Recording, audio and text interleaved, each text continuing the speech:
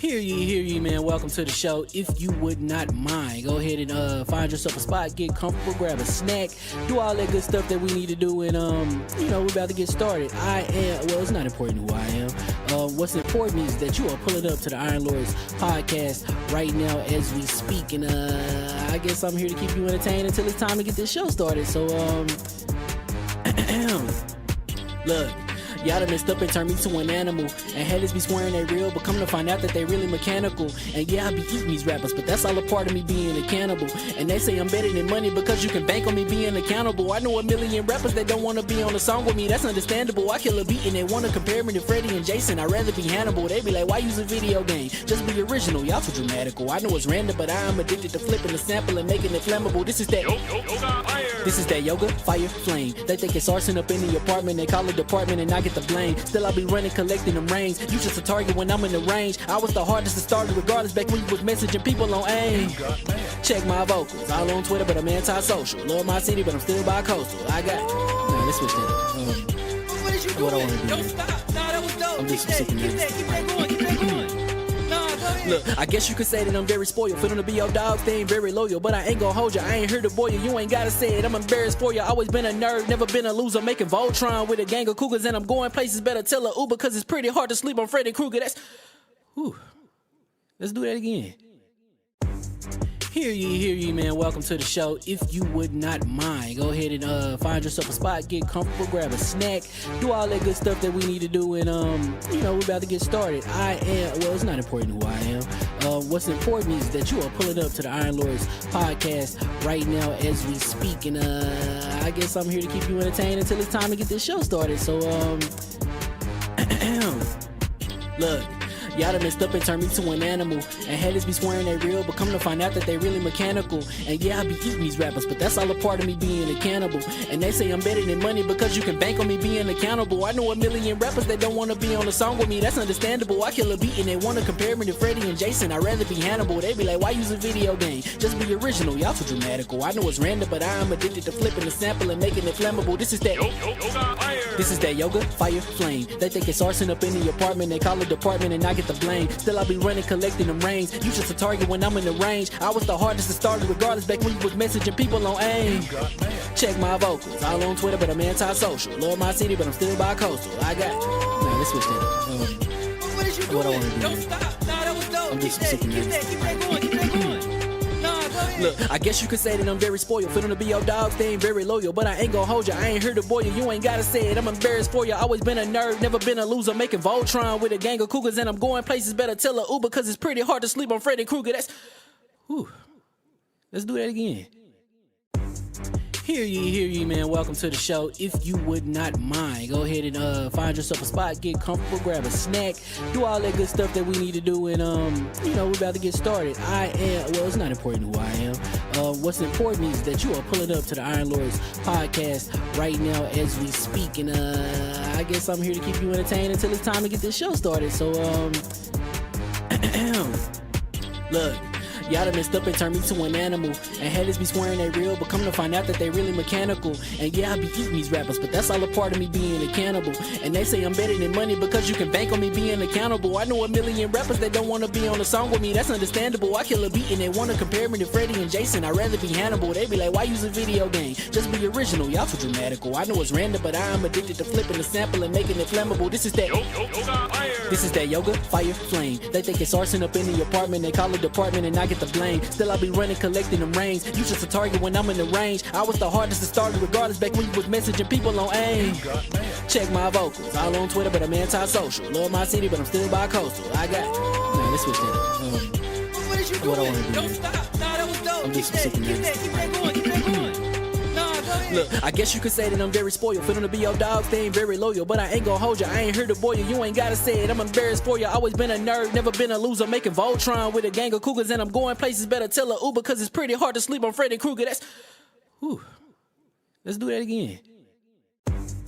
Hear ye, man. Welcome to the show. If you would not mind, go ahead and find yourself a spot, get comfortable, grab a snack, do all that good stuff that we need to do, and we're about to get started. It's not important who I am. What's important is that you are pulling up to the Iron Lords podcast right now as we speak, and I guess I'm here to keep you entertained until it's time to get this show started. So, look.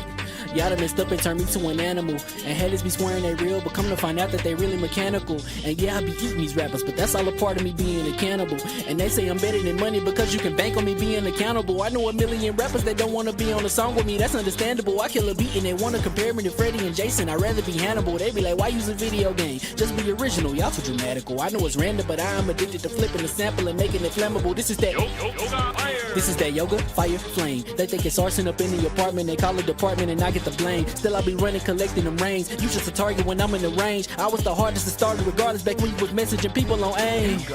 Check my vocals. All on Twitter, but I'm anti-social. Love my city, but I'm still bi-coastal. I got nah, let's switch that up.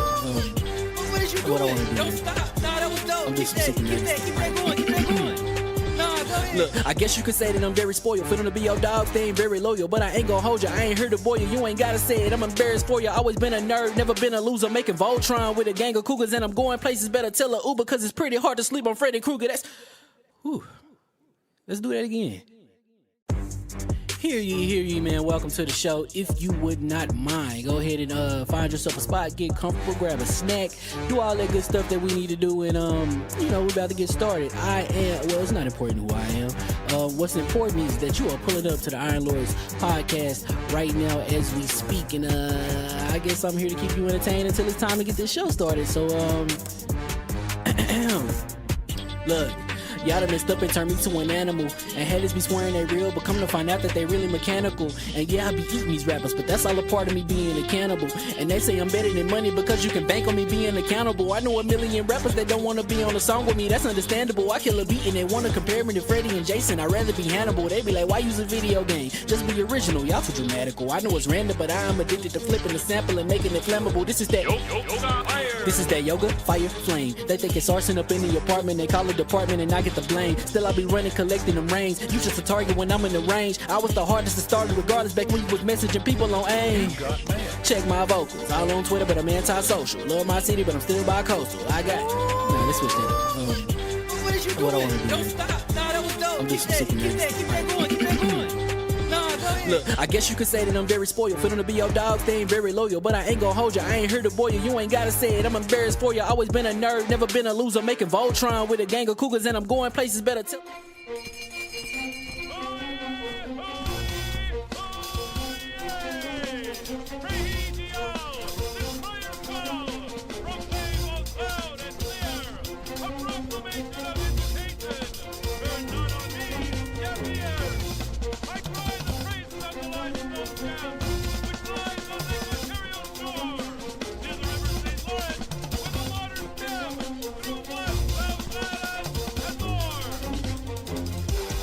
I'ma just chill and watch them and eat snacks in the attic. I wanted to chill with the pack and be like a young whoop, but then they would mistake me for addict. If I can imagine it's cool to give you some advice, then invite your girl to your squadron. Cause if you don't give her that option, you gon' be single player like Sovereign. You gon' get tossed in the bushes by King David. Royalty and not a pretender. Detrimental to an elemental, what's an avatar to a knee bender. I gotta be me though.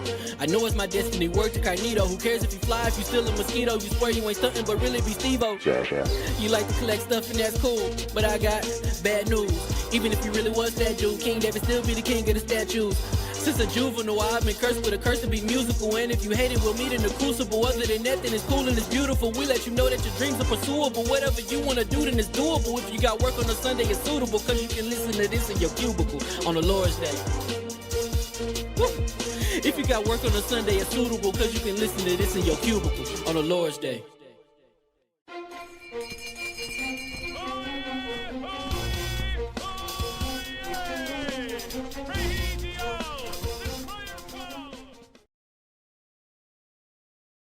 Mics are hot. We'll do a second. We are live. We will do a second mic check. Let's start.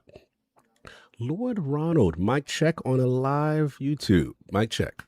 Hey, how's it going? Hope everyone's good. There we go. Lord Gio, mic check. Let's hear you live. Checking it. Check it. 1, 2. Oh, he said he got bars. The boy can spit. I like that. Lord Ryan. Mic check. Check 1, 2. Check 1, 2. Nice. Very smooth. And of course, Lord Addict. Mic check, Hello. sir. Yes. I feel West Virginia in you right now. I feel it. How do you feel that from me just saying hello? It's the accent. The accent. I don't have an accent around here. Oh yeah. You just that's just how it is. All right, I got you. You really haven't heard too many people with That's true. accents around here. What it is, I don't hear anything as a New Yorker. Like you just so used to like that, and when so you Let hear my from other brother states. talk for 5 minutes, and then we'll talk about an accent. No, we good. Hear ye, and we are live. And welcome to the iLords Podcast LLC, and also on lordsofgaming.net, episode number 429. I'm extremely excited about our special guest, and we've got the New York Video Games Critics Circle and the 15th annual New York Game Awards. Later on, we will have rumors of a GTA 6 delay and Xbox Developers Direct to discuss, so we're going to get right into it. You know, we got the original Lords of the Realm here at the round table. We are minus 2 Lords. Please send your love to Lord King and obviously to Lord Saw, who both could possibly join us in progress, so we'll see what happens. Saw's definitely coming. Oh, Saw's definitely coming. Oh, that's good. Yeah. We got Lord Saw going on. But while we wait, we still got my co-host, the co-most, my brother from another mother, the difficult game conqueror, Lord of his own world, and the How of the Young Wolf. Lord Addict, how we doing, sir? Doing pretty good.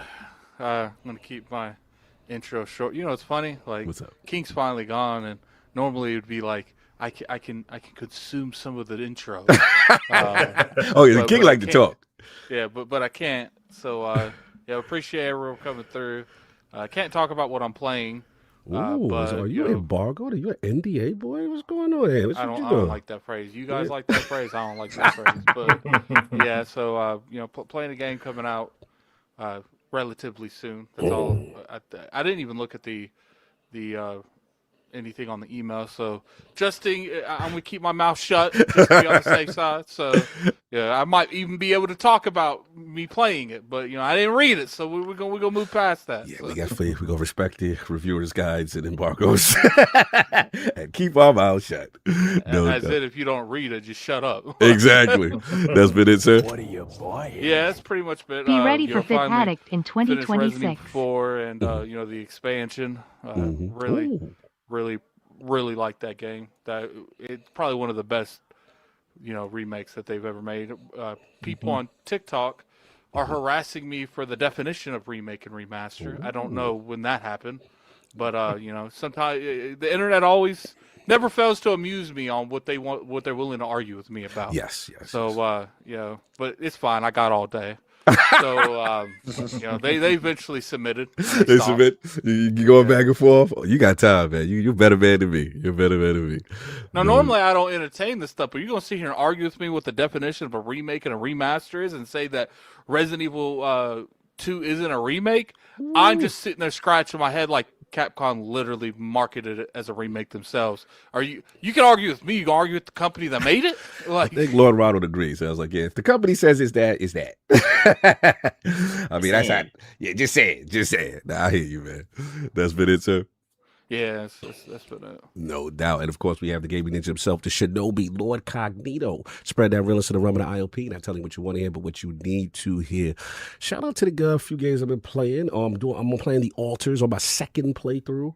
So just getting that done. I absolutely love that game, man. Alex Jordan, his performances with these different Altars is amazing, man. Really enjoyed that. Still been playing a little bit of Demio Battle Marked. Oh man, still addicted to that game. Shout out to a lot of my LSM fans. We're going to be doing the second campaign tonight in co-op, so that's fun. A little card based, a little D&D, you know what I'm saying, action. And then I got a confession, man.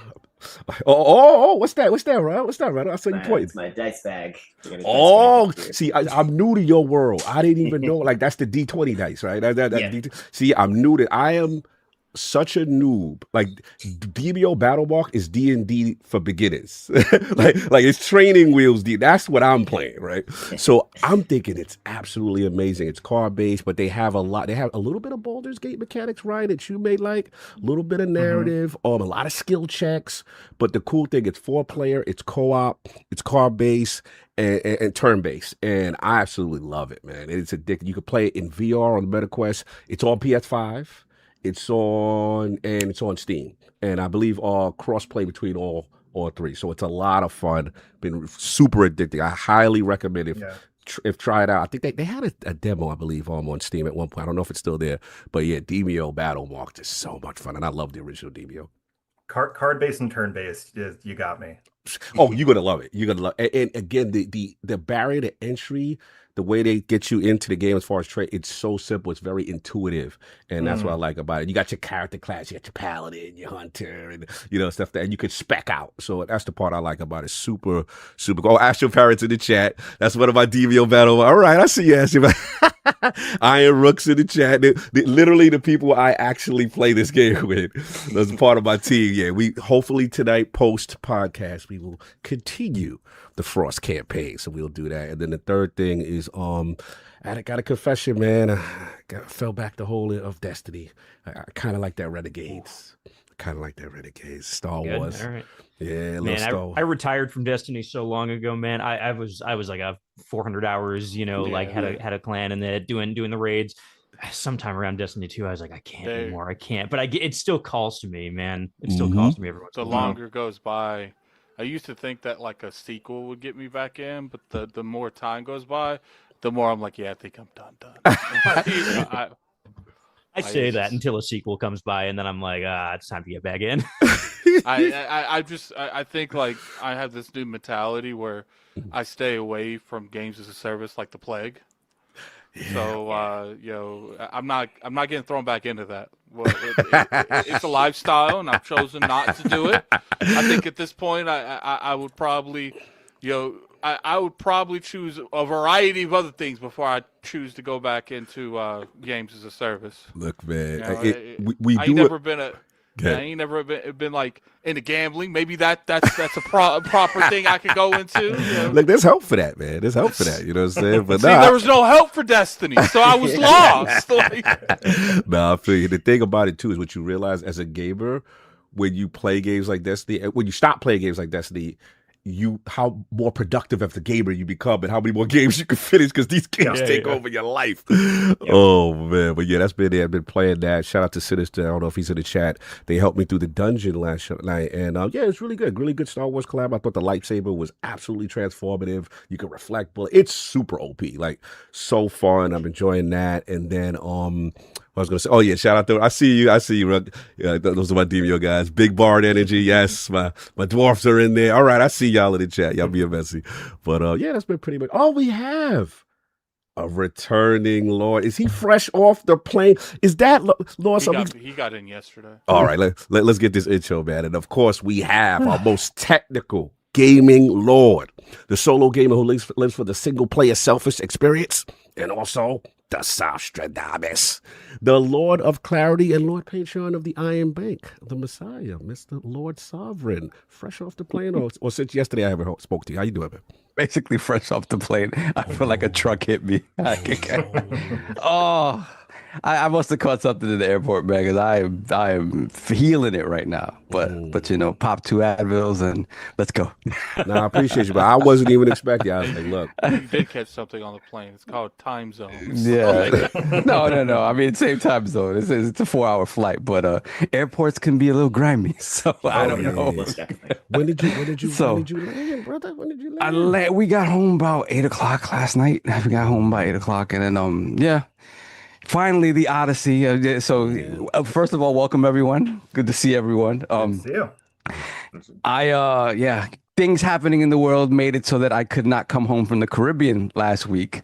So so I got hung up in Puerto Rico, and most people would be like, "Yeah, this is fantastic," but I had to get back to work, and so I spent half the week stressing out trying to find a way to get back home, and then the last 2 days of the week before we left, I just gave up and just said, whatever. Like I managed to book a flight on Frontier, which I'm not a big fan of, but that's who got me home, and they're not gonna get a rating yeah. from you. No, I mean, you know what though? In the past, I've not had great experiences with them because they're very bare bones. Like it's very bare bones. You're not watching any TV in there. There's no Wi-Fi. Wait, we ain't get no water. We ain't get no. No, you pay for that. You pay for that. Oh, the nickel and dime airlines. And you get free refills should you choose.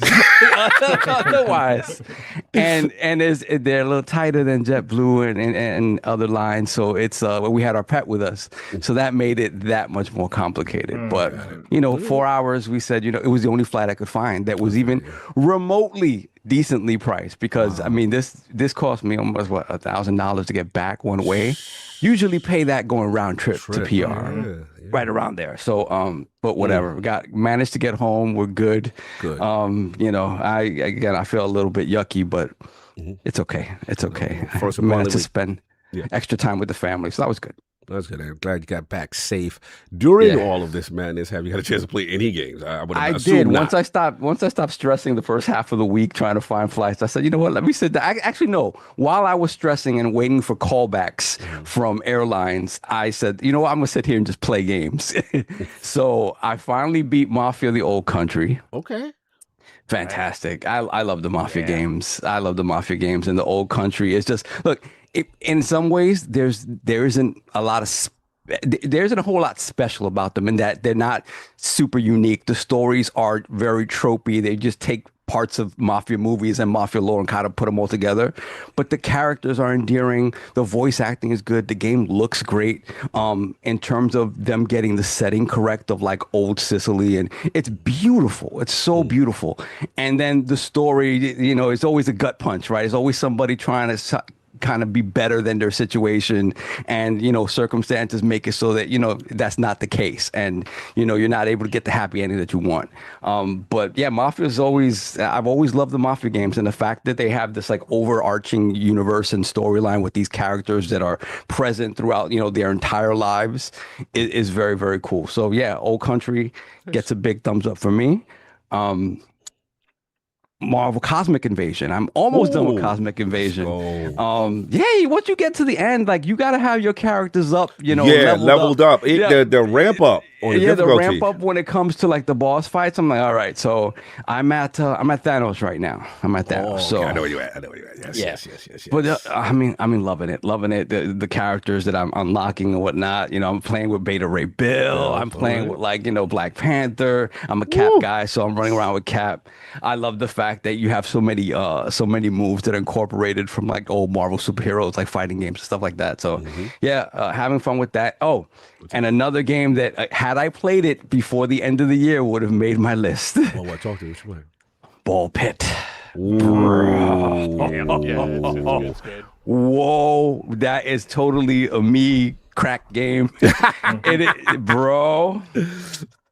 Man, I did not. I said, I need to play. I had it installed since it came out, and I just had not played it. And I said, let me sit down and play some Ball Pit. I remember I started playing it. It was like 1 a.m. and I was waiting for a callback, and I was sitting in the kitchen at the kitchen table at my in-laws' house. And I start playing it, and it's very quiet there. Apart from start hearing the roosters and the cookies and stuff. And I'm like, oh shit, this is awesome! Language. Excuse me. My mother-in-law comes out. She's like, is everything okay? I'm like, yeah, I'm sorry, because they're so used to it to be like. It's dead silent there in the evenings. Obviously, it's just them too. Gotcha. So when they're used to all the other sounds, so then you hear me like cursing. You yell No. But it was good. Yeah. So Ball Pit. Yeah, can't recommend that enough. Fantastic game. Yeah, no doubt. Real quick, so before we get introduce our guests, you want to get a couple of super chats and then we said, yeah, you know what? Give me a moment because I haven't even opened YouTube yet. Nah, you good. I can do intros today. We could get that out. It's up to you. I'm opening YouTube really quickly. It'll be a second. Do intros real quick. Okay, no doubt. All right, so we will do intros. We got some patient guests that have been waiting. So I want to introduce three lords. The first being an executive director, a true educator, as 2023's Teacher of the Year, and a skyward passion for the Zelda franchise. A second lord whose editorial talent spanned over 2 decades, a games critic in the purest sense, and a fellow avowed lover. I like that. And a third lord whose mentorship, passionate writing, and developer interviews are truly as breathtaking as the environments in Ghost of Yote. Love that article, by the way. Live from New York, and all kind enough to make their appearances in the realm of the lords.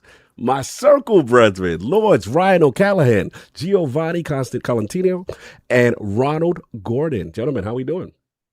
Doing great. Nice, Yeah, nice. Thanks for having us, man. This is a blast. Absolutely, Ron. How we doing? I'm glad someone read my Yote article. Oh yeah, I had to read that, man. I had to read. Yeah, you killed it. You absolutely killed it. I love what you had to say about that, and I like that you're also a fellow Tsushima fan. We're big Yota fans on it and Tsushima fans over here. So we bust my mask out. Yota.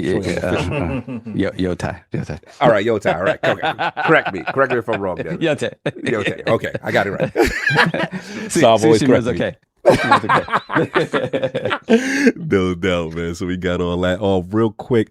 So as far as games, real quickly, gentlemen, we'll start with you, Ryan. What have you been playing? Have you got a chance to play any games with all this preparation for the Critic Circle and Game Awards? Yeah, I mean, like my usual bread and butter is like long, big story arc games, but between like November and now, I don't have like long chunks of time. So like I've been playing Yote, have not finished Yote. Like I'm still pretty early in it because I want to like have a day where I can sit down for like 5 to 6 hours and get a big chunk and do a whole story arc and not be lost in the middle. So right now, like this morning was just like made coffee, bit of toast, played some Balatro, and then got myself ready for this. And then leading up to that, ball pit, blueprints, like anything I can pick up for, 30 minutes and it's still worthwhile. Also a ton of Pokemon TCG Pocket. I have been indoctrinated to that from day one. It's like every morning I got to open my 2 packs. Maybe I'll do a battle or 2 and then, move on till the next day. It's great. Love it. Lord Ronald, what have you been playing? Yeah, so I recently fell hard into the classic Telltale formula of Dispatch. It's really fun, really good narrative game. And the fact that you get to play as Mecha Man. I'm a huge mecha enjoyer, and being a mecha-based superhero, the action scenes are killer for me because I'm like, I have to get these quick times right or I'm not Mecha Man. So that's been sucking all of my hours. I've run through various playthroughs with different friend groups, and it's always fun because it's like, oh, it's your first time, great, you get to make the choices, I get to see how good or bad you do. Nice. I love that. I love that dynamic aspect with it cooperatively. That's pretty dope. As far as Lord Geo, what have you been playing recently? Have you had any chance to? Yeah, man. So this week, Nintendo put on Nintendo Switch Online Fire Emblem Path of Radiance. That was like the GameCube Fire Emblem game. They tossed it on Switch Online this week. Big deal because that game has been like the price, if you try to buy that game for years and years and years, has been like you got to pay like $300 to get a copy of that thing for whatever reason. And I like had a copy of it back in the day that a friend lent me, like before I knew that it was a rare game. For some reason, they're all What's expensive. That? Always, yeah. Like... It's bizarre, right? And I like had a copy of it back in the day that a friend lent me, and I just like never played it, and then I like lost it, and now I'm like, the Pokemon games for GameCube are all like $200-$300 too. Yeah, it's wild, man. It's so wild. I've been like collecting retro games recently, and like going at like PS2 games and going back through and being like, man, it's how much to get Silent Hill? It's like crazy. But Fire Emblem Path of Radiance, really good one, man. Just like been playing that because we got the new Fire Emblem coming out hopefully later this year. I think they've said Fortune Sweep. So like been going back into that and like, man, those games are good. So just good. Like, so good and hard, man. That's a tough game. Yes, very much so. Shout out to Don Otaku, our resident Nintendo fan in the chat. He said all 3 guests are playing excellence. He approves of all the choices. Pass the test, man. That's been it, Lord Gio, as far as the games. Yeah. I got some more stuff coming up, but you know, I'm in the same boat about NDH stuff. So later this month, got some good games to talk about. January got some good sneaky games. Excited to talk about them later. I'll be looking out for Nice. Polygon articles. See what's coming. Yeah. Coming. All right, no doubt. Lord, sorry, you want to get a couple of super chats and then we'll set the rules of engagement. Yes, sir. All right. We have the Iron Rook $5 super chat. Be ready for Fit Addict in 2026. Oh, yeah, I heard. It's not health is wealth, brother. I heard he's gonna put you through it. Yeah, no, that's fine. Road to Cologne. Let's make it. Let's just gamify it. Yeah, we gotta get you ready for Gamescom. It's not even that. Like, so he's essentially gonna tell me what I can eat. Oh, he doing meal prep? There you meal go. Meal prep. Man. Let's go. Yeah. I love it. Let's go. What else we got? All right. Next, we have Teddy P, $2 super chat. Fly, Eagles, fly. Go, Birds. Happy New Year, everyone. Listen, I'm a Niners fan. That's slander in these parts. Block that, man.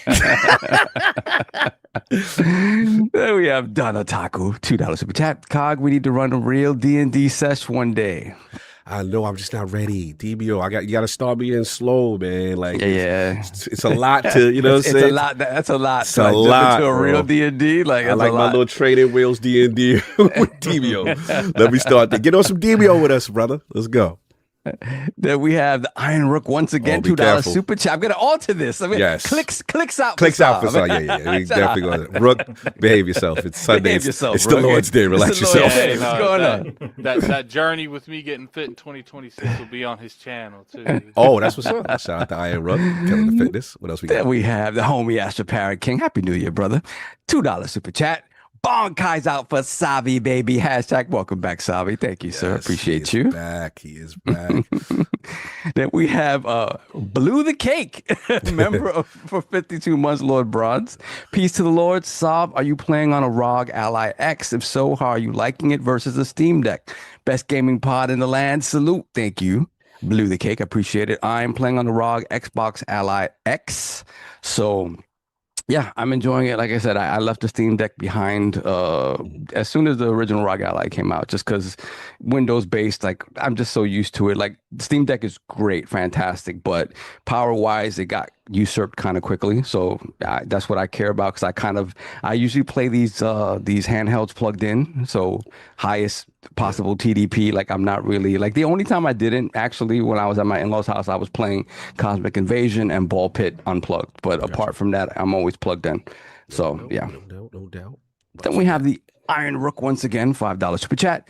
Mr. Genesis Frontier basically is a private jet because it's so bad that you're likely to be the only one that booked a seat. Frontier slander is early. I've ever flown Frontier. I will say this: like, the flight that I took this time, it was cool. Like, the thing is, if you're a person who wants to get on a flight and just like read and don't be bothered by by technology, it may work for you.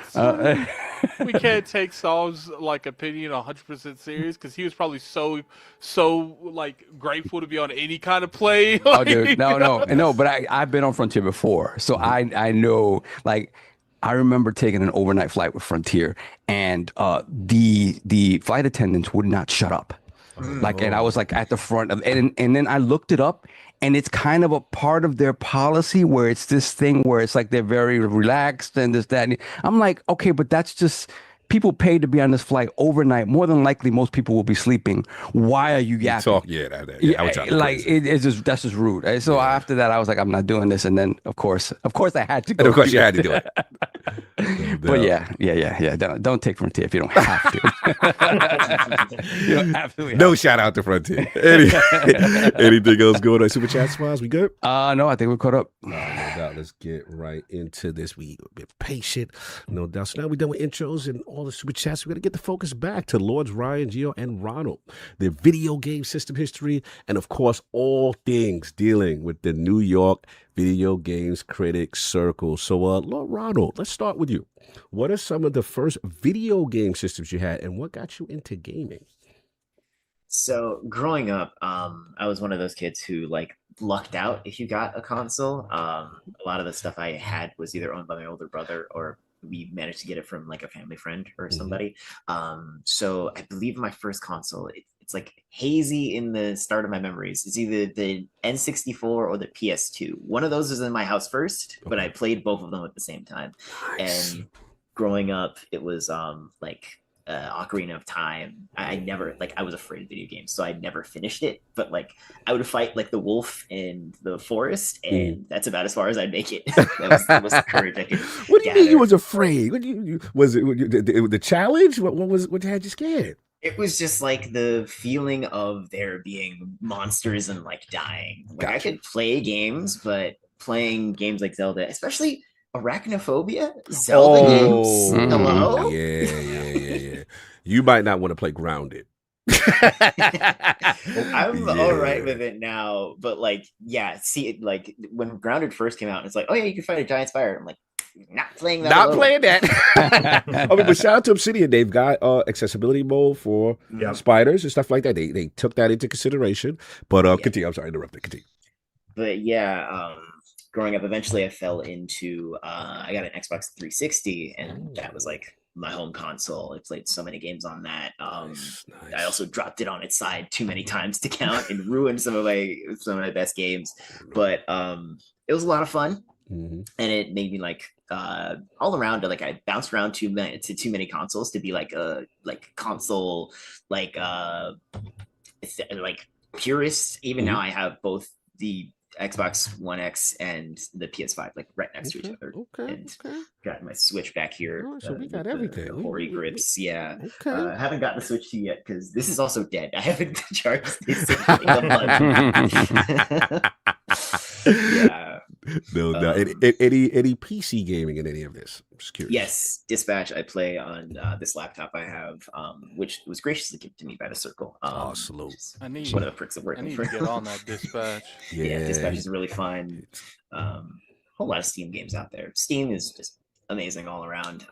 It's where I play like I have a list of all my games. I played most of the Yakuza games either on Steam or on this laptop, and like it was an amazing experience. Did you do any did you do Infinite Wealth? Or like the later ones, the Like a Dragon series? Okay. Yes. I just beat Infinite Wealth. Like this has been, funnily enough, a like 8-year stretch of Yakuza games I've been playing, and like I just finished in like 2025 alone. I think I finished 5 of them because I started the year in 5, then I went to 6, then I went to Gaiden 7. Nice. And I also did Judgment and Lost Judgment and Infinite Wealth. So it's actually 8 games I finished in 2025. He was in Camarocho. You was doing it. I know Camarocho more than I know my own scene. What's funny is when we just I'll shout out to the Road to Tokyo that the Realm helped us get to last year. It's funny now playing the video game. It feels like home. When I went to Japan for the first time, I'm like, okay, I know this. I know, like, because you play the game so much, and really Kabukicho is just Camarocho. Yeah, I'm like, it's so hilarious. No, that's dope, man. That's me when I drive down the Henry Hudson Parkway now. I'm like, oh, I swung past here as Spider-Man. Dumbest thing ever. It's so true how video games kind of breed that familiarity with places that maybe you not physically have been. It's hilarious. Great gaming history. Anything else? Or before I get to the Lord G, I just want to make sure I got all your games in that's part of your history. Not as many, of course. Play Dispatch, play Yote. Nice. Also play lesser known games. There's one game that has really like stuck with me recently called Look Outside. It's a like RPG indie. It's pixel based. It's like a Cthulhu-esque horror. Basically, there is an outer being outside of your window. You cannot look outside, or else you will transform into some like horrific creature, and now you just have to go through your apartment building of also transformed horrific creatures and either figure out what's going on or just like try and survive. And it's a really great game. All right, sounds good. I gotta look into that one. That sounds intense. No doubt. Lord Gio, you're next. What are some of the first video games you had, and what got you into gaming? Yeah, so I think my first console that was like the one that was mine was like the Sega Genesis back in the day. I was a big like Sonic the Hedgehog 2 kid, You're welcome like here anytime. You're welcome here anytime. Sega kid, stand up. Let's go. Dude, I was such a Sega kid because I had the Game Gear too, and like you really was a Sega kid. That battery life was horrible. Terrible, man. Oh, you had to play it plugged in, you had to. But you know what? Like as much as I like love the Genesis. The console that like really got me into gaming was like my mother handed me down her like Atari 2600 when I was a kid. Like old school. And for whatever reason, like I had the PS1, I had the Genesis, but like the Atari was the thing that I always played. That was the thing that I had hooked up in my bedroom, man. And like I don't know what it was, but like Pitfall, the original Pitfall, I was like throwback playing that so much as a kid, and I was like, this is incredible. You know, this like feels like it's such a mystery. Like I want to know what happens in this game and how far you can get into it. And that's the thing that made me fall in love with games. You know, like that game really just kind of like, I don't know, just like the world felt so big, even though it was so small. And I was so obsessed with like how much you could get out of like such a limited game. So like, man, that's what got me in. And since then I've been everywhere, you know, like I was a GameCube kid, really big GameCube kid. You know, I PS4 kid at some point, or adult, I guess at that point, you know, like, but now I've got everything, you know, just for work, I kind of have to play a little bit of everything. So I'm everywhere. But the main thing recently is I've been getting into PS2 again recently. I think my girlfriend's birthday last year, I bought her a PS2 because she grew up with it. And it was like, oh, we should have one in the house. That'd be cool. And like, man, going back and playing some old PS2 games and just going to retro shops and just like, you know, seeing what's out there. It's been such a blast from the past. Like I'm loving it. Nice. Give me some PS2 games that resonate with both of you, if you can remember. Ones that kind of hit home for you. Man, yeah. I mean, you know, there's so many like classics that I love, like Shadow of the Colossus and stuff like that, right? I just started playing Resident Evil Code Veronica. That was like the one Resident Evil that I've never played, and like, man, that's a cool one to go back to. The tank controls. The tank, the fixed camera angles. The good old days. Cool, yeah. So Ron, that's how I go. Remember, Ron? We used to be like this. So, Gio, that means you didn't have a Dreamcast then? You didn't go to Dreamcast route? No, that was the one I was missing, man. And like, I think there was a period where it was like, you know, when I was a kid, it's like you can only ask your parents for one. Right? You know, you can't justify the rest. So like, I was like, all right, GameCube. But like, you know, I wish I had a Dreamcast. Not to mention, GameCube was always being put on like deep discounts and stuff. Oh man, yeah, it was easy to get, affordable. But yeah, lots of PS2 stuff that I've just been going through. I was playing Maximo the other day. Like, I don't know if you remember Maximo. Oh my God. I mean, it's a Ghosts and Goblins kind of spiritual successor 3D. Yeah, Maximo was awesome, man. It's so good, man. It's so good. And yeah, I just picked up a new stack. It's like games from a friend who like had some set aside, and he was like, "Oh, do you want these?" And like, got the original Katamari Damacy in there. Like, I'm gonna get into that soon. I love that game. There's so much on that system, man. That library goes deep. Yes, big. Oh, man, huge library. So many diverse games. Yeah, I had a lot of fun with PS2. I ain't gonna hold you. Yeah, no doubt. I like that one. So then you just kept on going. Pretty much from there, just got everything else, and then obviously you get into journalism, and you play everything everywhere now. Yeah, now I play everything, man. I mean, you know, now I've got everything. Just you got it for the job. But yeah, I mean, there was a period where I like had almost stopped for a bit. Like I think I had like a console every generation, but you know, like coming out of college, starting to work in the city, it was kind of like, all right, slowing down a bit. And then I think it was like one day I got like a Nintendo 3DS, you know, and like that's what pulled me back in the second time, right? Where I was playing Animal Crossing New Leaf on that. And I was like, oh man, I forgot how much I just like love playing games consistently. And yeah, since then I think I've just picked up everything I can. It's been great. Play a little VR, you know. I'm all over the place. I love it. I like that, man. Wears many hats. I respect it. I try. No doubt. Lord Ryan, that's interesting because we've done your amazing games history before here in the realm. ILP was at 337. So good. But and I know you and King. If King was here, y'all would get to bloviate on a lot of I would hear a lot of Last of Us 2 talk. I would hear a lot of Skyward Sword talk. I already know. But I want to ask you a different question, more of a 2026 question. Give me 3 of your most anticipated games for this year. Let's start with that first. Okay. I'm not going to include the ones that I just drafted last night on my fantasy critic because I'm pushing hard. But so like similar to like Giovanni, like big fan of the Resident Evil games. Code Veronica, I still also haven't played because I have not mastered tank controls, even though I'm 35 and figured it out at this point. Still don't have the patience. But Requiem looks awesome. I am so excited to see how they're actually going to bring it back to the original series, because you had that lump in the middle that was like, you didn't know what they were doing, and then you slowly start to see in RE8 how they're tying it together. And if they're able to really pull this together, I'm excited to see what they do with it. Outside of Resident Evil, I'm actually now like looking through my I like what else is he's there. such a teacher. He's so prepared. I love it. Well, you have to be. Marvel's Wolverine, I can't wait. Insomniac, baby.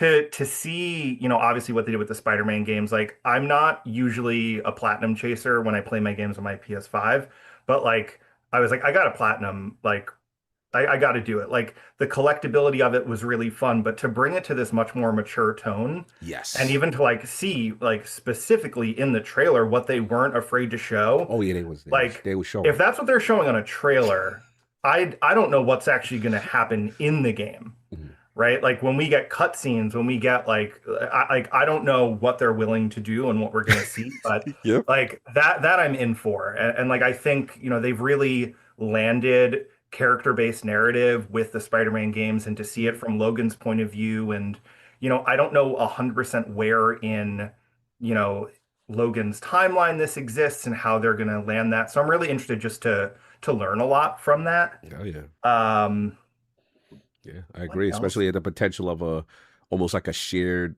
gaming cinematic superhero cinematic universe, you know, that exists with Spider-Man potentially, right? So that's pretty Mhm. awesome. So you got one more for me as far as The anticipated. the one that I'm and maybe arguably most excited for strange reasons is Star Wars Galactic Racer. Ooh, And that like, put me on. Yeah. you know, like I loved the pod racing game on the 64, and like that's all well and good. And like when people were first seeing it, they're like, oh, we're getting like a new pod racer game. But then when we hear it's coming from the people that made Burnout, like the amount of times, like my cousins and I on the GameCube would be playing Burnout, and all you play is the crash game, where you see how much money you can make if you crash into people and make the most damage. And like if you take that physics and put it into all these different types of Star Wars racers and ships and everything, like there's a lot of really good potential there. Like if it lands, like I can't wait to see what that looks like, because like I'm a huge Star Wars fan, but like my favorite thing in Star Wars is droids and ships. Ooh. So you put me in this world, like I'm ready. This is gonna be cool. Fire, fire. If it was, I gotta shout Attic out. I missed out on that 64 game, and I believe at the award show that they showed, you know, they announced that game. And Hmm. Attic, you was the one that told me about it, right? And there was just like one specific character that used to terrorize y'all. Yeah, Give me the Sabova. backstory. Yeah, What was his name? Sabova. Saboa? Okay. So yeah, so pretty much what I see He, people. I mean, yeah, he was in Star Wars Episode 1. Yeah. gotcha. No, I'm talking about in the game per se, like how much of he was like he was an antagonist, terrorizing people, and you know, you had that rivalry. Every time he was in the race, it was like I got to beat this dude kind of race.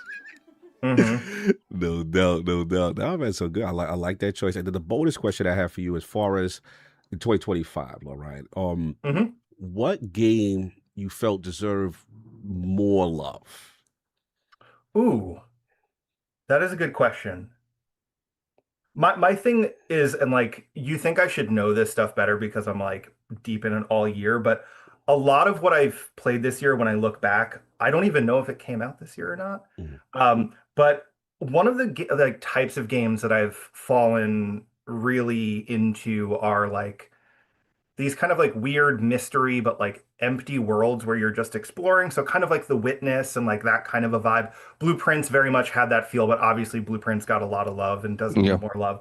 But I played a game at Games for Change. So I'm assuming they were showing it off because it had just come out, but I'm like trying to confirm. But it was called Botany Manor. Okay. And it's like super simple. You're in this giant empty manor full of flowers, and you're just like reading these different journals, and you're learning about all these like weird species of like new flowers, and you have to figure out how to like regenerate them. So like one of them, it needs to be like in a room with like a lightning strike, and you have to figure out how to put chemicals into this camera to like put a flash at this seed at the right like magnitude of light, and it creates this flower. And it's just like these really simple puzzles of like moving through this world, but you slowly learn like little backstories about it, which is something I loved in Resident Evil. Of like you read the journals and like you don't get all that main stuff. So like this is literally just like Evil journals, but in a botanist's house. But you slowly learn that it's like this was all put together by this like group of women in the early 1900s, and science like wouldn't support them. So you're uncovering all of like what these women did over time, and like there's really not a huge like resolution to it beyond that, but like you're just like learning like this history that was like hidden from the science community. It was really fun to play, and like maybe took me like 4 hours and like wasn't a huge Mhm. time commitment, which as I said, this day and age is like what I need. I can sit down for like an hour and do Yep. like one or two little puzzles and move on. Living that soft life. There's bite-sized portions. No, I Right. get it. No, I'm checking it out. It looks really cool. Looks like independent developed Balloon Studios and published by Whitehorn Game. I gotta check this out. I've never heard of this. Botany Manus. Good. Thank you for that one. That's a little gem right there. Salute. So I want to get into, obviously, all of us are members of the circle here, and I just wanted to get as far as like, what led you to becoming a member of the circle, and kind of what does being part of the New York Video Games Critics Circle mean to you? So let's start with you, Lord Ronald. Yeah, so the Critic Circle actually came to my high school, junior preparatory high school. It was one of the first like to get the ball rolling, playing with purpose before it was named that programs, and it was like a whole similar flow of write a review, make up a game. I believe my review was actually a PS2 game that got me into like my mecha love, which was Armored Core. Armored Core. Yeah, I really loved Armored Core, and I had recently gotten like Armored Core 5, which might not be everybody's favorite, but it was like my re-emergence to the franchise before 6 came out. 6 was beautiful, but yeah, it was a really good time. It showed me how to write a review and what it meant to like say more about games than it was fun, like to talk about why I enjoyed it, where my levels are, what personal connections I can make with the game. And since then it was review writing, getting paid for that, going to events to write up about them. It's just kind of snowballed into now I'm helping see a lot of it. I'm helping train our new interns or eventually new interns on the same thing that I learned about how to write your review, how to get your thoughts on paper. And it's been a real fun experience. So no, that's awesome, man. I really respect that. And, obviously, kind of like almost like an each one teach one. Obviously, you coming up through it, and then obviously providing that skill set, helping others as far as mentorship, as far as journalistic opportunities, super cool. And then I remember seeing, reading about you in reference to the internship you did at Rockstar, and it's always cool to see you like on stage presenting. I think I even caught your you had a Pokemon Company interview, one of the members of that team, I believe, recently. So super proud of you doing your thing, in the circle. Always cool. And always the way you conduct yourself, brother. Always a fantastic spokesman for the circle. So much love on that. Lord Gio, Mr. Accomplished editor here. Saying Lord of the Critique and all that good stuff. What led you to the circle? Yeah. What it was for me was it was a couple of years ago, and I was still working at Digital Trends, and I went to the Circle awards one year just because, like, for work, it was like, oh, this is in town, I should go check it out, just journalistically, right? And I remember, like, I didn't know much about the Critic Circle at that point, right? I knew they did the awards, but that was kind of it. And being in the audience for that show, it must have been like 4 years ago at this point, and learning what the Circle actually does, like beyond the awards, right? And learning like what they were doing for the community and what they were doing for New York, I was like, oh my God, I had no idea this existed. And like, I come from like a film background, man. And like, I there's like a New York Critics Circle for film and all that stuff. And I was like, I had no idea this exists for gaming and that they were doing such cool stuff for the city. And so I think it was like a couple months after that, I was at some sort of press event, and I bumped into Harold Goldberg, the legend. The legend. And I recognized him from the awards, and I was like, hey man, like I'm Giovanni, introduced myself, I was like, I was at the awards, really love what you guys do, if there's any way I can kind of help or whatever, because I'm local. And Harold was like, sure man, sounds great. in his very Harold. That's so Harold. That is so Harold. Yeah, it was just immediate. Like I thought it was going to be like an application process. I was like, oh man, sounds good. But yeah, like, and so I've been in the circle for like 3 years now, and like I'm just, it's such an honor. And getting to kind of like help with the awards this year a little bit, help with the nominations this year, and getting to help, with some of these initiatives that the circle is doing with education. I'm so proud of it, and that work is incredible. A lot of people just see the awards, right, and they look at the list of things nominated, and they're like, oh, did the thing I like get nominated? But like when you watch that show and you see what the circle actually does, like it's such cool work, man. So cool. And see, all the work that's put in behind the scene is pretty amazing. And like you said, it was kind of, you had a similar story where it's just like, man, I'm from the town. I didn't even know what this is. Me and Soft said it, right? We were like, we went to our first one, we were like, wow, like, could you imagine this for us growing up as kids? Like, we would have loved something like this. So to Mm-hmm. see that going on, right? So all those kind of things we were saying when we went to our first. Oh, what's I'll let you jump in. Oh yeah, I think it was. I think the big thing also was just the fact that it was, was so much. It's so based on writing about games because now, all the young kids they want to be a YouTuber, they want to be, they want to be a personality in that That was regard, tough. and that's fine, that's all well, but all of that comes from a base of being able to express yourself, I think, in the written word and in term and speak about these games and be able to write about it. That's kind of the core of it. So the idea that what the Critic Circle is doing is kind of reinforcing that is what's most special about it to me, because you start there and then from there you can go and branch off and do all these things. But once you feel like, confident enough in yourself to be able to write down what you feel about something and express yourself that way, that's always kind of the door that kind of opens everything up, So, yeah, I was super impressed with that. That was the first thing that kind of just opened my eyes, like, okay, wow. Because, in a digital world, it feels like that stuff is getting lost, right? And it was great to see that, especially with Harold with his background and how excited he is about, the books that he's written and things of that nature. So it's just, yeah, it was super exciting to see that there was, this kind of movement to make sure that doesn't get lost. Absolutely. Well said. Now, I want to shout you out, Gio, in reference to, I caught one of your Playing with Purpose streams. I think we were talking about the joy of the craft, and, those conversations were super cool. And then I picked up on your Avowed love, which I'm like, I'm an Avowed advocate. Like, people be hating on this game. And I'm like, it's good, man. I mean, does it have its flaws? Does it have a couple issues? Sure.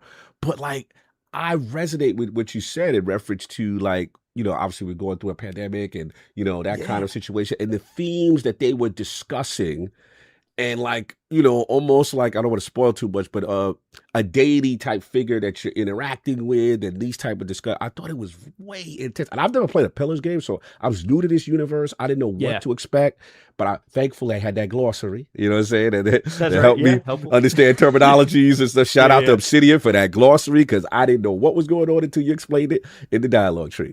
But yeah, man, so I really resonated with what you said there. But salute to you on that stream.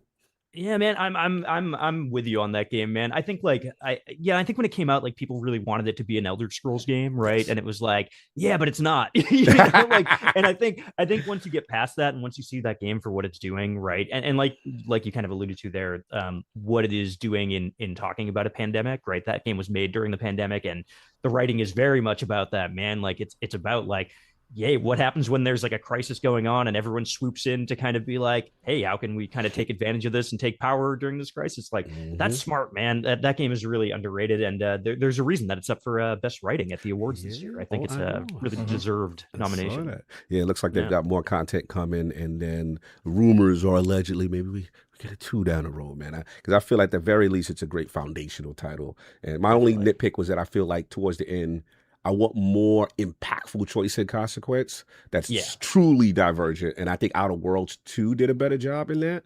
But don't get me wrong, Avowed, I just love that world. I love living in it. I just love that world better. So salute to you on that. Incredible too.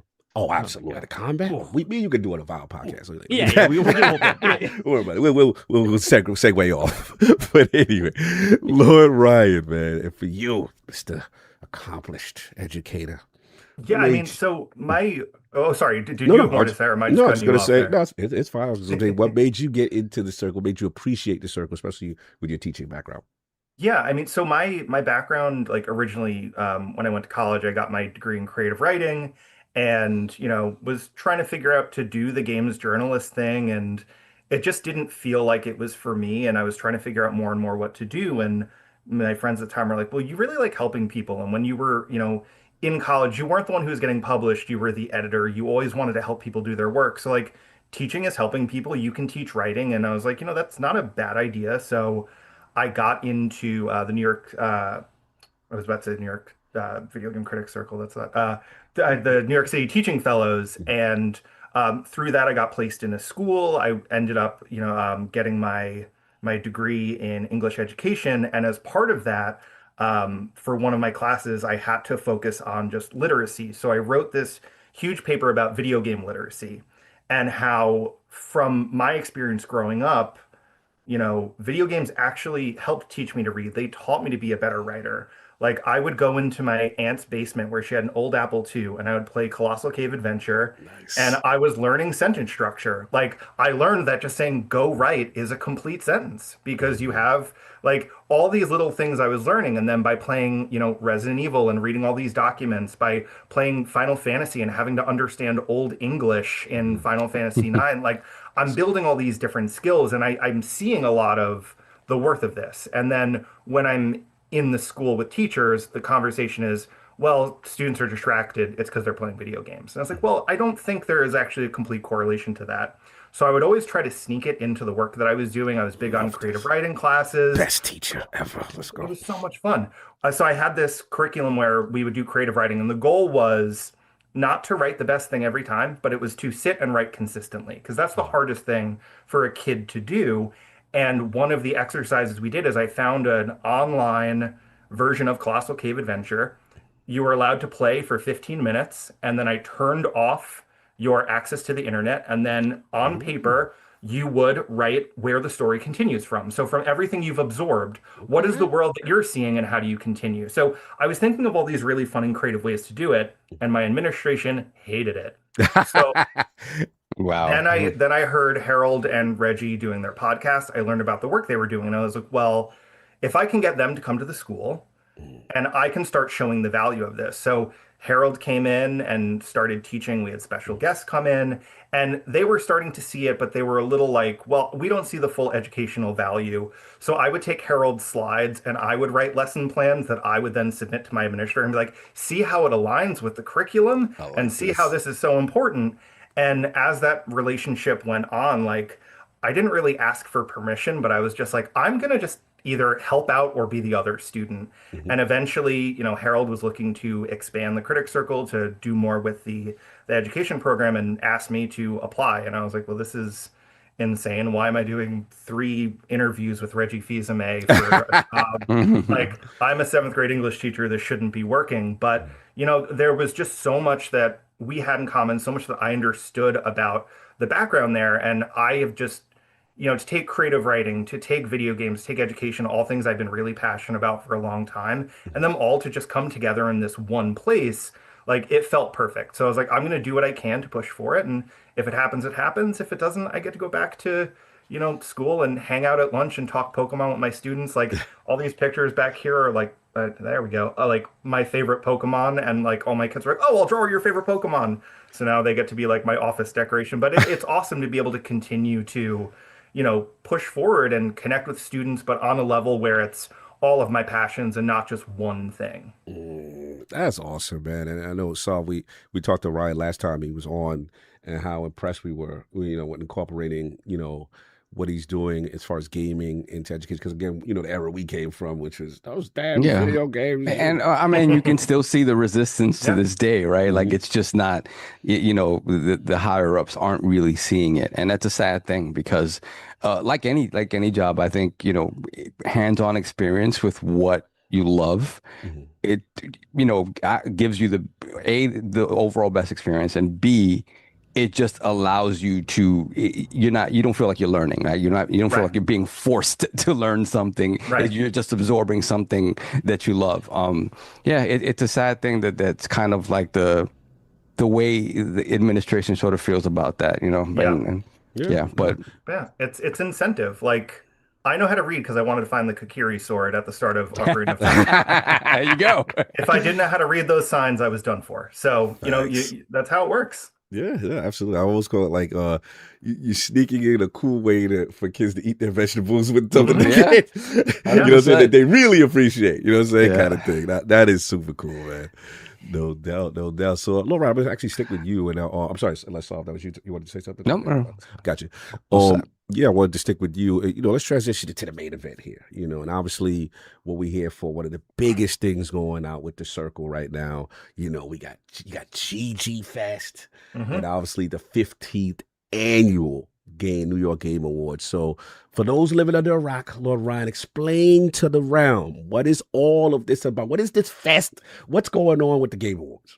So, yeah, I mean, we're celebrating our 15th year. And, as we talked about the the awards coming off of the 14th, we saw a couple of things. We saw that we had a lot more viewership online. We had over 500,000 viewers Nice. on the stream, which is huge, and it's showing that it's saying something. But then when you're in the room, there's a different feel. And one thing that we really see, especially as we're getting guests who are buying tickets, whether we have, friends and donors and volunteers and nominees who are all coming through, there's a shared passion for not just video games as like a consumer product, but as an art form, right? A lot of what we've been talking about with the writing side of things. But when we're teaching our classes, we teach the different elements that have to come together, right? It's not just the writing, right? There's writing, there's sound design, there's acting, there's gameplay, and all of these things come together to make one really unique product, right? It makes it so different from film. It makes it so much different from television. It makes it so much different from reading a book because you have this part of your part of the game, but you need all those pieces to come together and be balanced to be successful. And that's what we teach in our classes when we're teaching students how to write a journalistic piece. And that's what we teach students when we're telling them to come up with their own game concepts, right? Think about all these different elements. How do they work together? So when we were talking about doing some sort of a second day festival, the question was like, do we want to do something, that is proven that we've seen people do, like a Comic-Con, like a PAX, where we have all these different vendors coming together and they're showing their shirts and doing all these different things. But at the end of the day, like, what is it that we want our fans to see, and what do fans want the most? And what we really thought about was, how do we pull together these different showcases, panels, whatever it may be, as we've been going through, the last, at this rate, it's almost 12 months that we've been having this conversation, but find people who fit within that idea and pull something together. So for GG Fest, we're pulling in people to talk about, the inner workings of games, how they're made, focusing on really certain niche aspects of games that you might not always think about. Like, we have a panel with like the Daily Show writers to talk about comedy in games. Wow. Like, that's something that is so unique and different and something that we don't always think about. Like, we think about narrative as a whole, but when you really think about it, like, a lot of games have those comedic moments, and what is the purpose of those? How does that balance out the story? If you're dealing with a game that is, really stressful or scary, you need those moments to balance out. If you're playing Resident Evil, you need to hear that you're about to be a Jill sandwich. It works. And there's something about that. Nice. So, we've really worked to find those moments, to find a balance of how do we bring those artistic things together? How do we talk about what we're doing as the circle and really showcase in a really positive and fun way the work that we're doing for our students, for, the city as a whole, and really put that forth. And then also end it with a killer concert from, Supergiant, because I am so stoked for that to happen. Okay, we got bars, we got Supergiant. Okay, I like this. That's what I'm talking about. Nah, this is cool, man. I love what you said in reference to kind of provide the audience those unique, experiences, and then especially like what you said in reference to comedy and stuff like that. And I feel like, gamers would appreciate that, especially the audience, as far as like learning these little nuances in gaming and stuff like that. I think that is super, super cool. Being addict, we talk about this kind of stuff all the time, and we like to hear from developers and their thought process, because sometimes as gamers, we think we know, what's going on, and then you get the truth, as far as what's going on. So I love this kind of stuff. I think that is super, super cool. So salute to you guys on that. I want to get to you, Lord Gio, as far as how excited are you for GG Fest and obviously the 50th Annual New York Game Awards? Man, I'm so excited. GG Fest is such a neat idea. I'm excited. I'm going to be part of it this year. I believe I'm on a panel where we're going to be talking about like the last 14 years or 15 years of the awards, going through the winners and everything, but that's going to be a fun time. A lot of really good critics on that panel. But yeah, I'm just excited. Again, the reason we do this thing is for the community, right? That's like, it's about New York. It's about bringing people together. And the idea of having another day where we can bring people together, actually get to talk to people and be around, the awards, everyone's just kind of sitting in the audience, but like really being in that space with people and connect with people. I think that's what I'm most excited about. That's such a good extension of it. That Supergiant concert, I'm thrilled about, man. I mean, that's such a cool thing that, that we're going to get to see. Extremely excited. And then the awards themselves, like I'm really pumped about those for a lot of reasons. Number one, just because, again, like I said, it's just such a good opportunity for people to learn what the circle does.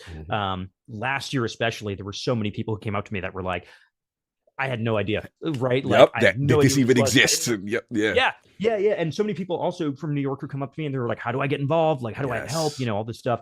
And that's what it's about.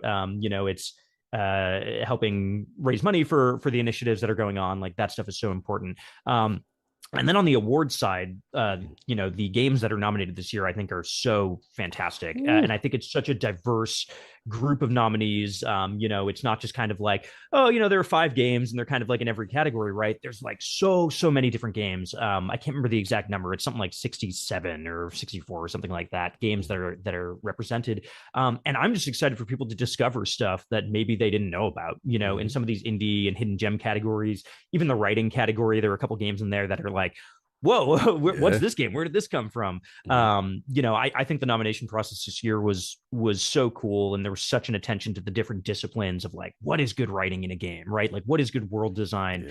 And I'm just excited for people to see that work and hopefully just find some cool games from it. I think sometimes people look at these award shows and it's like, you know, it's like a horse race. Like, I just want to see the game that I like win. And it's like, no, man, I want you to come and be like, whoa, what is that? What's like, that? I haven't heard of this one, you know? So I hope that people get that from it and have a fun time. And, you know, I think they will. I think last year's show was a blast. And I feel like we got some good stuff lined up this year. I agree. Yeah. So good. I love what you said in reference to like discoverability of like hidden gems. And you're like, okay, what is that? Like, this is super cool. And then obviously for me, you know, I'm very pro developer and I love when developers get their flowers, you know what I'm saying? And you guys make it about that. That's one thing the Circle does extremely well. And it's always cool to present, you know, every once in a while, you know what I'm saying? And go up there and give them their, you know, their flowers, give them that honor. I think that is super cool. The energy is awesome. And I always love the Legends Award as well. You know what I mean? That kind of that standard of excellence. And, you know, it was super cool. Obviously, we had the legend, you know, Sam Lake, and you know, I was there for the Phil Spencer one as well. It's just so cool because I think, like, you know I'm getting older, so but like we're getting to that part where we are losing our luminaries in gaming, and you know, it's that expression. You want to give people their flowers while they're here. You know what I'm saying? I understand their appreciation, their contributions. You know, obviously we lost the great Vincent Pella this year. You know, we last year technically, but you know, it's tough out here. You know, kind of thing. So let's give people a fight. I think these things are necessary. So salute to you guys on that. And then obviously, Lord Ronald, for you, man, I wanted to talk about like your appreciation for it and what are you excited about as far as the GG Fest and the Game Awards.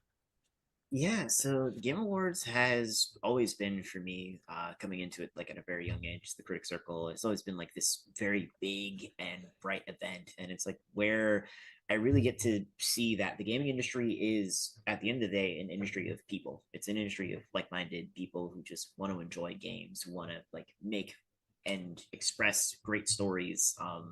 And I'm always appreciative for every Game Awards because I get to make such fantastic people. Like last year I met Troy Baker, you know, legendary voice actor. One of the first Game Awards I helped to set up for the Critic Circle, I met Todd Howard, and like being a Skyrim fan, being a Skyrim fan, shaking his hand, you know, just getting to talk with him was always great. So I'm excited thoroughly for GG Fest because it's an extension of the day. It's another day where we can, you know, get together as like-minded gamers in New York to enjoy not only just amazing music from Supergiant, of course, it's the biggest part, but also getting to see panels, hear all about like what the industry is, how you can enjoy it, what aspects are in which, you know, ways in which people can get into it. I believe I'm going to be on a panel as well, which will be super fun, and I'm excited to be on stage as I always am. Which you always kill it. I try my best.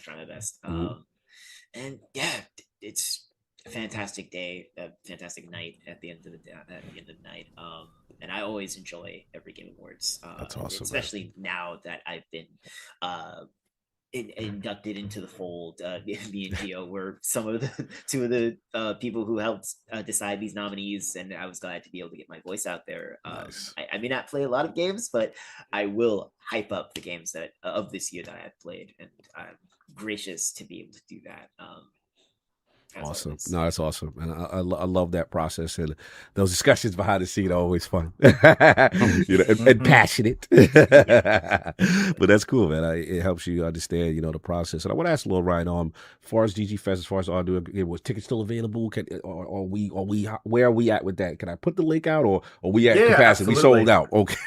No, there are still tickets available. We are sold out for after party, which is always one of the first things to go. Cool. Everybody was schmooze with Reggie and them after the event, and all the luminaries, But yeah, we still do have seats available for the show, for both shows. So you can go to nygamecritics.com. There's a link right on the top of the page to get those tickets. I got you on the Eventbrite right now, putting it in the chat as well. Awesome. I love that. Thank you. Another really exciting thing, just talking about nominees, is we did add a new award this year. Okay. So we have now the Excelsior Award, which is for the best New York made game. So, Gio was talking about how, it is a community event, and, within the names of our awards, we're referencing, New York City, but now to really put forth New York as an entity and really think about the people making games, because since I've come on board, or even since back in 2023 won the award, the mayor's office always attempts to talk about, this growing industry within the city. And then 2 years ago and last year, we had the state come in and start talking about how the state is really working to make sure that New York State is part of that. So to be able to pull together this award and really showcase the people in our area who are making games, I learned Ball Pit is from Brooklyn. From the town, baby. Yeah, that's from the town. Why wasn't I aware of that? That was one of my favorite games of the year. So to be able to really put the highlight on that and really award someone within our community for the work that they're doing is just an even more exciting part to add to the show. Nice. No, that's awesome. I absolutely love that, and seeing the strides there. Obviously, a bias. It's the hometown, but we got to get spotlight on it. I think it's great with the Excelsior Award and what you guys are doing there, and obviously the contributions from everyone to to signal boost this stuff. This is super, super important. So I'll put the links there. Those in the chat. If you're local, you can attend. There's the Eventbrite. If you are not and you want to donate, I'm putting that as well in here. It should be pinned to the top of the chat. Again, the Critic Circle is always dedicated to kind of help development in journalism and underserved, communities. I think that is super awesome. It's honorable, and it's something that we need to do it and bring some spotlight to. So I'm always very proud to be a part of the circle and get a part of this and amplify this as much as possible. A couple questions before we wrap. I wanted to get in reference to the tough one. This is the tough one. So what we asked all the ones in the realm. The toughest, the hardest question of the day. The toughest of the tough. The toughest of the day. You ain't never get a question more challenging than this. Ryan already knows, so he's got the cheat code about that. Well, let's start with Lord Ronald first, man. I need your top 5 video games or franchises of all time. No particular order. You ain't got to rank them, but just the 5. Okay. So top 5, here we go. My number 1, let's see. My number 1 will have to be Like a Dragon. Ooh. Fantastic stories all around. It's given me 8 years of just amazing experiences. Learned so much. And I for one am a huge RPG fan. I love this. So Yakuza, okay, we got Yakuza on it. Now I got to ask you a very important Yakuza question. This is a sub question in the question. All right, Kiryu or Ichiban, where we at with this? You got to pick between your kids. This is not a very important sub question. This is very, very critical. We got to see what side you land on, man. This is a little controversy in these streets, Yeah. That is just seeded by Cog and no one else. Look, I may have a hometown bias with a certain person, but I need to ask these questions, so. Playing through all of the games, I can say that Kiryu held that spot for the majority of them. I love Kazuma Kiryu as a man. He is a role model and an idol. But I like a butt. I like the butt. I like that. I like this. In a world fueled by corporate greed, fueled by cruelty, fueled by stepping over others just to benefit yourself, Let's go. Ichiban Kasuga looks at those who have been forgotten, those who have been looked upon as less than human, and he smiles and says, "You can do better." I love Ichiban. I feel it. It feels like a He's circle also got character. mental issues because Never mind, he's delusional that he thinks he's playing Dragon's Quest. Belongs in a straitjacket, to be honest with you. Never mind how he visualizes the world when he's fighting. It's the cause. He's like a circle member. Yes. All right, so we got Yakuza. I love that. The chat is teasing me.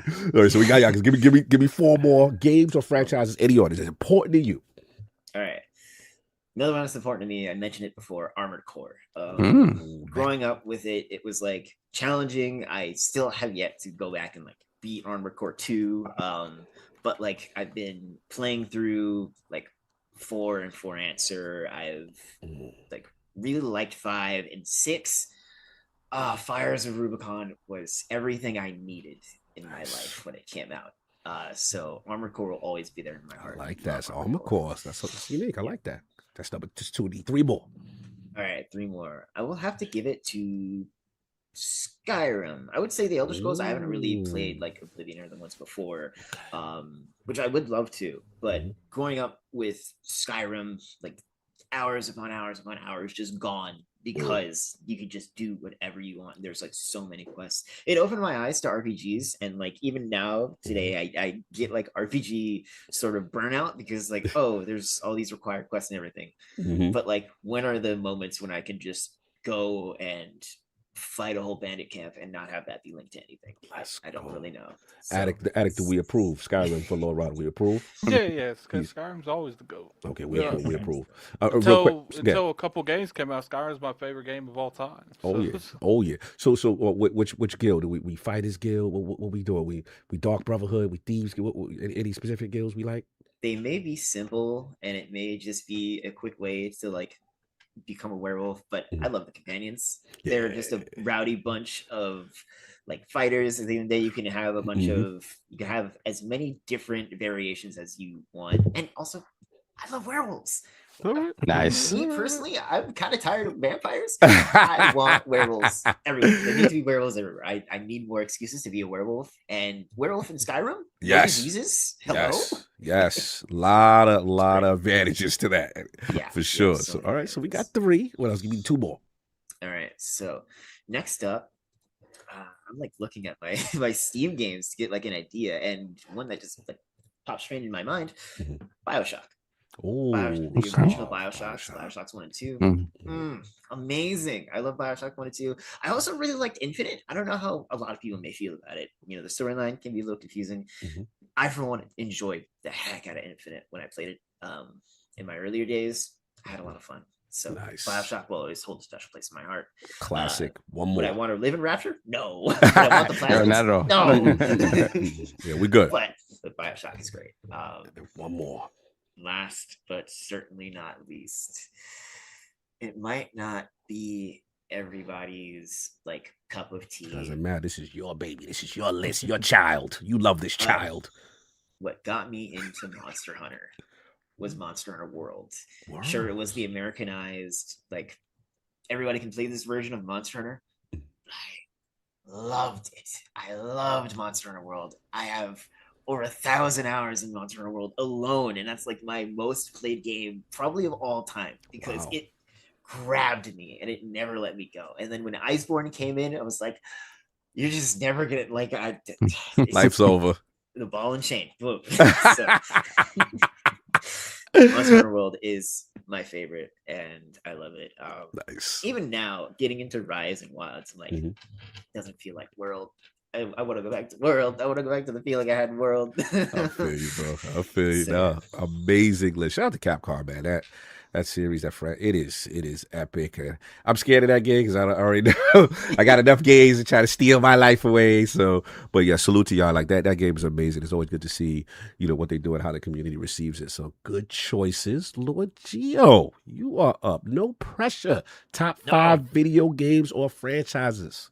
Man, I keep a list of this because it always comes up, you know. So I gotta have it on. I gotta have it. So I'm good. I'm good. You like I got Lord this. Ryan? Yeah, he ready to go. Oh, yeah.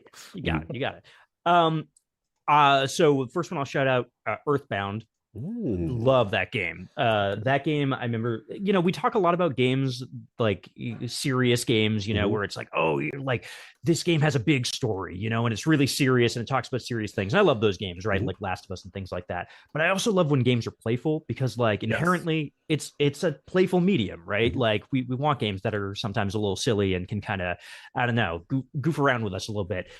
Earthbound does that so well. It's so funny, it's so playful, it's so lighthearted, but like it gets you, man. Like that game gets emotional, and like the ending of that game, man, it still sticks with me. Love that one. Nice, I like one that. of my favorite RPGs of all time. Love that one. Okay, I like this.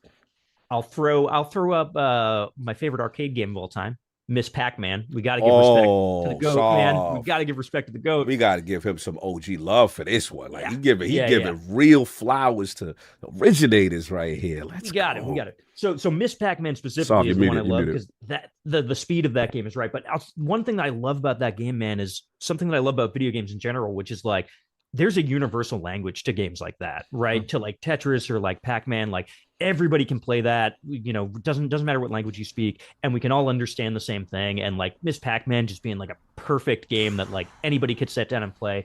One of my favorite experiences was I was in like a Paris airport at some point, and they had a big Miss Pac-Man cabinet.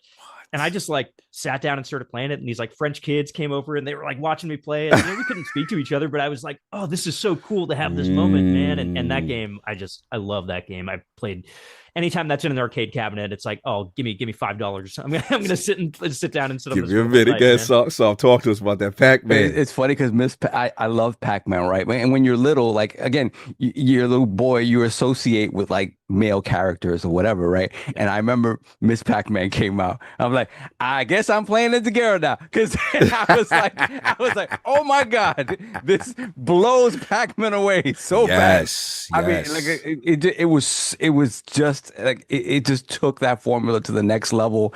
I was like enamored with Miss Pac-Man, and when we finally got it in the house, oh my goodness! But it was the same thing. Like with me, like it was just like I was just begging my parents for quarters to play, because it was just like it was just something about like the addition of the fruit and the just the speed of the game. Yes.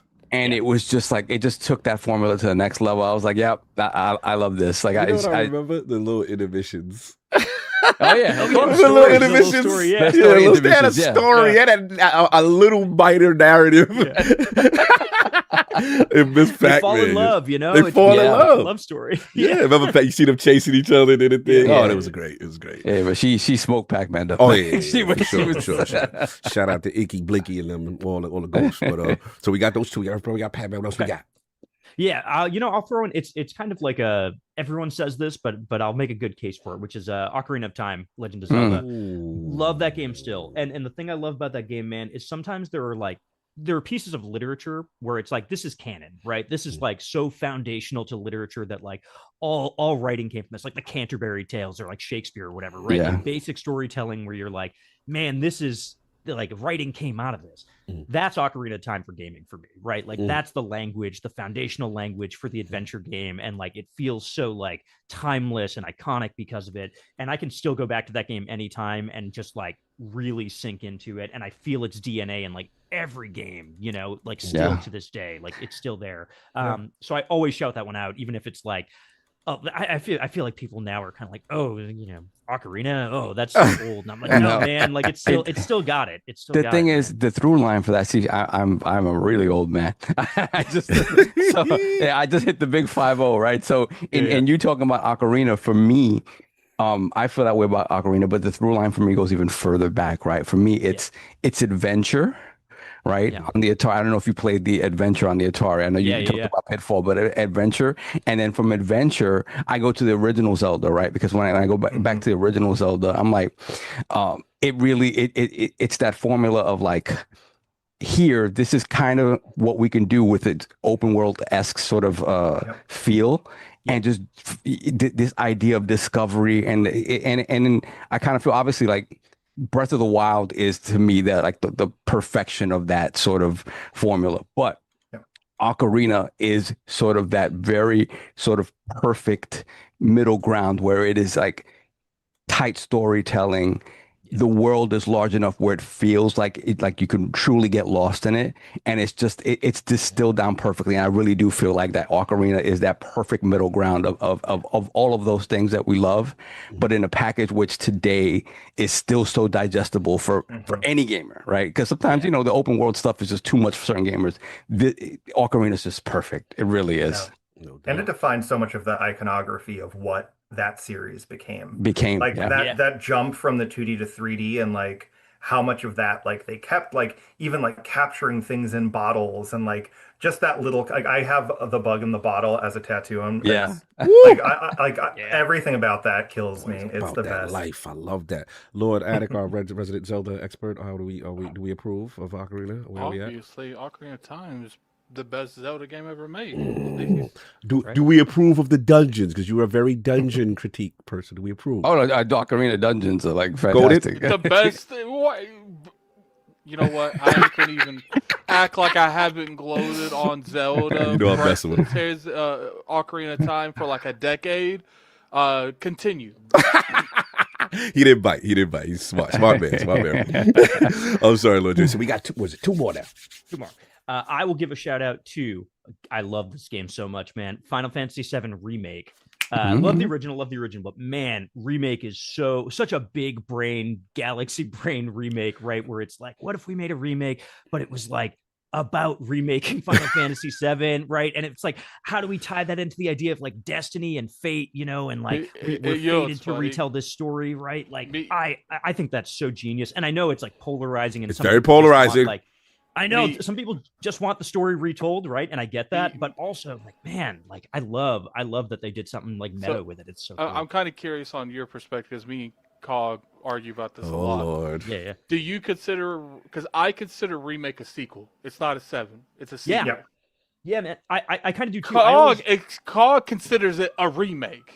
And it is the furthest thing from a remake you can get. Like, here's what I say. I always say that the word remake in that title is not like saying this is a gotcha moment. Remake. It's a gotcha moment. Like, yeah, it's like, no, this is a game about it's to get them to try you to play it, and then they're like, gotcha! This is the meta. This is the meta about remaking FF7. Yeah, it is, man. That's how I see it. But it is a remake in some way. But like, I think it's more for me kind of about like, the artistic struggle of trying to like make something that people feel so passionately about, and feeling like it's destiny that these things have to happen in the plot this way. And I don't know, I know why people don't like it, some people who don't love it, but I love it. And shout out to y'all, because I think earlier this year you interviewed John Eric Bentley on the Playing with Purpose stream.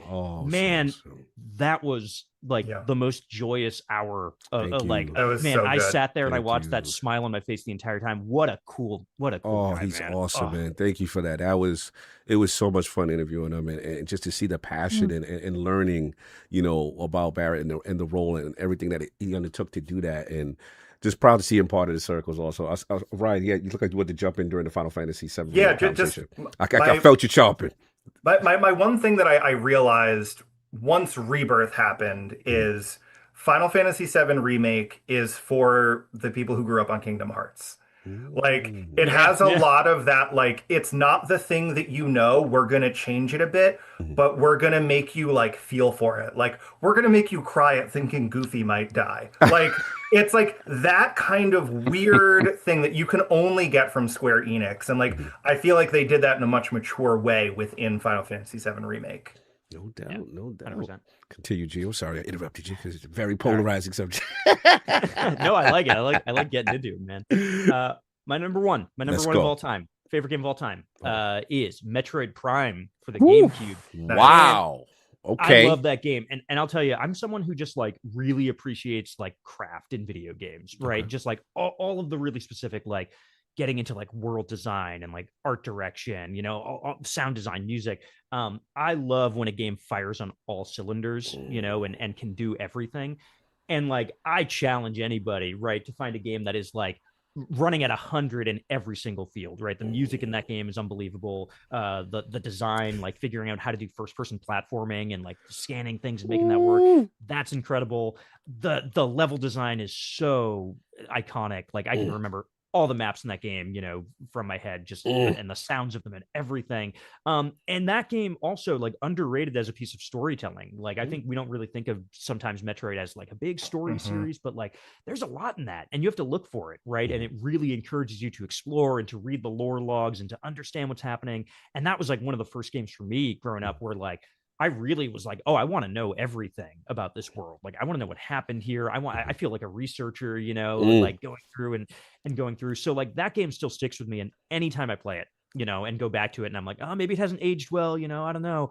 Like I went back and played the remaster that they did a few years ago. And I was like, it's perfect. It's even better now. Like, I can't believe it, man. They made the perfect game better. Don in the chat is like, let Geo cook. He's cooking right now.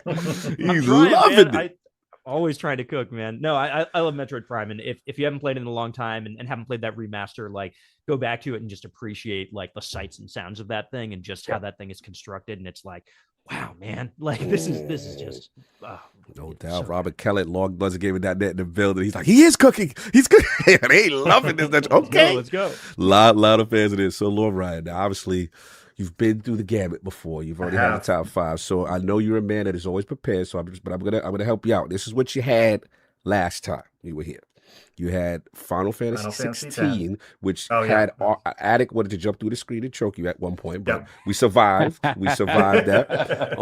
Last of Us 2, which King definitely wanted to give you a strong bro hug. We had a lot of Abby discussion. It was very, very important. You had Legend of Zelda Wind Waker.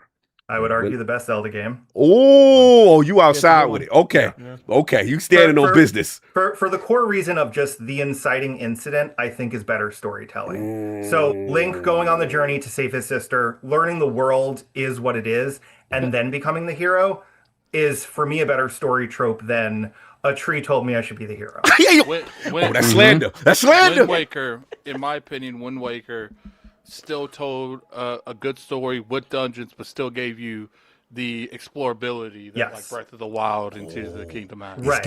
In the same grid system as the original NES. Like you can see like Breath of the Wild like starting to stir in that game. Oh, Donald Taco. He's like, Wind Waker's better than Ocarina. Oh, it's a Zelda Civil War going in the chat. Okay, I like this.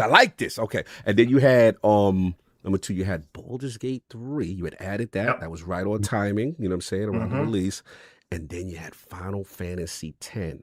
Yes. So has anything changed? Any additions, subtractions? Where we at? So top 4 are still the same. Final Fantasy X, Baldur's Gate, Wind Waker, Last of Us 2. So I still love Final Fantasy 15. 16, not 15. Right. 16. At that moment, recency bias definitely played a lot, and like you give me Attic is loving this right now. Oh, the prisoner of the moment. You walk away, but look where you are. It's still on the list of a lot of my favorites. Like, but like I'm a sucker for like a brothers. Like, oh no, the other 4 didn't go nowhere. It's just that one. Well, it's true. So my replacement for that is The Sims 4. Wow. As my number 5 game of all time. So I grew up a huge Sims kid. And like for many, many reasons, like to be able to like think about my life and like what the game allowed me to do, how silly it became. In the original one, if you don't believe in time travel, you've never played The Sims, because 1 hour is actually 8. That's just how things happen. You get home from school and then suddenly you look up and you're like, why aren't you in bed? And I'm like, I'm sorry, I was playing The Sims for an hour. They're like, no, you weren't. It's been all night. But what I've when the pandemic first started, it became free on PlayStation. So I picked it up and I was like, well, this is really awkward to play on controller. I will never do this, whatever. I let it go to the wayside. A couple of years back, I learned and just tested like, oh, if I plug in a mouse and keyboard, does it still work? And it does on console. Did not know that would operate. So over time, like if there were like really cheap sales, I'd get a couple of extra expansion packs. But like I started to play The Sims 4 very differently than what I played The Sims, which was The Sims for me was like you build your family, you live with them forever until you max everything out, and then you take away the pool ladder, you light off fireworks inside the house, and you just see what chaos ensues. But I've been playing like multiple generations of like my family, and then like my husband and I are dead, but our kids are alive and they have kids and their kids have kids. My daughter married Santa's son. There's like a whole weird like mythology that just came out of it, but it's like there was something really interesting and like about just exploring all the different options that the game has that you don't always do. Like I always had a path of like I start in the artist career, I get my creativity up, I paint a bunch of paintings, then you make a lot of money and you're fine. But it's like there's all these different ways and nuances that you can go about it, and that the game doesn't always tell you and become these really fun surprises. And like it is like it's my most played game of the year because it's like a thing I'll pick up and play for like a couple of hours, or like I can't sleep, so I'll play this for a little bit and then I'll turn it off and then I'll build a Christmas tree farm for my apparently like in-laws. Like yeah, it's this really weird like pseudo narrative that came out of it. But yeah, it's just it really stuck with me. The Sims has always been a franchise I loved, but it really disappeared for a long time. But what they've done with the franchise since then has been pretty crazy. No, that's awesome. And I love what you said. You know, for me, what always reveals it is when you realize how much hours you put in something. Yep. And you're like, oh, I've been living in this thing. That tells the truth. Like that's your heart right there. You always go back to it. Salute to you, man. Awesome list. And then the final bonus round would be and Ryan, you answered this before, so I'll stick with you first. Favorite console of all time and why? At the time you had the GameCube, sir. Has that remained the pillar for you, the GameCube? Yeah, it has to. Like it's so hard to escape nostalgia, I think, but it's also, you know, looking at a lot of the games that came out, like we were talking about with Wind Waker, like you can really see the stamp of like where certain games went on and really built out further and further. But it was just like the perfect time in my life to be a really big fan of games. And then shortly after that, like, you know, the Wii came out and that was fun. That was a lot of like hanging out and playing with friends, but it wasn't like my core me playing games. And then I went off to college, didn't play games for a bit. Yeah, I think GameCube will just always be there for me. Like Paper Mario, Thousand Year Door is like a core game that will never leave me. Mario Party 4 and like the entire Mario Party franchise are just like have a grip on my life that I don't think will ever go. And there were just a lot of really fun, like silly games like Simpsons Hit and Run or the Simpsons Road Rage, were like games that I just put so much random time in because they were available in there. And I think there's that moment in time. And I don't know if that's something that really kids have nowadays, because I think there is so much open to them. But it's like, you know, when you have a system and you're 11, 12, 13 years old and you have 3 games, you're playing those 3 games. Playing them 3 for a while. Yeah, I couldn't go on like, you know, free to play Nintendo eShop. Yeah. It was like, yeah. That's the biggest thing too, is like even if kids want like games that are paid, like it's kind of a hard sell to convince your mom or dad to buy something when they know for a fact, well, you can just play Fortnite with your friends. You don't have to play that. Sure. That's a good point. That's a good point. Good point. Now, great stuff, man. I love that choice for you. Lord Gio, favorite console of all time. And you know, why? usually GameCube is my answer. Usually it is. But for the sake of keeping the discussion different, I'm going to throw out a curveball. That is probably going to be controversial. I don't know. We like that. Let's get spicy. A lot of consoles that I love, and I've talked about a lot of them here, right? I think the PS2 is one of the best of all time. I think the 2600 is incredible. You know, the Genesis is underrated. I'm going to throw this out there. Is it time to start having the conversation? And I feel like it's always been too soon. But is it time now that we're in the Switch 2 era, to talk about the Switch as the best console of all time? Is it time to have that conversation? I mean, because like, you know, it feels like sacrilegious, right? Because it's like, no, but the Super Nintendo, man, or like the GameCube, or all these old things. But if you think about the Switch, right, like how many incredible games were on that system that like reinvented and revitalized a lot of classic Nintendo series. That stuff is all great. But the way that changed the way that we game, right? The way that changed the barrier between handheld and console gaming, and like you see everyone following suit, right? You don't get the Steam Deck without the Switch, right? Talk to him. You don't get all these things without it. So like, I don't know, man, like that thing has changed my life. Like I play everything portable now. And that's largely because of like a console that reimagined what a video game console is in a way that like fits the modern world, right? Like it fits people's lifestyles now where people are on the go so much, or just busy, you just want like 5 minutes to have something, great for parents, right? Like having this thing that you can just kind of pick up and sit down with. I think it might be time to start having that discussion now that we're like in the Switch 2 era, the generation's done. Is the Switch the best of all time? I don't know. The numbers, the data tends to lead your way. It's true, right? You got a lot of data right now that's showing that. I mean, man, that is a strong argument. And I'll be the first to admit, again, growing up as a Sega kid, but I remember when I saw the advertisement for the Switch and I'm like, that's going to work. I was like, I know the fact that, it's portable, but then you can dock it, you can do all this stuff. And with me, I do, but as much as I know, I'd have this discussion as far as first party, Nintendo's iconic franchise, we get that. But it was so cool for me to see them expand and third parties and indie games and stuff like that. I'm like, all right, this is cool. And just how, the ingenuity they use with the device, I think it's super cool. So look, man, I mean, I ain't gonna hold you, G. That's strong. That's strong. Oh, the chat is going crazy right now. Talking. This guy, they like bring you back every week.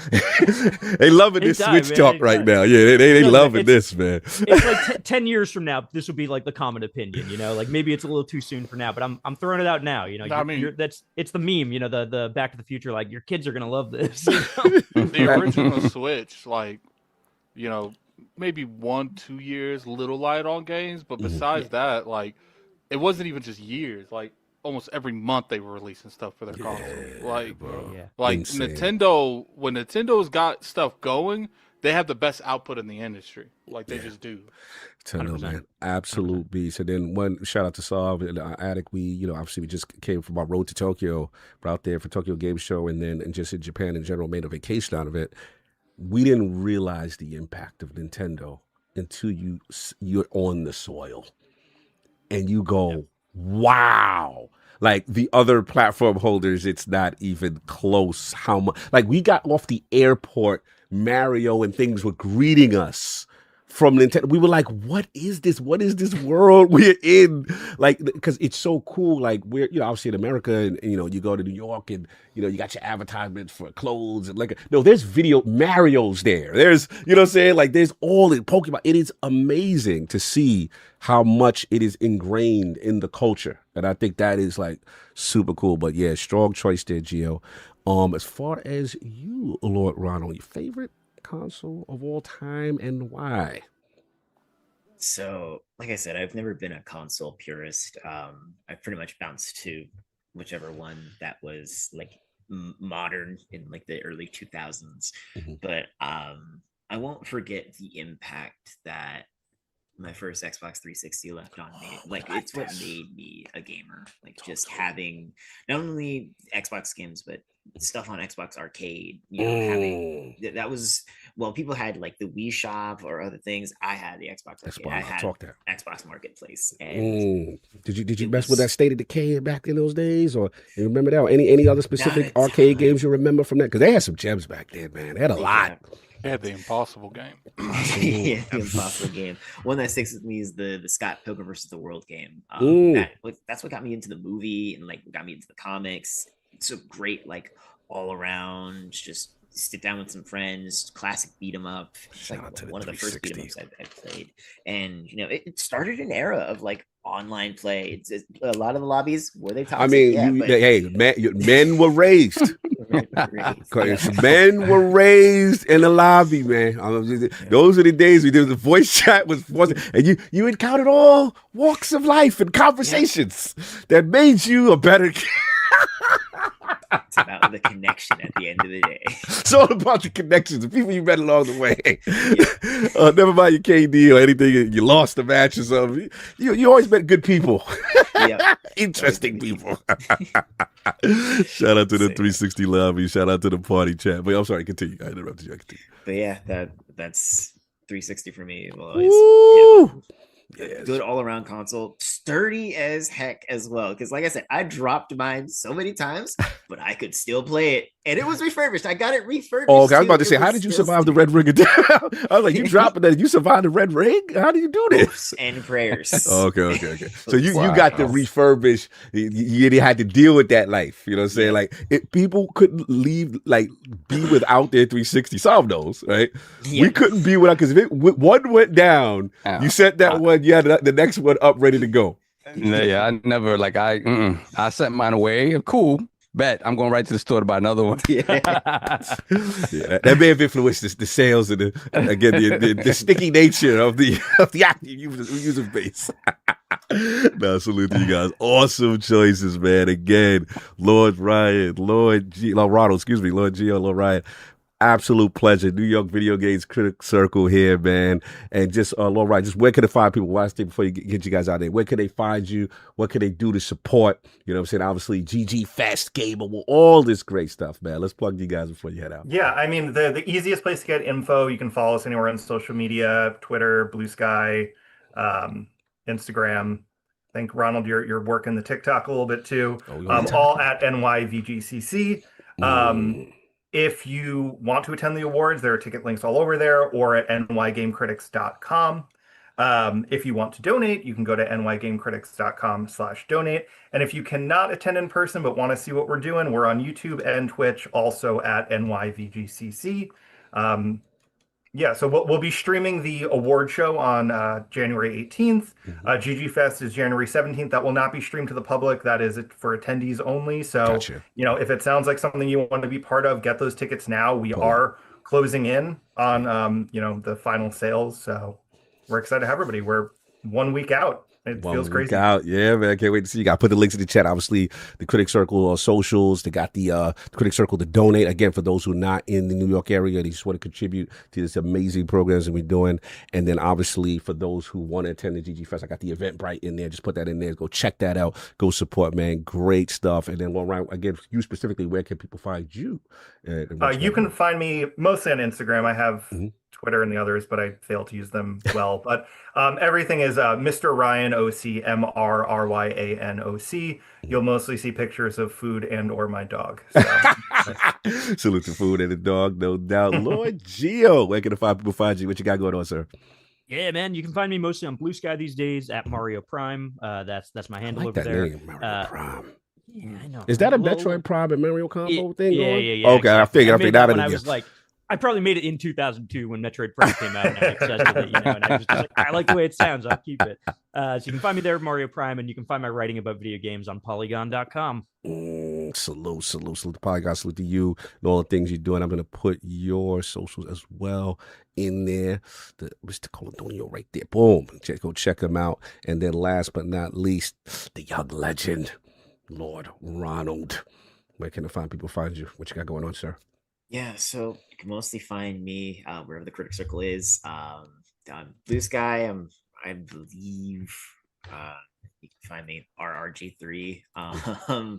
Nice. On Twitter, Ronald Gordon 18. You'll see, and I'm sad. It completely slipped my mind. I'm sad I didn't mention on my Twitter is mostly Monster Hunter, but also just so much Gravity Rush fan art. If I could amend anything, it would be to put Gravity Rush somewhere in that list of my top fives. We can do that. We can do edits. You know what I'm saying? Don't worry about that. And also come back too. Yeah, I'd love to come back and talk about Gravity Rush. No doubt, man. Absolutely. You can find my articles, please. nygamecritics.com, where most of our Critic Circle work goes up. I always love talking about games. So. Love it, man. And again, I was really, love that argument with goes to Yote, right? I got my pronunciation right, so am I doing it right? Is it Yote? I always butcher this. It's Yote. I swear to God, I did read it, even though I mispronounced the name. But that's what Erica Ishii says, so that's how I say it. Agree. Yep. No, salute, man. You killed it with that, and I just loved, reading about your appreciation for that. How you like the weapon switching. You know what I'm saying? That was one of your favorite things. I was like, okay, he's really getting into it. And the hours, that you put in said that you enjoyed your experience. So salute to you on that. Again, New York Video Games Critic Circle, an absolute pleasure. Thank you so much for your time and the realm. It's honored to be a part of it. Lord Attic, any final words for Lord Gio, Lord Ryan, and Lord Ronald before they head out? Yeah, one thing I appreciate what you guys do is I feel like this industry is way too Western based, like way. I would literally say for the rest of the podcast, way if I had the time, way too Western pace. It feels like if you want to do anything in this industry, you got to live in LA or you got to live as close to LA as you possibly can. And what I like is like you guys are bringing more attention. It's like, you know, okay, we can still have the LA stuff, but we have plenty of stuff that you could do on the East Coast too. Like, it don't have to always be in LA. Like, it's unfair that Eastern content creators and Eastern people that are in the industry at all have to go across the country every year, and there's never any middle ground with these people. Like, very passionate discussion from you. I see we've evoked a lot of passion about the West Coast. Oh, wow.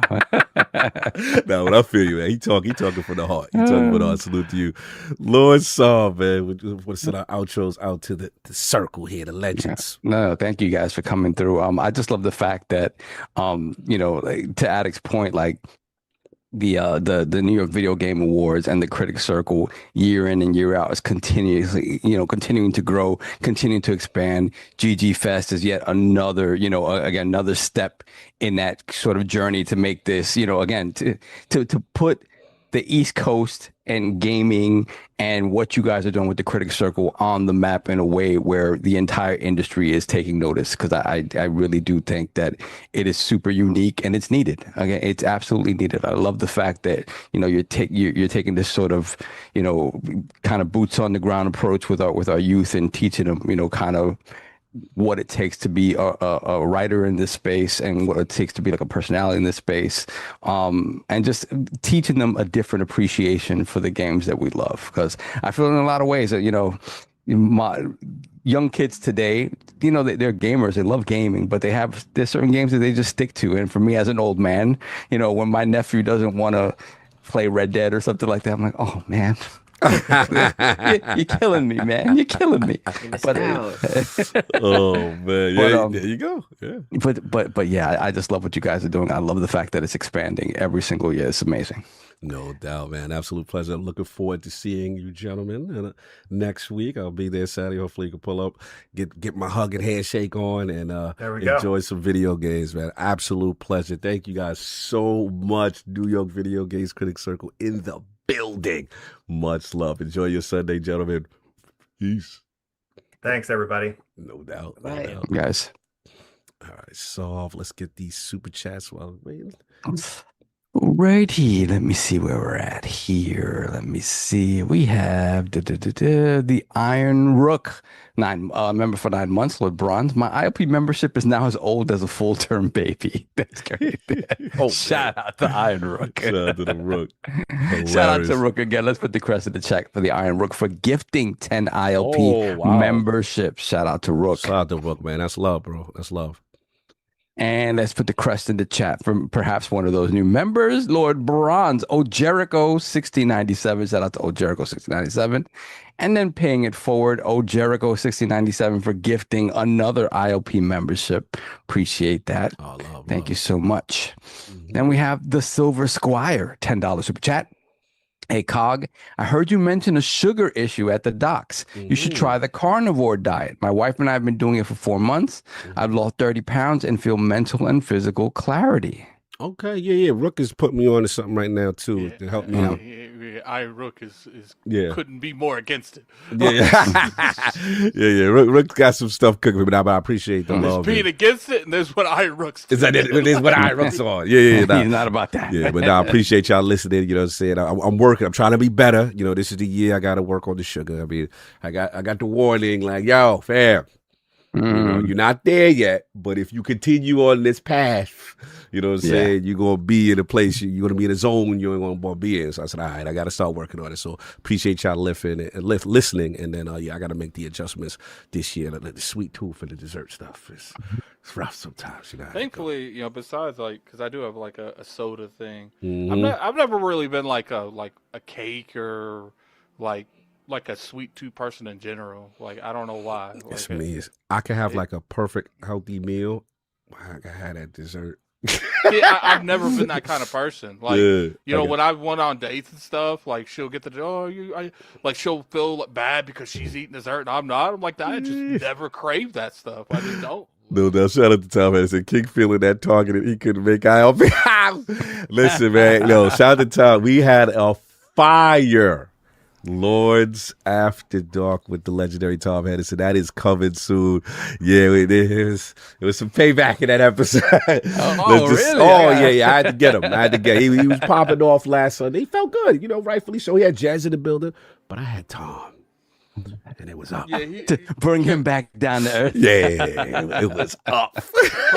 Carl definitely wrote the script out. I had to make sure everything fell in line how I wanted it. He wrote King into a box. Yeah, it was great, man. So go check that. Yo, if y'all listening right now, please go check us out for that Lords After Dark on the Insider Gaming app. I'm going to put the links in the description. Go check that out. It is super cool. You got on your Google Play, your Apple Play Store, putting the links in there right now. They got good content. Also, shout out to the team, man. Some really good interviews. They had your boy from KCD.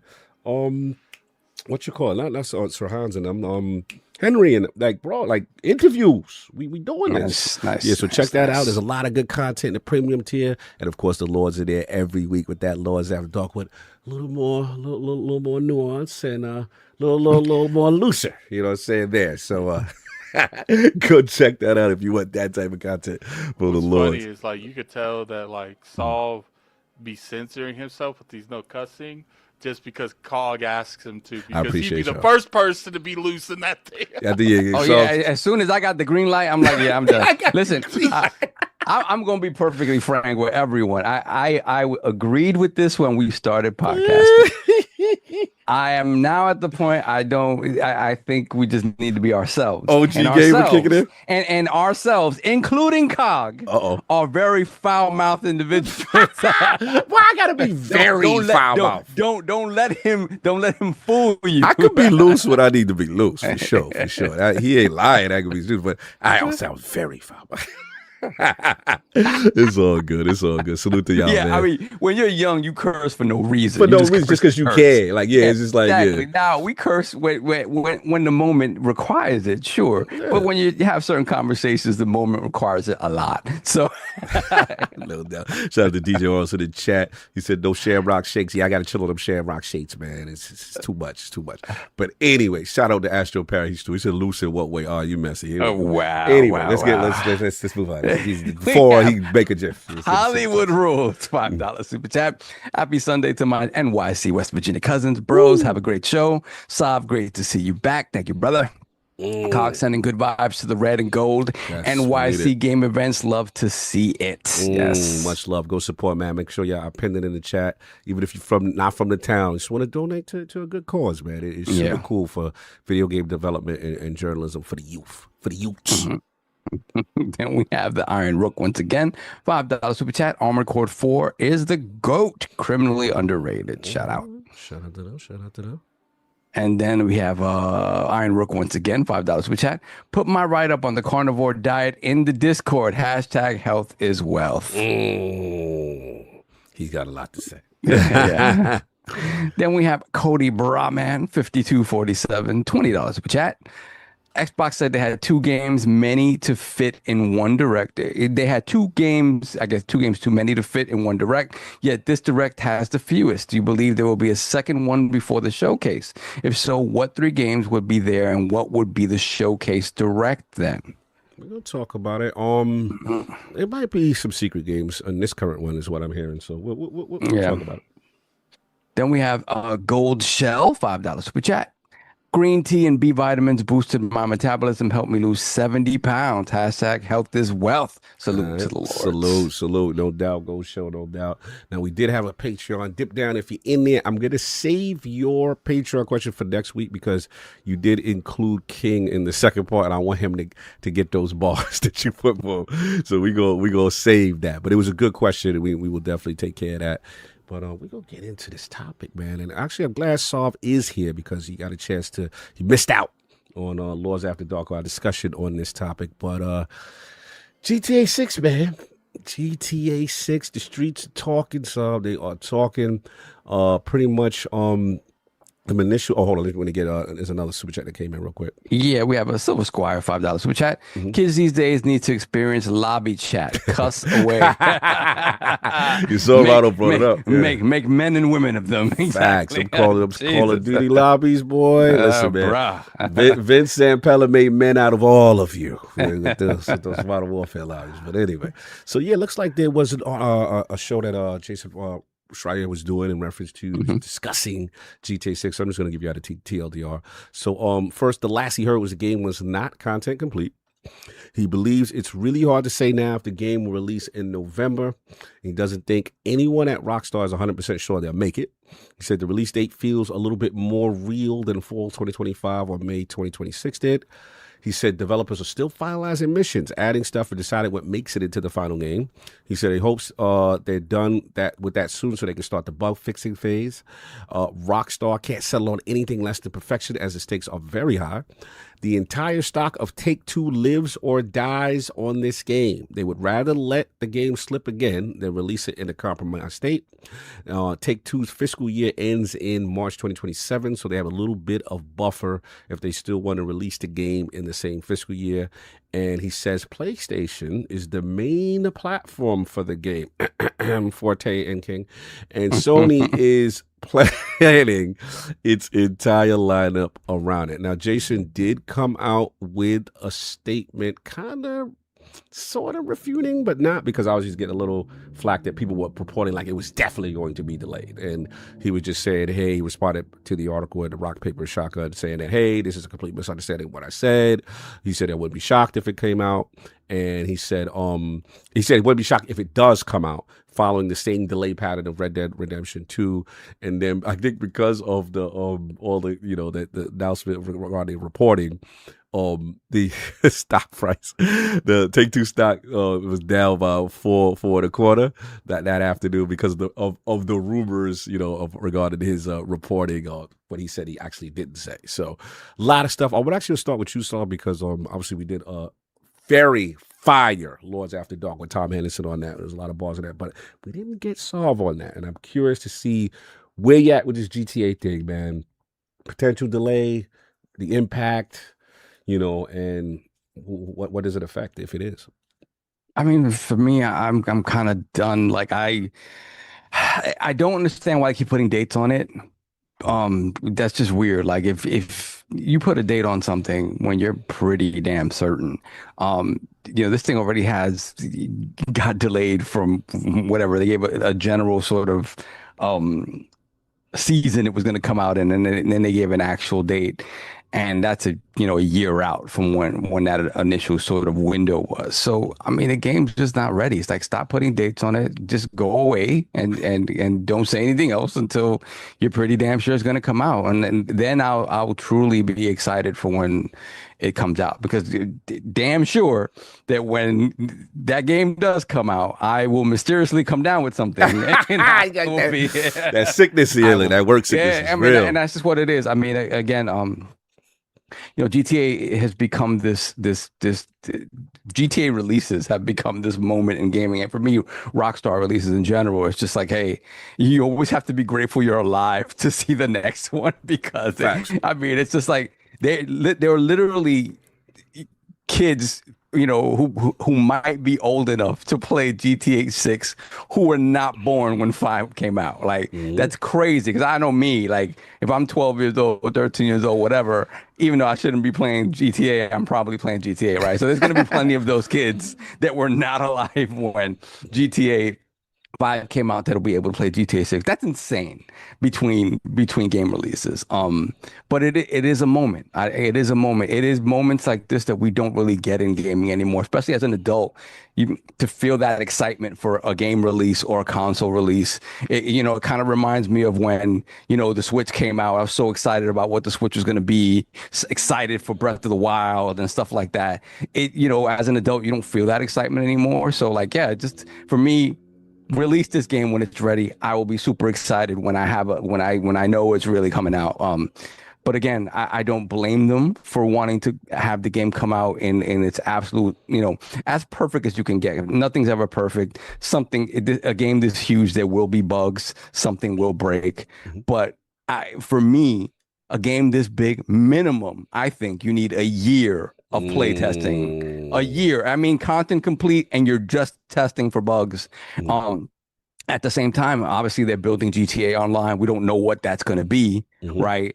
I know, I would think that they want it to be, they want you to probably have the single player game for minimum a month out, right? Have people play that, buy that, whatever, before they introduce online, right? But they want it to be ready in that window, though. Right. It's not one of those things where you probably don't want it to be a year out or even 6 months out from the release of the base game. So for me, you know, every delay they have also gives them more time to keep working on that and have that ready to go from whenever they want it. So end of the day, I'm not mad at them. It's going to be the biggest the biggest entertainment release when it happens on the planet, and probably ever. So you want to get it right. You want to, you know, put your best foot forward and have the game be as, you know, as close to their vision of perfection as possible. And their vision of what makes a great game is pretty high up. So no one moves the bar until Rockstar drops the next game. That's just what it is. I mean, it really is what, you know, it really is what it is. Like, you know, they set a paradigm and then they break it with the next release, and that's kind of what it is. So yeah, whatever. If it gets delayed into 2027, so be it. No doubt. And then the question we got to ask you, we box about ourselves. What's that price looking like? What we thinking? You thinking that? I think 80 makes sense. Okay. I think 80 absolutely makes sense as a base price. I don't think anybody. King sat on 100 and then he ran from a bend the knee because he didn't want to sit on that 100. They're not gonna. There's no reason to do it. It's the same way. Then you try to use words like early access. You know, we already know all of those side ways to get to 100. There will be I will pay. I will gladly. If you tell me if we don't get a code for the game. There is probably definitely going to be an $80 version, and then they're going to be like, "Yeah, but you give us 100, you play that 4 days early." I'm paying 100. I'm paying $100. It'll be $100 for me. 100%. No, for me. For me, it'll be whatever. It's going to be 100 for the majority of the industry. If we exactly, that's the thing too, because it'll be, if you tell me 120 gets you 4 or 5 days early access, and we haven't been blessed with a code, best believe GTA 6 is going to cost $120 for me, and it doesn't matter. Like, it just is what it is. And to your point, I think the majority of games and the industry and fandom is going to pay that money to be playing that game early. You're not going to have that game out in the streets, and I'm waiting. I don't want to pay that. No, you're going to pay that. No, it's real. It's real. You know, I guess the thing is, because, you know, like you said, people are going to pay that when it drops out. I guess the thing is, like, do you got to let you finish? I'm sorry. They don't need it though, right? Like, if you look at a Silk Song, right? Silk Song could have easily been $30 and nobody would have blinked an eye. They said, "Nah, 20. Here you go." Yeah, and we're still eating. And eating good. So I think Rockstar and Take-Two know that they can easily sell this for 80, the highest that the industry has accepted at this moment, and not even 100% accepted. There's people that's ran away from that $80 price tag because they tried it and it didn't work out for them. But, you know, the funny thing, even with that situation going on, GTA is not that game. They can easily get away with $80. And they know we charge you, like someone said, 120. I wouldn't be surprised if they charge you 120 for early access, because here's the thing, like, they know they can get extra money just from letting you play that game 3 or 4 days early. It could be 10 minutes early. People paying it. Early access. They're gonna do it. They ain't gonna have no self control. Donna Taco says, if I was Rockstar, I would sell the campaign for 70, online for 50, and role playing for 50. What's RP? But I guess role play. I guess. No, our role playing is like GTA Online on steroids. Right, like, it's a role play. People can be NPCs. Role play is it's wild. People be drug dealers, role playing as drug dealers, and then other players will pull them over acting like cops. And then you got to remember that whenever the game launches, a year from then, they get the second zeitgeist. Oh, double back, baby. Spin the block. PC. And then again, wherever that window falls, right? if that's really close to well, if it's close to a new console launch, right, which is kind of what we expect, you're going to get the upgraded version. So you're tripling down on this, right? It's they know this cycle. They're not worried about making their money back. So when you're not worried about making your money back, take the time that you need to put the product out and have it in the best state possible. I'm not gonna even think about you anymore. Now, I was excited. I'm like, oh my God, November, finally. Yes. And then when I heard this, I'm like, all right, I'm gonna put it away. Let me be excited about the stuff that I know is coming. That you know is coming. And forget about it. And then if they decide, hey, it's coming, it's ready, back, I'm gonna be excited. What about what Don said? Could there be a Switch 2 triple back? They could.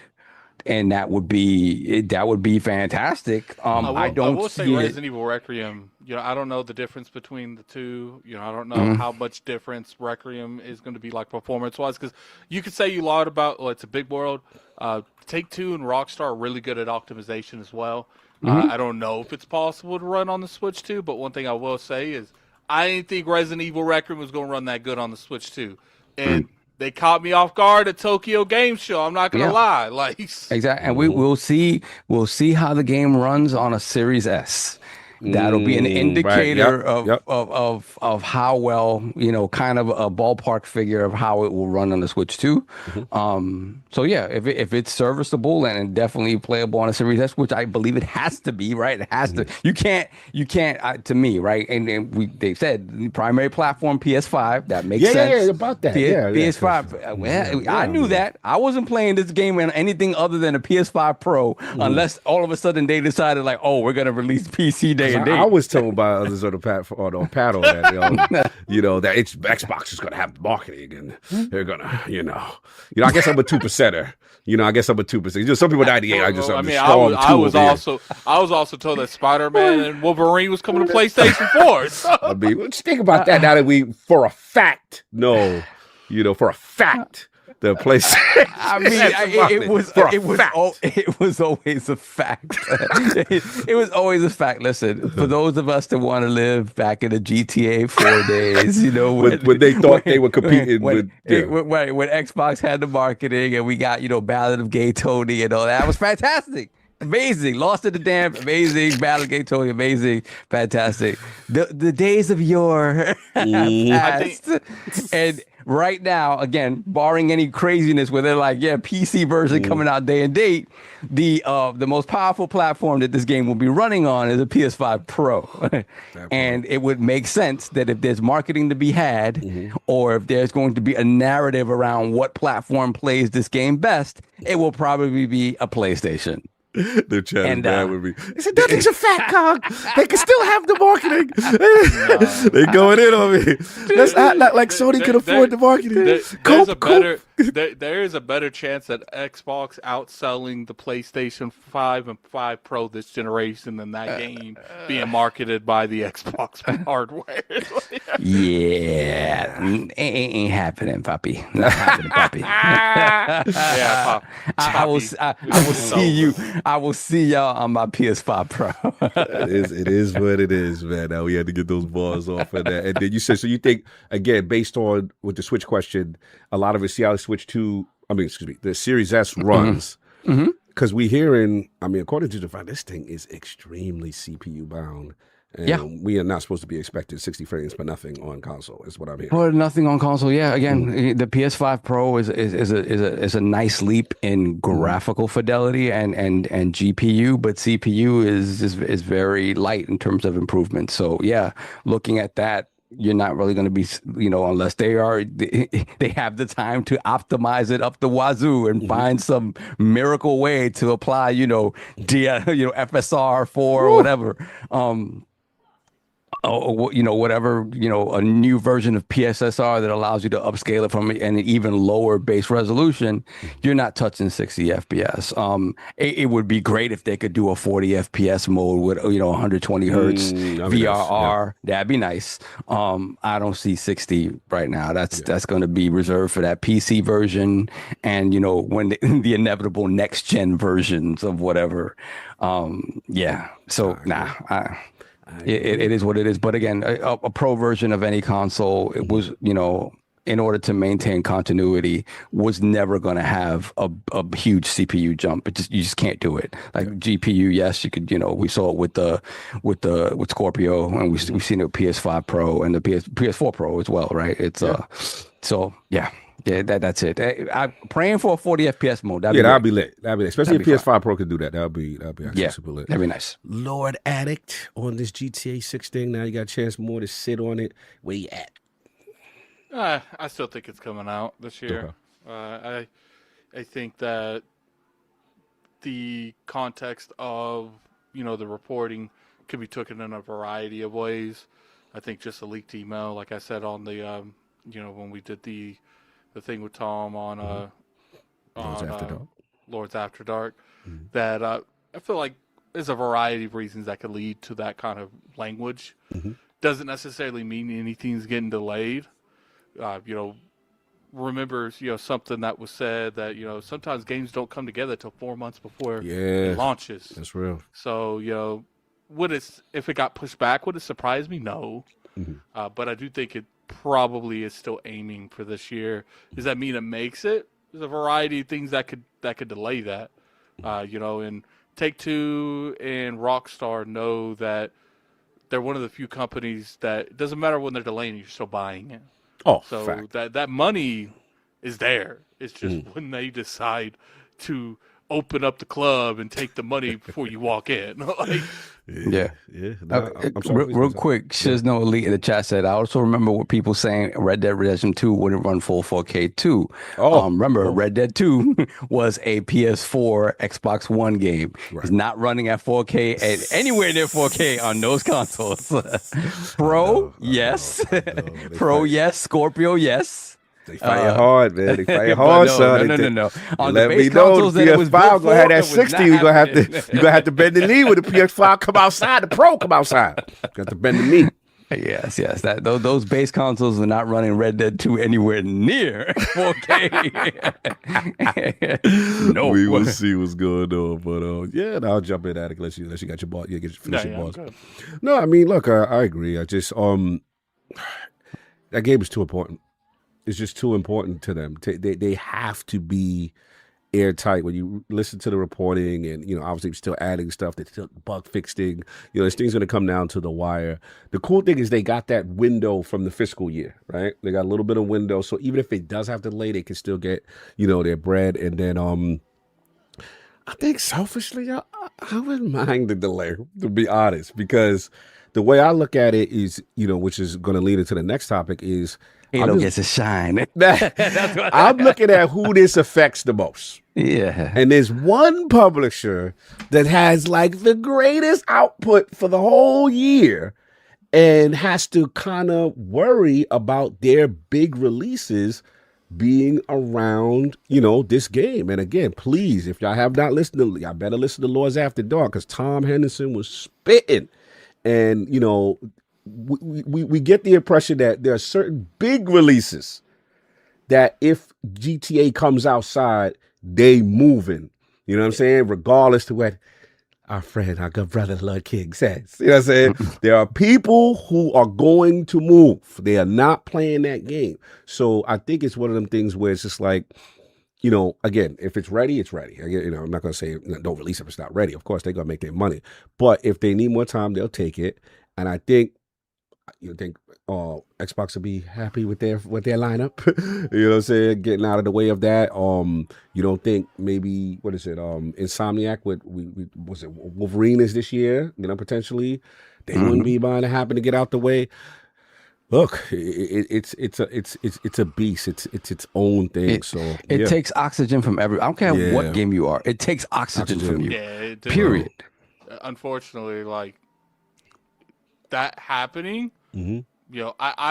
Me selfishly is like a Fable fan, especially Fable does come out this year. What's looking like it. I would prefer Fable to not have to contend with the GTA 6. But the thing is someone's contending with it. Facts. It don't matter what it comes out, because most likely if it gets delayed, it's probably being delayed an entire year for holiday of next year.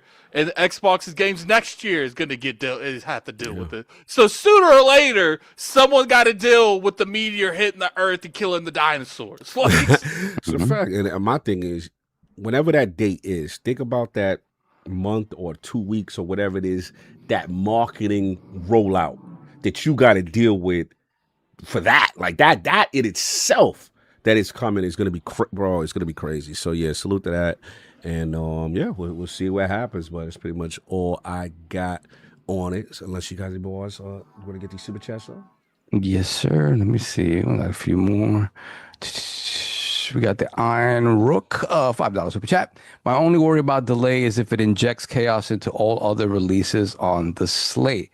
I think, I've said this before, I think they're pretty good about, once they determine they can't make the date, we'll hear about it sooner rather than later. There'll be a decent amount of time between when they tell us and when the actual, November. I don't think they'll wait till, a week or two out and be like, we're moving it. I think we'll find out by June. Yeah. Yeah, hopefully. No doubt. Because a GTA release is not going to be a couple of week release delay. Like it's not, if they're delaying, it's going to be fairly significant, I would say. Yeah, a whole year. Yeah. You think if they get delayed, you think it'll be like a year? Yeah, whole year. 6 months to a year, I would say. Okay. I would say another whole year is like wow, but I don't think they're going to delay that just to hit like a spring thing. They're going to want that holiday thing. Yeah. But what about the fiscal though? I feel like Take-Two is still very into that. We sell on the holiday, we make the most money we possibly can make. No doubt. Hello? Is that a new Donald Choco chat that came in? I just want to make sure we didn't miss it. yes, we got Donald Taco. Yes. Okay, cool. Donald Taco, $5 super chat. Xbox has enough releases to be like Nintendo and sit on releases until they have a slot, but they're always just putting games on top of each other. It is true. Sometimes you feel like, they had made these statements about having this cadence of like every quarter a big release, and it doesn't feel like they stick to that, right? Like they finally have the games to sort of fill that out, and it feels like they don't necessarily stick to that. And sometimes it feels like they stack games one on top of the other. There's reasons behind it, right? I don't quite understand it, but I do get the idea of getting out of the way of certain games. Beyond that, though, yeah, again, the internal workings of how they determine what comes out when is kind of whatever. I don't necessarily understand that, but yeah, for me, I would be like, hey, give all of your games as much of a chance to breathe and shine, and don't put them one on top of the other. I don't think, hopefully, that they will ever do another, Halo Infinite, Forza thing back again. To back. Yeah. No, I agree. I think historically, me and Maddie call it like they call the shotgun blast, where it's like everything all boom, boom, boom, boom. But I felt like the last year, specifically, last year, 2 years, like they were more at the top of the year. You had your Vows, your South of Midnights, your Dooms, and stuff like that. I think they did a better job of like the more recent year they have done that. So they got a lot of stuff we'll see, as far as what actually comes out as far as the cadence. But yeah, you got to look at that napalm bomb and when that joint is dropping, you got to see what's going on with GTA. So. Yeah.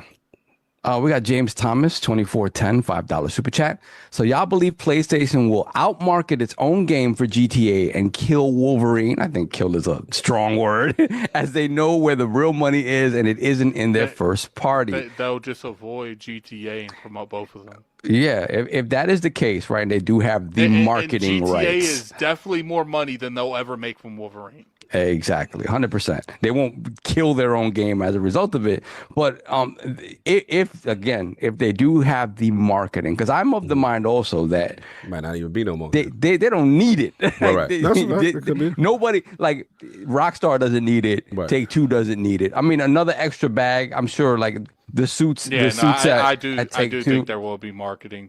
These companies are in the business of taking free money. The words from the Jason Schreier report is PlayStation is the main platform for the game, and Sony is planning its entire lineup around marketing. Right. So again, if they're planning their entire market, lineup around it, Wolverine will not come out in a space. Luda's not gonna be there. They ain't gonna be back to back. They ain't gonna Battlefield. What is it? 1 and Titanfall 2. And Titanfall 2, that's not gonna happen. You know, they have the inside track there, so Wolverine will not be anywhere near GTA.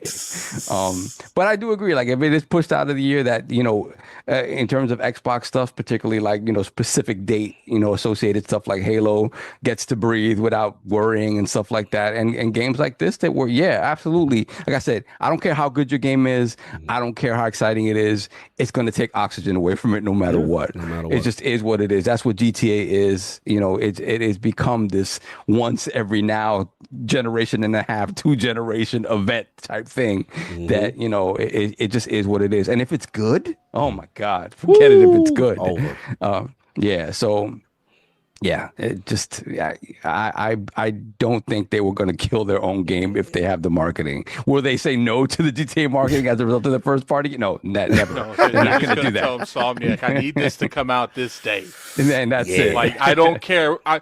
I'm willing to bet you that they would be more willing to let that game come out a little hot before they're willing to compete with GTA. Yep. It's okay if it's a little hot. Can it beat GTA? It's gonna be real out these streets. We all caught up. We are all caught up. Let me see. Yeah, that was it on Super Chats too. All right, no doubt. Let's get to the last one. This is the big one. A lot of y'all patient waiting for this one. Y'all want to know what we felt about this. Got some reading to do. Shout out to the Xbox Wire and the Developer Direct, the announcement, man. So we want to talk about that, and obviously Xbox plans in 2026. We'll start with the Xbox Wire announcement. Let's get a taco right quick. He just threw one in real quick. Okay, we're down on Taco. $5 Super Chat. Nintendo could drop a new Animal Crossing on the same day as GTA 6, and it won't be. We gotta fake. shut his mic. We gotta shut his mic. He's doing too much now. I kind of agree with him a little bit on that perspective. I don't think the vast majority of people that's buying Animal Crossing are probably going to play GTA. There will be some cross streams, obviously, but I think the vast majority of people that play Animal Crossing probably aren't even allowed to play GTA. If I am a suit at Nintendo, no, you don't do it. But I'm just saying, why would you? It's like what was that mafia movie where the boss, like they just got convicted in jail, then they went to the back of the courtroom and they were at casino. They're like, we think Ace has always been a good team. Yeah, I agree, but why risk it? Why risk it? Exactly. At least that's what I think. You put your chest out there, you'll get shot in the face. You better stop playing. Leave GTA alone. Get smoked out here. I don't care who you are. Alone. You get smoked out here. Get your boots smoked. Tom Nook, go that way. Go that way. Walk the other way when he comes down the block. The game probably wouldn't get hurt huge from sales, but would get hurt from just being in the point of conversation. Because I can assure you that GTA and Animal Crossing coming out the same day, no one's talking about Animal Crossing. It still will sell, but the amount of people that's going to talk about GTA is going to just keep stomping on Animal Crossing. It's never going to get in the algorithm. Again, not saying they're not going to do good at all, but what it could have done if you just walked the other way, just keep your head down. Keep your head down. Don't even look at that dude because you know when he come outside, you know what it is. Oh man, the Super Chat still covered it. Jesus, they all right, we got God Emperor Sofa King, member for 13 months old bronze. I'm not saying it's going to. What if GTA 6 launches in the state that Cyberpunk launched in? Does Take-Two survive that in this current climate? See, yes, they do. You know why? Because gamers don't back up what they say. Facts. They don't back up what they say too. We always think about the conversations we have here and we forget that it's an echo chamber and the vast majority of people don't pay attention to any of this stuff, don't know that it's happening. So the game would come out hot and people be like, oh, it's a little buggy, whatever, but GTA 6 is out. It's not going to affect sales. We're going to have conversations about it for weeks on end on podcasts just like this. And at the end of the day, it's not going to matter numbers wise. It's just not. They're gonna complain, but after everybody done bought it. Exactly, and that's the thing. That's the thing. The revival of Cyberpunk and the comeback story is only relevant to people like us that really pay attention. That's a good point. The person that bought Cyberpunk day one, maybe even on an Xbox One or a PlayStation 4, was probably okay with it. Who knows, right? Who knows? God bless. And that's just the reality of it. So we got to remember that these conversations and sort of the things that shift actual sales are probably not being determined by people like us. It's just not. Chats are covered, Don, and give Forte in there. We got Forte, $5 super chat. Lord knows if they delay it again, I might move out of my house. Ever seen a scorned woman before? That would be wife. Please release this year. Shout out to Forte. Hilarious. Lady Forte is not happy. She's like, she need that GTA 6 out. Then we have Forte, I Don sent you again. the link, by the Don way. is still in the streets. Then we got Don again, $5 super chat. Devolver Digital is dropping the game on the same day as GTA 6, and that game will sell even more because of it. What game? Whatever, B. You think so? All right. Let's see how that work out for you. Let's see how that do for you. GTA is so gigantic. Mm-hmm. I wouldn't be sure if other industries are like, nah, we can't release that movie out Bro, day. That's we GTA. spoke to devs that were like, God damn it, Hollow Knight. Why did you do that to us? This is Hollow Knight. Devs that aren't indie devs. That's not any big time. Damn it, man. Damn you.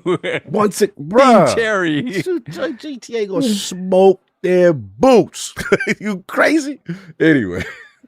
Back on focus. We go with super chats because they spicy on that. Where somebody said something, I said something about come on my back. I don't know what this is about. Okay. Yeah, it is what it is. Shout out to Revan. I don't know what you're talking about. Anyway, so look, Developer Direct, y'all. We got the Xbox Wire post.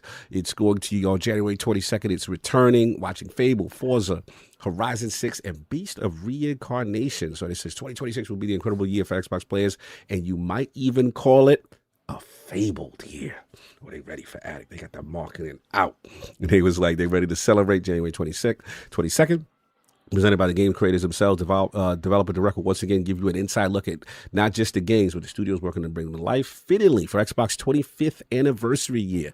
That includes the return of some of our most legendary franchises, which rub shoulders with a brand new title from one of Japan's beloved studios. The show includes not only one, but two titles from Playground Games, with the UK studio bringing us a first extended look at Fable. This was cool to kind of read that because it's been so long. As well as the debut of gameplay for Forza Horizon 6. We'll also be taking a trip to Tokyo to visit the legendary, I don't like how that said this. We're taking a trip to Tokyo to visit the legendary Game Freak. I don't like the way that sentence read. I didn't like that. Offering a that was extra, y'all. Offering an in-depth look at Beast of Reincarnation, and then they talk about obviously the time, and they talk about a little bit more for each game. So Fable. Playground Games welcomes players back to the fairyland tale of Albion with the first in-depth look at Fable, one of 2026 most anticipated titles. Devs from the Playground team will unveil the magic and mischief that awaits players in this fresh new beginning for the franchise, including a first look at stunning, and they use the words Addict, gameplay. Of course, the core themes of Fable will be there: choice, consequence, drama, action, British humor, and of course chickens, all reimagined for existing fans and new players alike. And then we got Forza Horizon 6 Playground, and getting big Playground is outside, y'all. We'll share a deep dive on the much anticipated Forza Horizon 6 as the open world racer takes players to the beautiful and contrasting landscapes of Japan. Road to Tokyo in the building, y'all. The segment will deep dive into a very first look at gameplay, including reveals of new features and how Japan comes to life in this stunning new installment.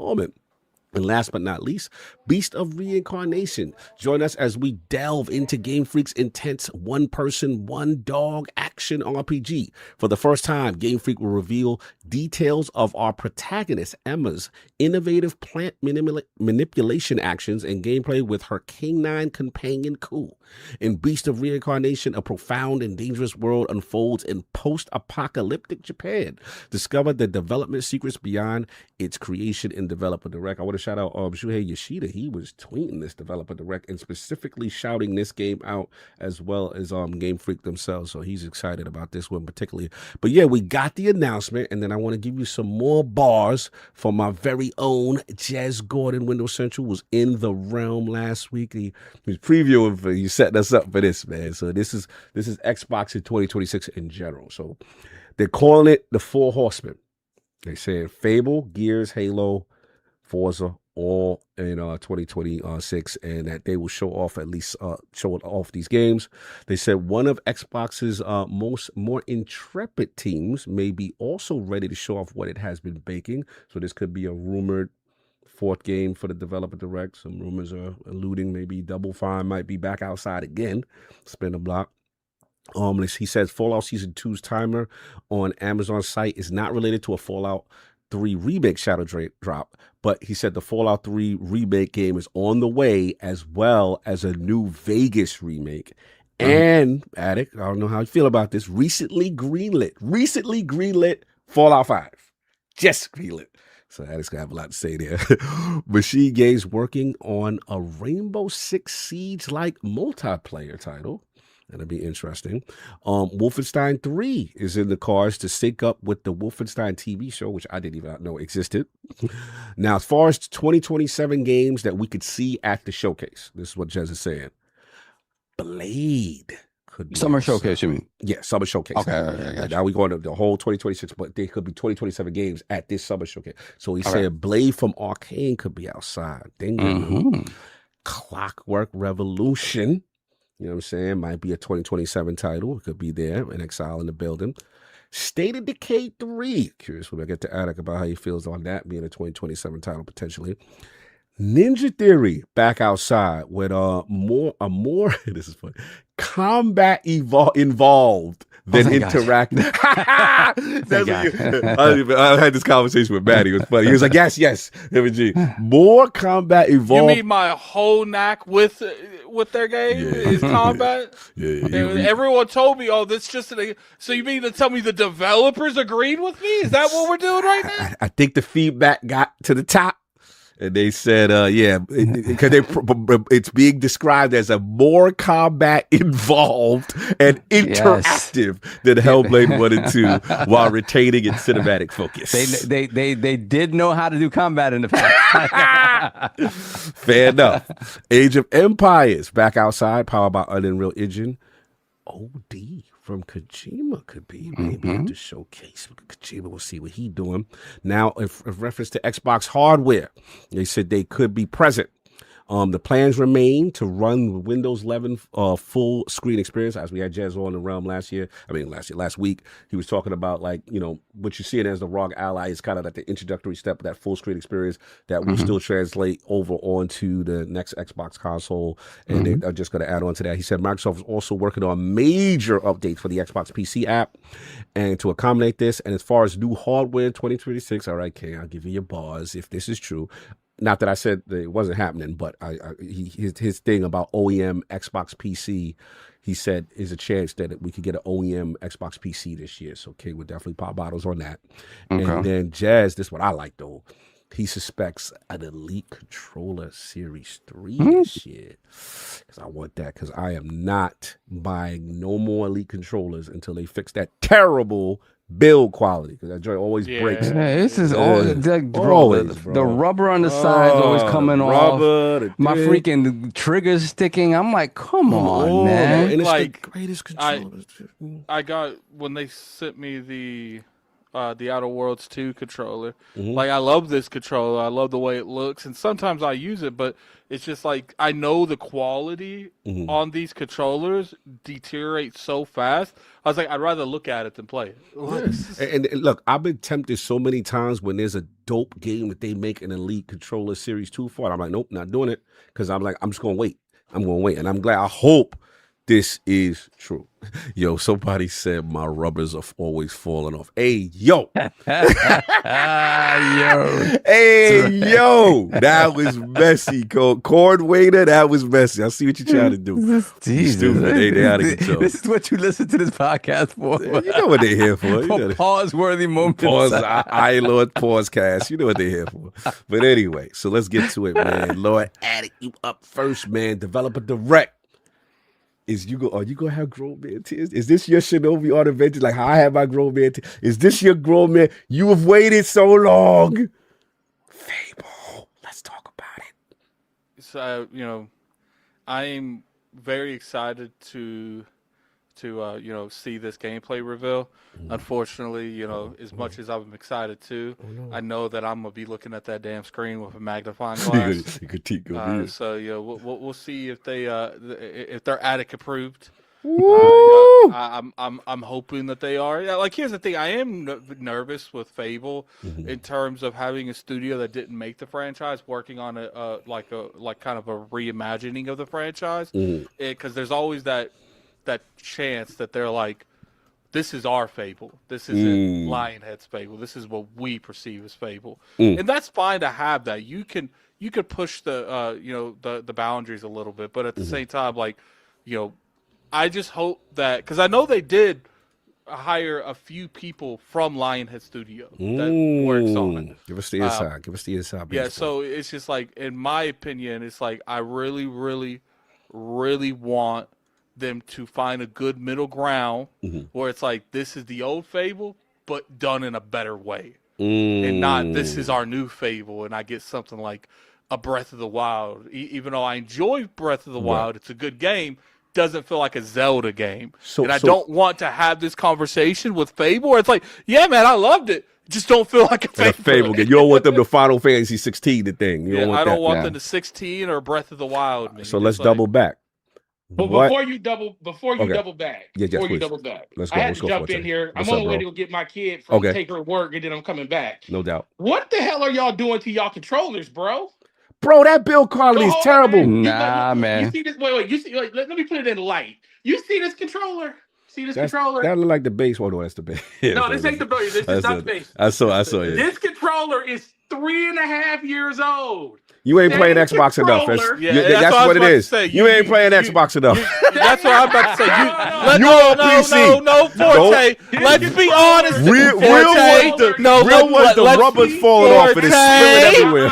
Forte, you play PC a lot. Let's be real here. With this controller. I ain't never seen it. I don't even own a regular Xbox controller. This is never seen it. No, this is the only Xbox controller I own. You lucked out then, bro. You lucked out. It's called, wait. It's called, when you're not using it, it's called put it in the case. Oh, it's called when you're not using it. You don't break it. Yeah, it's called he's not using it all the time. Yeah, that's what it's called. It's called it's always in the case. It's always in the case. It's called put in the case with all the accessories. Hey, chat. It's called that. Chat. I want to put. You can put a poll in the chat. I want W's or L's in the chat if Forte's full of shit. Put in the chat. Tell them how y'all everybody got problem with their rubbers. W's or L's. Chat. Let them know that everybody's rubbers be falling off. If the chat feels like Forte's full of shit. Rubbers spilling all over the place. Put that in the chat. Y'all hands acting like they alligators or something. Oh, they giving bad L's to Forte. Gnawing away at the thumbs.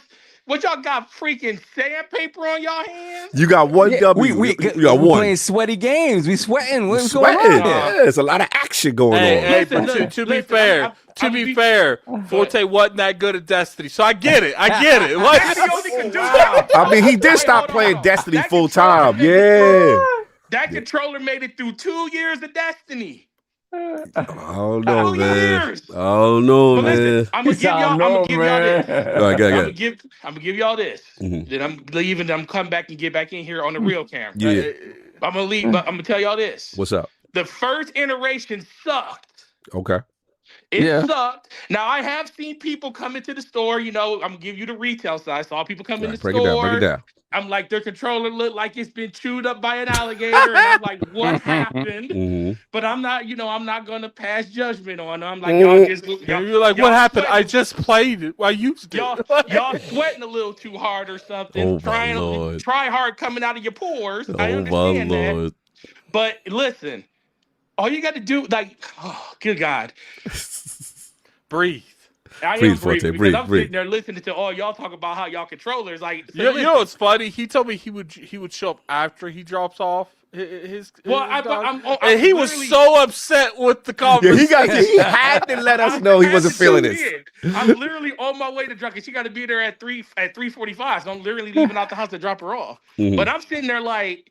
They are not talking. It must be mad close, but that's 7 minutes, my dude. It's literally 5 minutes. It's 5 minutes from here. He's like, we gonna leave, and you go get either right there on time or 2 minutes late. No, look. She right here at the top of the stairs. You see her? That's what's up. She right there at the top of the stairs. Wait for her dad. She's sitting there like, why are you arguing with them about Elite controllers? Let's go. Hey, Kayla, do you have issues with your controllers for Xbox? Look at the camera and tell everybody. Do you have problems with your Elite controller? Ask her Elite. What you think she got? That's the only thing. All right, big bucks. All right, I feel you. You know what it is? He ain't saying it. He low key be replacing it at that GameStop. Don't tell anybody. I know that's what it is. Yeah, he got he don't count. He got the inside warranty. Yeah, he don't count. He don't count. I replaced that controller one time. 3 years ago. Juke came out. We got him. 3.5 years ago. One time. 2022, I replaced that controller. See, he's disqualified due to bougie habits. He's disqualified. He's living the life of luxury over here. This man could just hold on. Life of luxury. Y'all the ones up here. He's like, I traded that in and got my third Porsche. How did you wait? Let me ask how did y'all get y'all Xbox Series X's? What's that again about the Series X? How did y'all get those Xbox Series X's? I mean, I know some amazing people. I know some very amazing people that I'm very fortunate to have a great friendship with. And I would never say anything slanderous to those people. First off, Forte the homie. But I sat outside my GameStop for hours for both my Switch and my Xbox. I put in that work. Stop trying to take what I did and give it to you. I'm saying that I'm very happy and thankful. I got the crest on my chest. Y'all know I love y'all no matter what. Love you, brother. Love I didn't you. get my Series X from Forte, but I'm gonna stay quiet otherwise. Yeah, I'm gonna shut up Forte for reasons. He's like, in case I need the plug in the future. But I'm just gonna let my man know that he's living a very bougie life. When it comes to controlling. That's all. I just want to let the realm know that you look at the car. Look at the roof. Hold on. Look what we dealing with. Look what we dealing with, y'all. Look at this. Look at the roof, man. Woo, that boy shiny right there. Look at the roof. Woo. You got controllers on the roof? Oh, that boy. Yeah, I get it. It's different. He's showing us how to stunt. So for him, he see a little dick, a little ding. He might spin the block, get another Lamborghini, another Porsche. You know what I'm saying? That's how my man do. This is what he does at GameStop. Oh, it's not working? Replace. Safe light replace. We get like the safe light super commercial. chats about how full of it he is. Yeah, I'm pocket watching. Y'all welcome. Make sure y'all share some of that with your folks. Hey, Lopez, man, stop putting my business out there. We work for focusing on Forte. Stop that. All right, I'll jump back in when I get back home. All right, no doubt. See you, brother. Be safe. You already know. All right, so back. Now, here's the question. I got this added. This is big, man. This is Fable. We are here. All right, so it's 2 questions I got for you. The first, you alluded to, you don't want no Final Fantasy 16 thing. You want the essence of what this is. Now, you read the thing, the humor, chicken chase, all that stuff, but what do you need to have that makes it Fable 100% that then you go, okay, they take it serious and they're not just doing their own spin and they diverge it too far? What you need? First thing I need is Albion to be very immersive. Okay. Albion's always been a very good place to go. And the second thing I need is in terms of cause and effect, Like it's got to have serious cause and effects. Let's go. I want actual repercussions for my decisions, and not like illusion repercussions. So not the scars and all that. That's not enough. You need real consequences and stuff. Yeah, I need like the world adapting and changing if I decide something or not.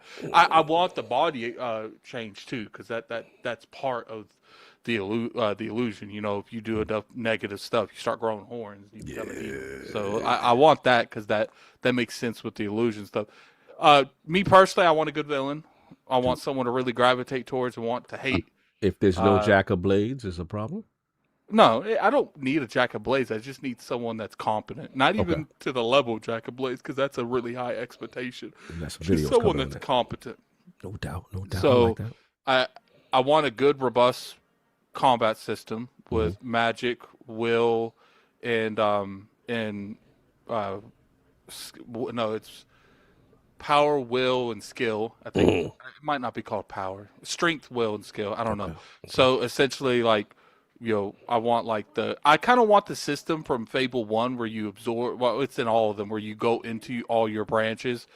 So, you know, stuff like that. I want the rent system put back in the game. I'll be very disappointed if they choose not to have that rent system, because that's been in every Fable game. You're notice, please. So I want the rent system be put back in the game. You know, I really want them to evolve the creatures of Albion, you know, the Balverines and stuff.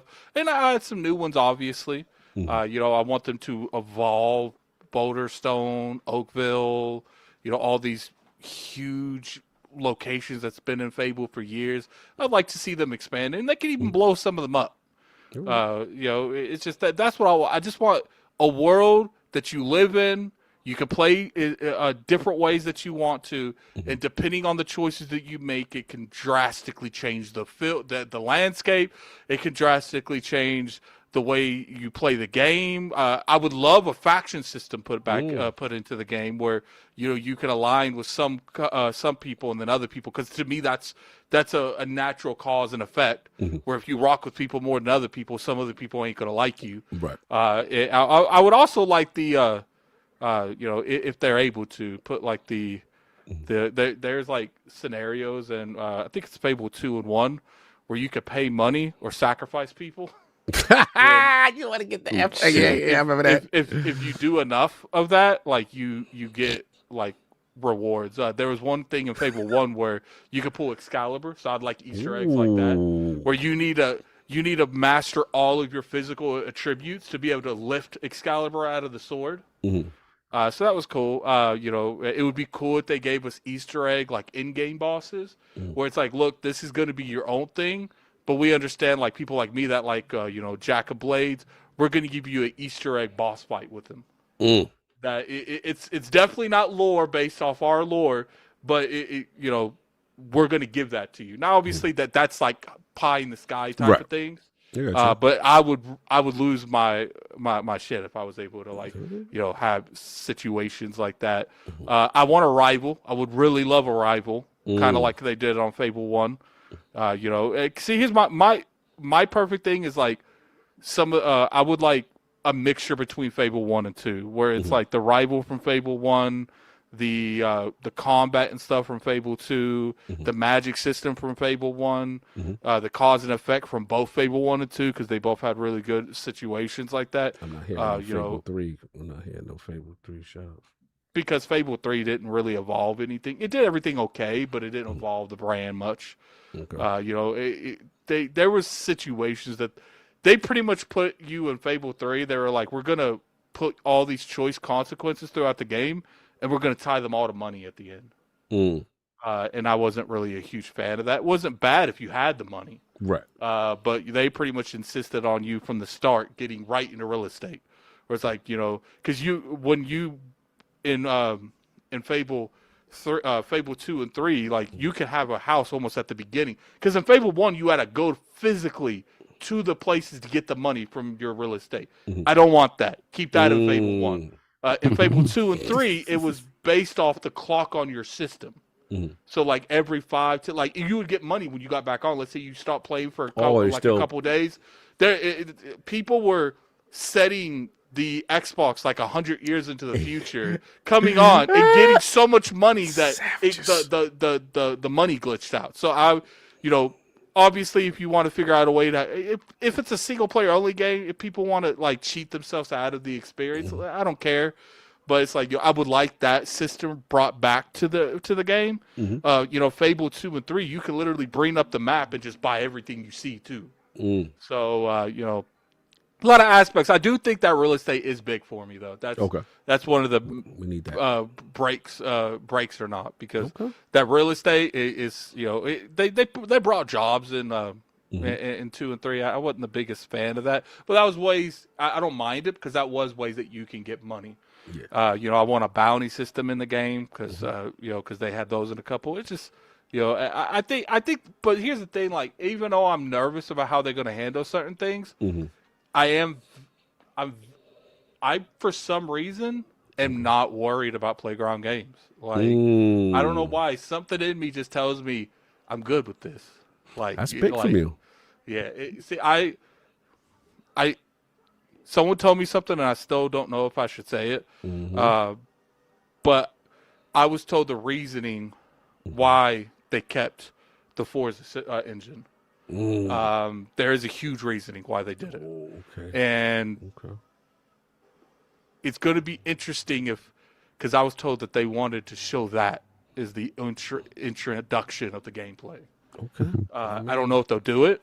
Because they debated on going to the Unreal Engine, because the whole point of this feature is why they wanted to stay in the Forza system, because it interpreted this certain thing better. And they ended up going back to it because they were so bent strong on doing it this way. That's what's up. So we'll have to see exactly how it goes. But I think Playgrounds, I think they got it. Like, I don't know why. Like, the way that Playground Games, I wouldn't mind co-op. Co-op is not a big issue for me. I want the co-op from Fable 3, not 2, though. I want the co-op. So we got some 3 love finally. Your avatar from Fable 3 comes in, and not just a random NPC skin. That's how I would want it. I don't want them to bring that hub thing that was in Fable 3, where every time you push start, you're in like another world. You can keep that in Fable 3. I do like in Fable 3 though, where you go to like the treasure room in your room, and it shows you how much money you have. So there's an achievement to getting broke, to getting the richest you could possibly get, and getting broke at the same time. So like there will be a key at the top. You have to like acquire a certain amount of gold, and you have to climb the gold to get the key. But the chest is at the bottom.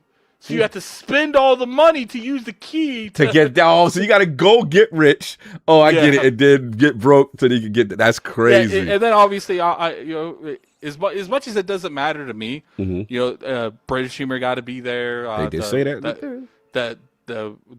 The playful side that makes it like an R-rated, M-rated game.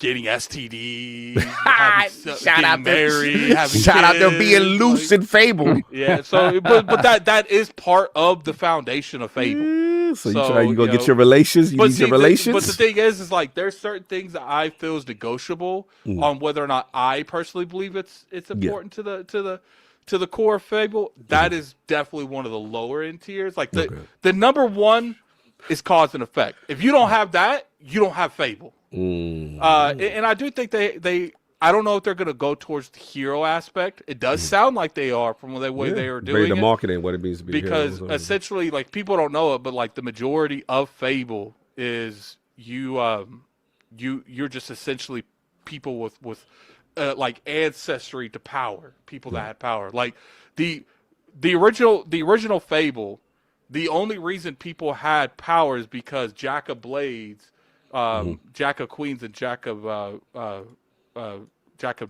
Blades Kings, and I think Jack of Joker. I can't remember the third one, but they're aliens from another universe, and when they showed up, they pretty much enslaved the whole world, and their whole existence was to find a way to fight them out. And there's this dude named William that became a hero. He became the first people to wield powers, and he's the one that fought them out of the world. And like in you know, I'm pretty sure in Fable 1, you're like an ancestor of him, and in Fable 2, you're like the kids of the grandkids of Fable 1's character. So you're pretty much all from a bloodline. Now I don't know how much they might do something like that, but you know. Like I said, like there's a lot of lore stuff that goes into the Fable stuff. Back for this. So I hope there's still polygamy. He said it was hilarious. You can have a wife in every town in one of them. Yeah, you can. You can. See, and I want some. If they do that, because they probably will do something like that. I want it to go extra. I want your wives to be able to find each other out. Yo, they'll come up to you to like surprise you with something and be like, "What is this?" Oh, and Game of the Year. Game of the Year. Oh, that's Game of the Year right there. They do that. I mean, you know about the romances in the message. Yeah, so you know, I'm very curious. I'm curious the most about how they present it next week, in 2 weeks. Like, no, for sure. What are they going to choose to show? And I'm curious if they have like a release date on that thing. I think it's too early to show a release date, but it wouldn't surprise me if they show a release date. That'll be staring on minutes. Last question on Fable, because you are the Fable connoisseur. How we feeling? If it's female protagonist only? I feel that Fable's always been project yourself on the character that you build. Okay. It would be disappointing if they went with that character and they didn't let you pick one. I think there is going to be a character select. And I think that could get a male corresponding character. I think they keep using that model to troll people. Right. But if it was her, I wouldn't complain. It's like it is what it is. It's you know, I'm playing as her. It's just like at that point, you kind of like.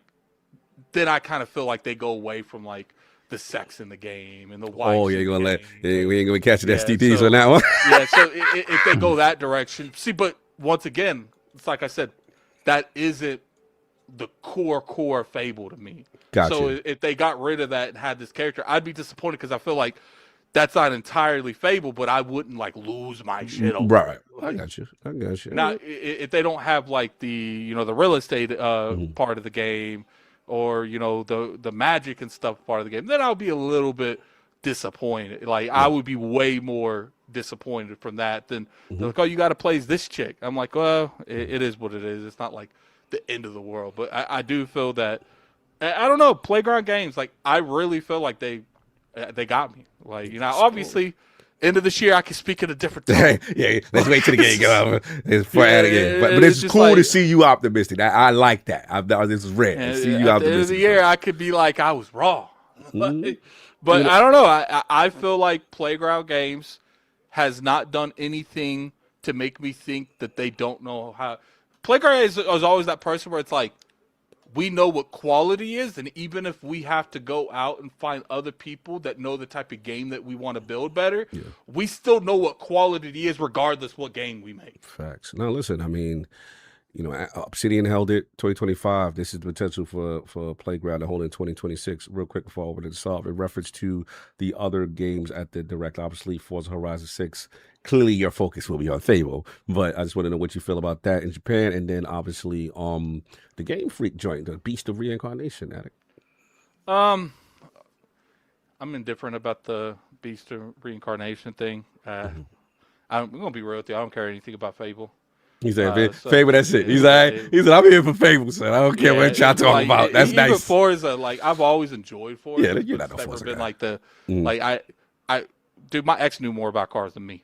So it's like it's just not my kind of thing. Like, can I drive in it? Is there cops in it? Is there no cops in it? Okay, can I drive in it? Okay. Now it is in Japan, so I'm a little bit more enticed to be excited for that particular thing. And I am going to play Forza. I'm going to enjoy Forza because I've enjoyed all of the other ones. It is one of the racing games that has always excited me. Yeah, because I am the definite you got like people's perception of definition of a casual racer, and then you got me under that. So like I'm not even like excited to like play a racing game. Like I played Ubisoft let us play the Crew, and they kind of like bit off the entire the formula that made this game, and that game was fun. Yeah. But I was just like, I mean, look, like people are like, oh, you could race cars you would never own. Even if I had the money, I probably wouldn't own them. It's like, can I get to point A to point B? Oh, you can't go 100 miles an hour. I don't want to go 100 miles an hour. Listen, man, as long as I can see Haneda, we drive past Haneda. You know what I'm saying? You know what I'm saying? It's fine to drive past the little train. What was that joint? No, see, those are fun. See, that's why I like Forza Horizon, because they do off the wall stuff that no one really tries. Mm-hmm. They like let you race. Yo, let us race the train. Let me race the KK train. The JK, the KK. What was our train, Saab? What was our choice? The JK and the let me race the KK and the JK. So come on, man. They got to do that. No, I feel you. So we at with that. So Saab, man, I'm open up to you. Obviously, we got the direct. Last I forgot this the other thing. Secret game or no? Yes. Okay. Got you. So your secret game, okay, got you. All right, so what's up, man? Fable gonna be here. I never asked you, what's your connection or none? You kind of like me, kind of like not as much a connection to it. I love Fable 1 and 2. I never really played 3. But 1 and 2 was wow, man. Like again, I all the Peter Molyneux stuff and whatever, like, you know, I by that time, like, you know, I'd experienced Peter Molyneux with like Black and White and stuff like that on the PC. So I already knew, like, hey, like I always felt like he was a dreamer. Like he's a dreamer, like he's excited about his product and he's gonna say things, and maybe it's there, maybe it's not, maybe it's some version of what he said was gonna be in there. You know what kind of reminds me of? Remember when Phil Spencer did that interview where he mentioned about maybe not wasn't Phil Spencer, someone from Microsoft mentioned that Phantom what's that Phantom game, the one that people brought back, and they said it's got like a 20-hour campaign. Phantom Dusk or whatever it was. Oh yeah, the card game that became And I remember seeing like interviews in the after that was like the developers found out with everyone else that their game was 20 hours. It's like Peter sitting there saying stuff on an interview, and the developers of Fable was like, "Oh, that's in the game? Okay, sure." Phantom Dust, that's what it was. Populous, like I already knew, like, I'm not worried. For me, so in doing that, like, I went into Fable being like, okay, cool. Like, if this stuff is in there, fantastic. But if not, it still looks like a cool, like, you know, single player sort of action RPG. And yeah, Fable 1, especially going back and playing like the Lost chapters and stuff like that, like an Anniversary. Fable 1's great, man. Fable 1's great, and I enjoyed Fable a lot back in the day. So I have and then 2 came out, and it was even better. And then you had the dog with you, and it was like, I love Fable. So for them to go back to it, for me, like as soon as they announced it was Playground, I was like, yes. Oh, he was good. He was good. I was like, Playground. Look, obviously, you know, Playground is known for making Forza racing games, right? Did one of these. But that Forza engine in terms of creating like foliage and creating like forest-like environments, to me, like I was like, okay, the engine is there. It's just a matter of how they manipulate it to be able to make an RPG and whatnot. Yeah. But in terms of just the level of quality that they're used to putting out, I knew, you know, taking on Fable wasn't going to be this throwaway thing for them. Right? I knew they were going to bring in people who'd worked on the game before or had just a keen understanding of what Fable was. So to see that, you know, all the rumors about it potentially being canned and, you know, being the next one on the list, and why aren't we seeing it? Like, you could put that to rest. A lot of people I know, it's like, it's never coming out. It's funny. Some people I know, I ain't gonna expose it. Was just like, it's gotta get canceled. The studio's gonna get shut down. That game is not real. Well, they're not shutting down Playground games. Playground games not getting shut down. According to the streets, Lord's a game of chat. You know what I'm saying? Gotta put you back. I gotta come get you because I want your knees. I want your knees on this.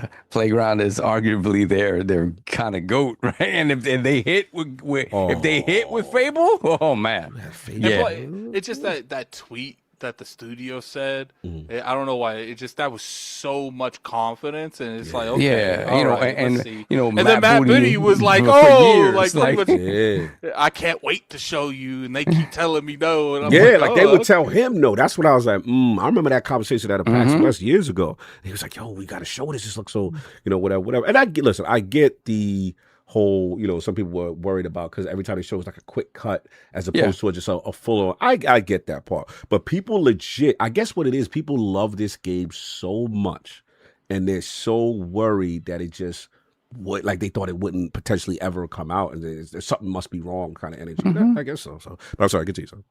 Yeah, man. So again, I'm just excited to finally really see gameplay, and hopefully that gameplay blows us away, like the last bit of footage that we saw, and hopefully it looks just as good, if not better than that. And and there we go. And then obviously then we have on the other end they have another part of the team working on arguably the most anticipated racing game, and setting that we've been wanting from this game forever. And arguably, what do you real quick when it comes to Forza Horizon? Mhm. You know how like I wonder if they're going to like, how like we were talking about like racing like the cruise ships or whatever. Like I wonder if they do anything Japanese themed because they're in Japan. What would it be? Like, are you gonna race something that like Japan's popular for? I don't know what it would be. I see you racing the bullet train, 100%. Oh, yeah, that'd be that's fire. it, I that's tell it, you, with a yeah. train. Yeah. You're racing And the bullet train for unfortunately, sure. we didn't get to do the bullet I know. train. I know. I see you doing that. For me, what I do hope with this game is I have no doubts in my mind it's going to be Racing great. Like, Gundam, I could see that. true. Crack. Yeah, you could definitely go do stuff like that, right?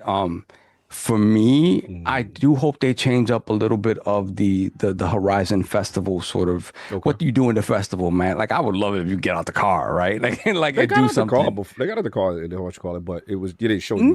Yeah, It was wasn't like some really exploratory quick thing. Well, no, it wasn't. You can't really get out the car. You get out like when you found like a barn find or something like that. They show a Right. cutscene. Yeah. But you're not getting out of the car, No, right? I could have sworn at 5 you could get out. Am I bugging? Nah, I'm sorry. Continue. I know you could. Is there something? No, it's not enforced. But yeah, I want stuff like that. Like evolve the series in that way as well, right? Like obviously the driving. Photo mode. That was the only time. It was Okay, it's just photo mode. Okay. Yeah. Sorry. So, and I remember, I don't even know, I never tried it in 5, but they had like a drone mode as well, like a drone mode that you can like kind of get out of the car, like shoot it out. And I used to use it to find barn finds and stuff like that. But yeah, I'd love something like that, where you just get out and you're really able to explore Japan. This is a great opportunity, I think, to be able to really like, people have been waiting for Japan for the longest time. It would be a little bit of a disappointment if you're just driving by stuff, right? And they don't really delve into like the history of Japan and like really get deeper into like these locales, in addition to the great racing, right? I think it's a perfect opportunity to sort of elevate what that game is. But we'll see. It could just be another Forza Horizon, which again I wouldn't be mad at. But we need that Tokyo Drift mode though. That nighttime street racing. Yeah. They gotta have some little they side know mode. that. You know what I They was know like, that. and I want to. They need to like put a lot of detail and make sure that mountain that they Fuji? the Fuji mountain, like they put a lot of detail into that. Fuji gonna be crazy. I didn't even think about that. Yeah, that'll be sick. Yeah. So, I'm excited for that. I'm not worried about that, and I'm not worried about Fable, man. I think they got this, man. It's exciting for them to kind of really get that shine, I think. And again, I'm excited to see what Fable looks like gameplay wise. Like it's been way too long, and to see a team like this get their hands on it, and that they're going to put all their efforts into making it something special. And they're a British team, right? So they understand the humor. Everything we've seen so far points to them understanding what Fable is. I like what they wrote in the Wire post. Yeah. To me, I was like, okay, again, we got to see the game. Yeah. But at least it looks like you got core sensibilities the way they wrote it. But yeah. And then whatchamacallit, what's it called? The Beast of Yeah, Beast of Reincarnation. Reincarnation. Where you at with that? Game Freak. I mean, with Game Freak, right? It's like on one end, like I get mad with them about the what seemingly little effort they put into Pokemon games and things of that nature. This looks good. This looks good as a as a single player, kind of companion, lone wolf kind of thing, RPG. It's cool because in a year where Phantom Blade Zero is a PlayStation exclusive, the combat here looks like it's cool, and it's not necessarily going for the Souls type stuff where that kind of pushes some people out in terms of wanting to play a game like that. So if it kind of hits that middle ground like Phantom Blade Zero is, which again initially a lot of people saw Phantom Blade Zero and was like, hey, it's another Souls game, like I can't play this. Yeah. Now it's like it's more of an action game, it's more accessible. So I just feel like that opens it up to more people, and this feels like that type of game. We'll see. We'll see. It looks good. It looks good, and we'll see if this deeper dive into it really gets people excited about it. Yeah. So excited to see more than anything. Even like I would have been over the moon to see Forza 6 finally, and I am. Yep. But it is Fable that I'm just like I need to see this. I need to see this. Because again, it's like you go back, like Perfect Dark is canceled. This is a game that you've been rooting for since you heard they were bringing it back, and I'm glad they're finally almost at the finish line. You know what I mean? And it's coming, and there's no more sort of speculation about it getting tanked and things of that nature. So excited to definitely to hear that. Secret game, yay or nay? On the showcase. See, there's always a secret game. There's always something that pops up, right? And they said there's speculation that it might be a smaller new title from an Xbox studio and not necessarily a third party thing. I know we've seen third party stuff. Maybe Double Fine. Double Fine with I mean, what can it be, right? Jez kind of alluded on Xbox to something. I'm trying to get his words wrong. I'll probably go, but it was something like not a fighting game, like something with the play fighters or something. I don't know, some very unique thing that internally they're extremely excited about. But again, I could be wrong and I could be misquoted. I mean, cool. So. Yeah. I mean, again, Keeper, I kind of felt Keeper got kind of tossed under the rug a little bit and didn't get the shine that it deserved. What is it called? Killing, KILN by Double Fine. One Bad Mother. Salute, brother. Good to see you. Yeah, that's the strong rumor. They saying it's Double Fine. Okay, cool. It'd also be a perfect time to give some shine to like remastering Fable a little bit, maybe, if that's been do a works, little old right? school. Bring it back. Obviously, Fable 2 and 3 are not on PC. That'd be nice to get those on PC. Maybe they've been working on that behind the scenes. That'd be nice to sort of get people into the Fable mood. Even though this, for all accounts, it seems like this is somewhat of it's kind of a reboot. Like I would hope. Be crazy. The hidden games of Fable 1, 2, and 3. And as of now, gamers. Yeah, exactly, right. So we had heard something about Fallout 3 and Fallout New Vegas remakes or remasters, and so that's been kind of nixed.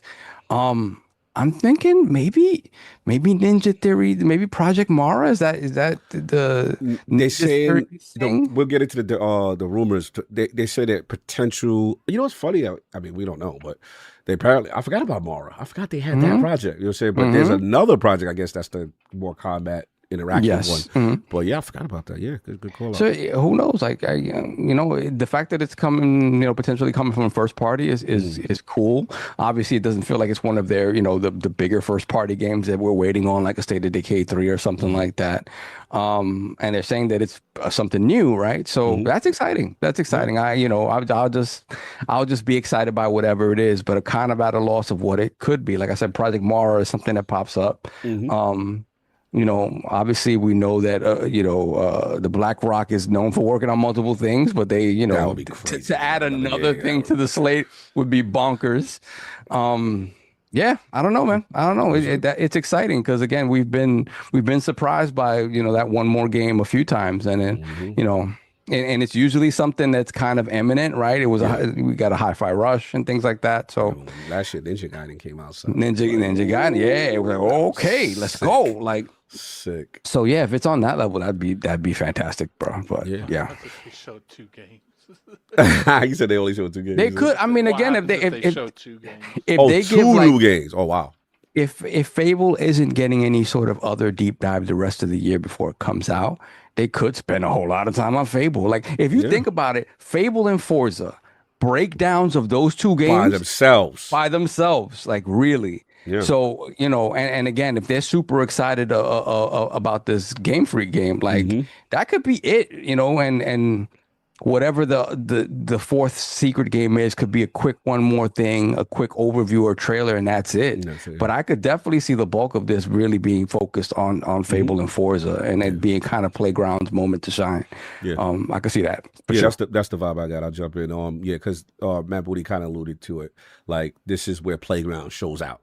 So, you know, the long anticipated, you know, vibe I get is that they understand the assignment that from a gameplay perspective, you have to show a lot of this game. People have been waiting a long time. Everything before looked amazing. The cinematics looked great, but they were always quick cuts, right? If it wasn't a cinematic, which looked amazing, lifelike, like one thing about these cinematic, I was blown away. But when I did see the clip, it was funny that when I saw the quick cuts of like gameplay and her moving around the world or whatever, you know, to me, I was always blown away. I was just like, that looks incredible. But for whatever reason, I guess because people were so, remember the conversation was like, yo, that ain't real.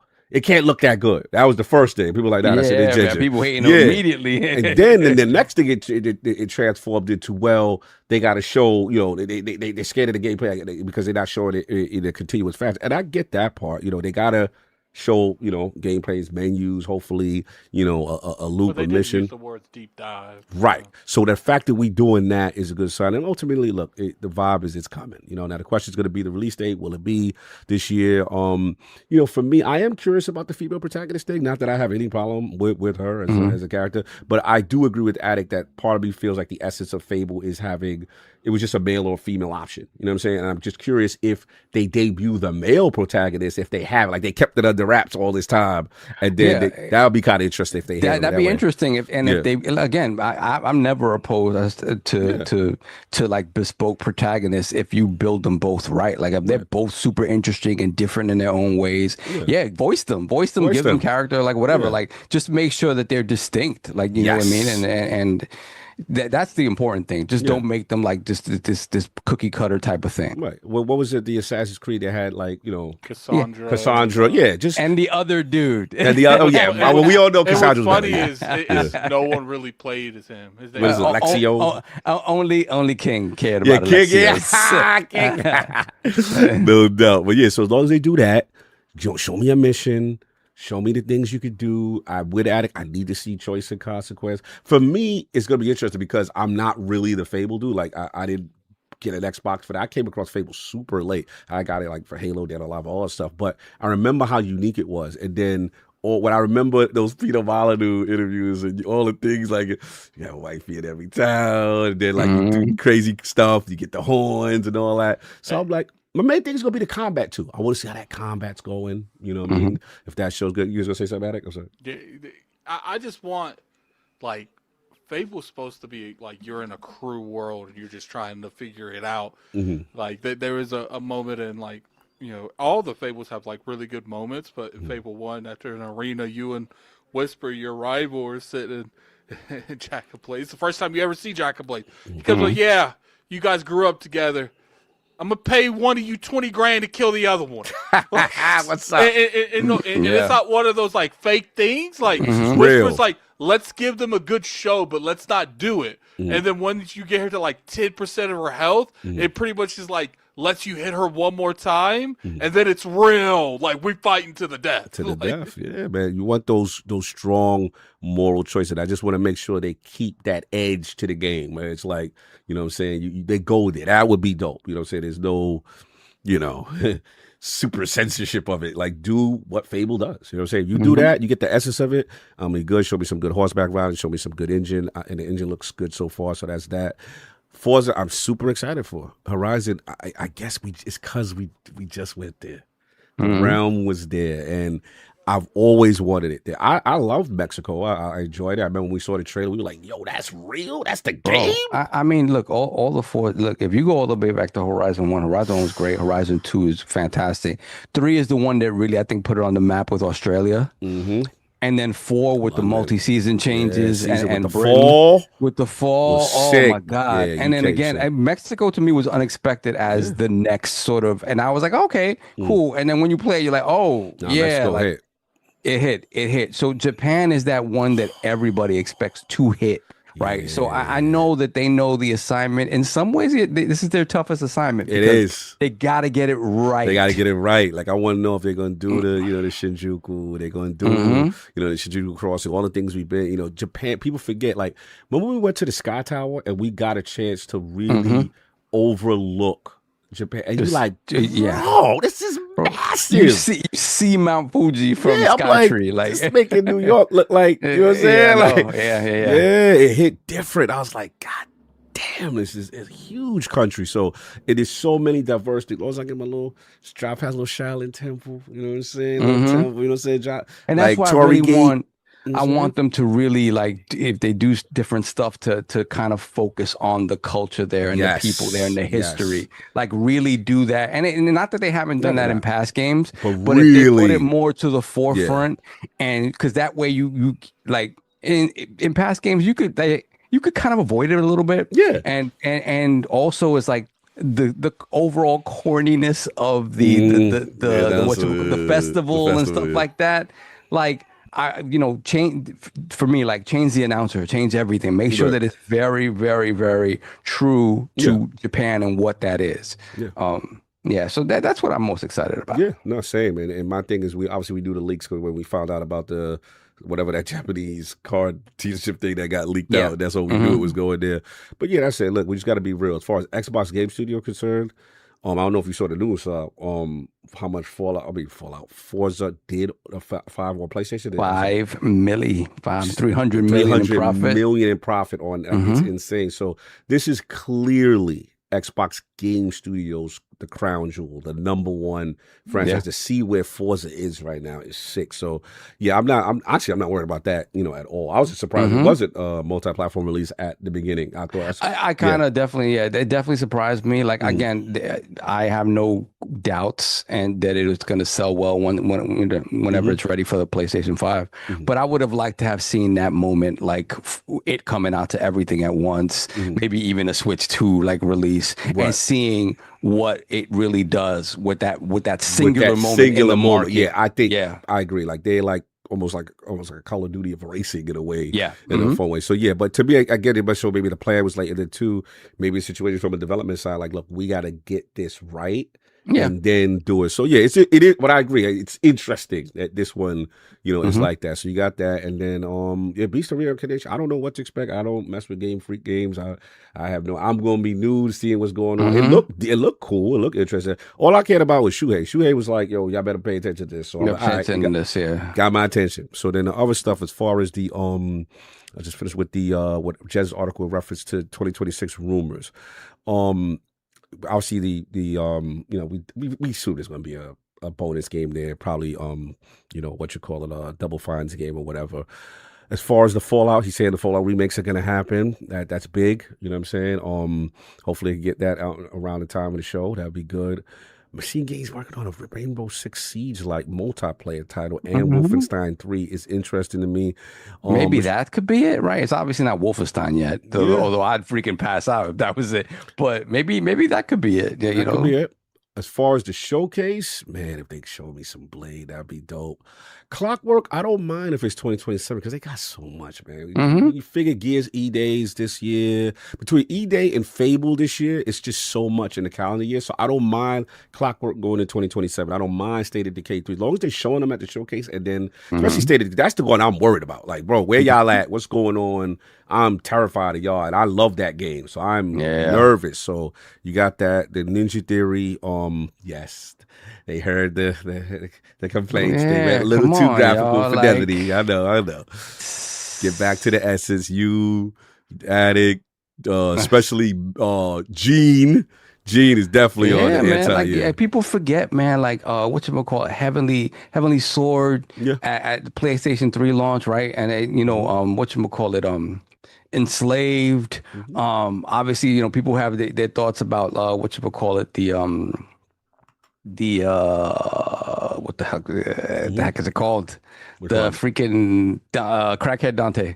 Oh, got the name now. Oh, Blanket. Yeah, I know you're talking Devil about. May Cry. Devil May Cry. Yeah. Yeah, so their version of DMC, which I thought was cool and unique. Apart from the Dante design, I was not a fan of that. But so they could do combat. They can absolutely do combat. It's just I get it. Beautiful games. I really enjoyed Hellblade 1. 2 was a sight to behold, but I just want more core gameplay. No, I get it. And I think yes. that's fair. So for me, I'm just excited that because that was a studio at one point, I'll be honest, I was a little worried about. But I was like, all right, cool. Well, they're showing their value. They still got projects. They still got more. And then if this new joint, if they want to show that, fine. People forget about Replaced. That's supposed to be this year. I got my eye on that. Yep, I'm looking on Replaced. They got so many games. Replaced has a date though, right? Yeah, I believe so. So you got that, and then it's gonna be my Elite Series 3. Kid can have his OEM hardware that I'm not really too interested in, to be honest, unless it's something crazy. But no, they got so many games. I'm super lit. But that's it for me as far as the rumors with Jez. What is this OEM thing that King is on? So basically, the bet was. He believes that this is the original bet that he twisted last week. That I'm gonna let him rock, but I gotta correct for the record. The bet was that he believes Xbox themselves is no longer making a first-party hardware Xbox. He believes moving forward, every next generation Xbox or current is going to be OEM only. That's what he believes. I believe that there will be OEMs. But Xbox themselves, when Magnus or whatever it comes out, it will be an Xbox device. Now, where Jez got confused is he's thinking I'm fearful of, it's going to be like the full experience. It's not going to be a pure Xbox console. Like, you know how the ROG Ally is? Like, it's going to have that. Yeah. I'm not worried about it. I know they're going to have the Xbox full experience. I know they're going to have, different storefronts and all that. And as long as they have the main console thing, I don't really care about that. But that's where the confusion is. So, to King's credit, he has admitted that he's been bold that there's going to be OEM hardware this year. That's not the bet. The bet is whether Xbox themselves makes it, whether it be 2026, 2027, whenever the Magnus comes out, he believes Magnus will have someone else's name on it, like how, this is MetaQuest and that's ROG, right? He believes it will not be Xbox themselves. So that's the bet. So just to be clear, because he's been running around with little frontline narratives, painting stuff that ain't true, trying to talk, but I got him. All right, bro. I'll let you out. But if you listen to Lords After Dark, we'll see who got who back. And go check that out on the Insider Game because they had to smoke his boots on that one. You go, bro, it's funny as hell. You gonna laugh. You gonna see his soul leave his body when I had Tom Edison in the room. Oh yeah, it was great. It was great. Loved it. Love you, King. Anyway, but as far as the rumors with Jess stuff, Attic Soft, before you get out, what excites you about maybe 2027 games that could be shown? For me, I just feel like the cadence of the stuff that we heard about a long time ago is still on the table, right? Still coming out. I could have easily seen a State of Decay 3 being canceled, especially after not really having. They showed that initial sort of teaser of showing it, then they showed something else afterwards, and then we haven't seen anything beyond that. If you would have asked me which of these two games, Perfect Dark or State of Decay 3, you think might get canceled, it would have been State of Decay 3 for me. Yeah.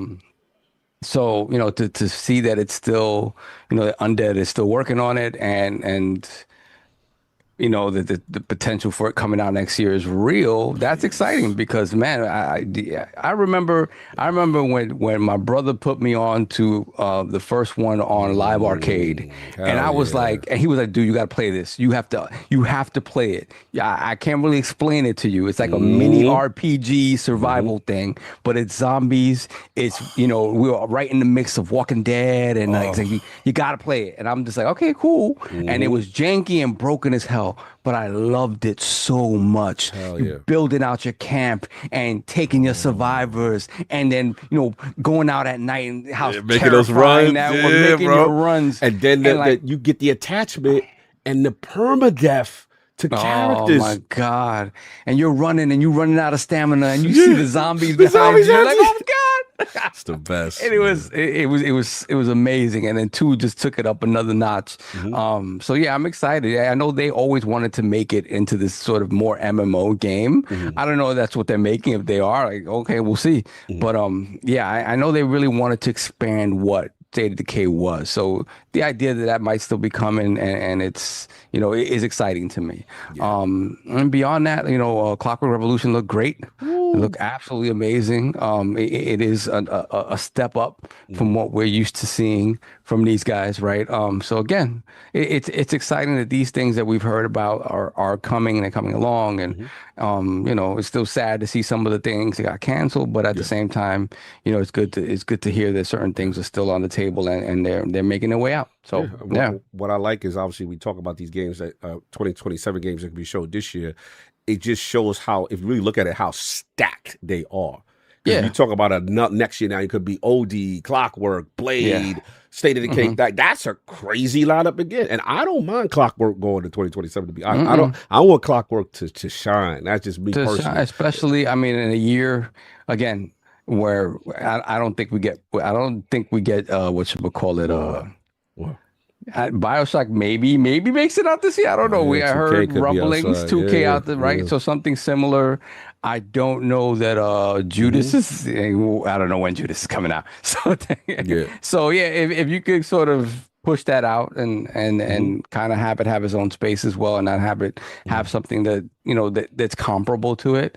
Although again, that game looked super unique. So I'm just give these games all the time that you need, right? For me, in this point of change for Xbox and shifting into something that's less hardware focused and more focused on the software and the ecosystem, it is imperative that with every release you get a good game. Like, it doesn't have to be a 10, it doesn't have to be the greatest game ever, but we need 8s and up. Like that's really, listen, I won't be mad if Fable tries to hit that. I mean, I wouldn't be mad. Oh no, like again, I would love to see that 100%. Like I would love to see that, because again, we haven't had that. In a year when like Forza Horizon 5 won Game of the Year from IGN, but nobody else really thought about it in that category, though it deserved to be there. But I would love there to be no questions asked. This is the Game of the Year contender, no doubt about it. That I want to see that, right? I want to see and I want to see that consensus in the general population. There's there's no questioning. There's no Xbox tax involved here. There's no hey, this game deserves to be talked about with the very best of the best of the year. And then, I want them to have that type of game for sure. Facts, no doubt. Attic, as far as the rumors for the showcase and the rest of the games of the year, what's exciting you? I think it's too early to talk about the showcase. Okay. Leaving them Jez rumors, when you get excited about State of Decay 3 for next year? I gotta see at this point, because State of Decay has been up in the air on what they're doing, if it's gonna be an MMO or some kind of thing like that. I'm excited to play those games when they come out, but I'm kind of focusing more on 2026. I feel you. State of Decay is cool, and the Clockwork Revolution I'm excited to play. Comes to beyond that, are you okay with Clockwork being next year, according to the rumors, not this year? I don't care. Come out this year, next year, whatever's better for the game. I think there's more than enough. Microsoft has more than enough games if to play this year, and with all the third party and potentially GTA, they could take a good 6 months off. I don't think it's going to kill them. Fallout remakes, you good with that? Oh, I'm good with a Fallout 3 remake. So definitely. And New Vegas remake, he said. Yeah, I have to see one before I can look at the other. Right. So once I see one, then I can start getting hyped for the other. Okay, all right. Yeah, I, guess I would want those games to be Oblivion-esque remakes. Yeah, Like, we need that level. I don't want them to fall under something. Don't 4K 60 me and call it a day. In Fallout 3, like I don't even think you can aim down sight. Oh damn! It was entirely VATS. I don't remember. No, you could. It just sucked. I just like they made it so you use VATS for everything. Well, I don't think it was like your typical like legit aimed outside. It was like it zoomed in a hair. And then you just missed all the time, and it's like, all right, I'm just gonna use VATS. I'm gonna use VATS. That's what we doing. No, I feel you. Salute. But that's all we got. If everybody's good, we actually get up out of here at a reasonable time. Get out of here. Yeah, that's why I stayed. I was like, all right. Yeah, this is. I'm used to. Yeah, we're almost done. Shout out to Circle. Whatever. Just get these super chats, man. If we got any left. We just point out that what member are we missing? Are you implying because a certain member is not here to spit his bars?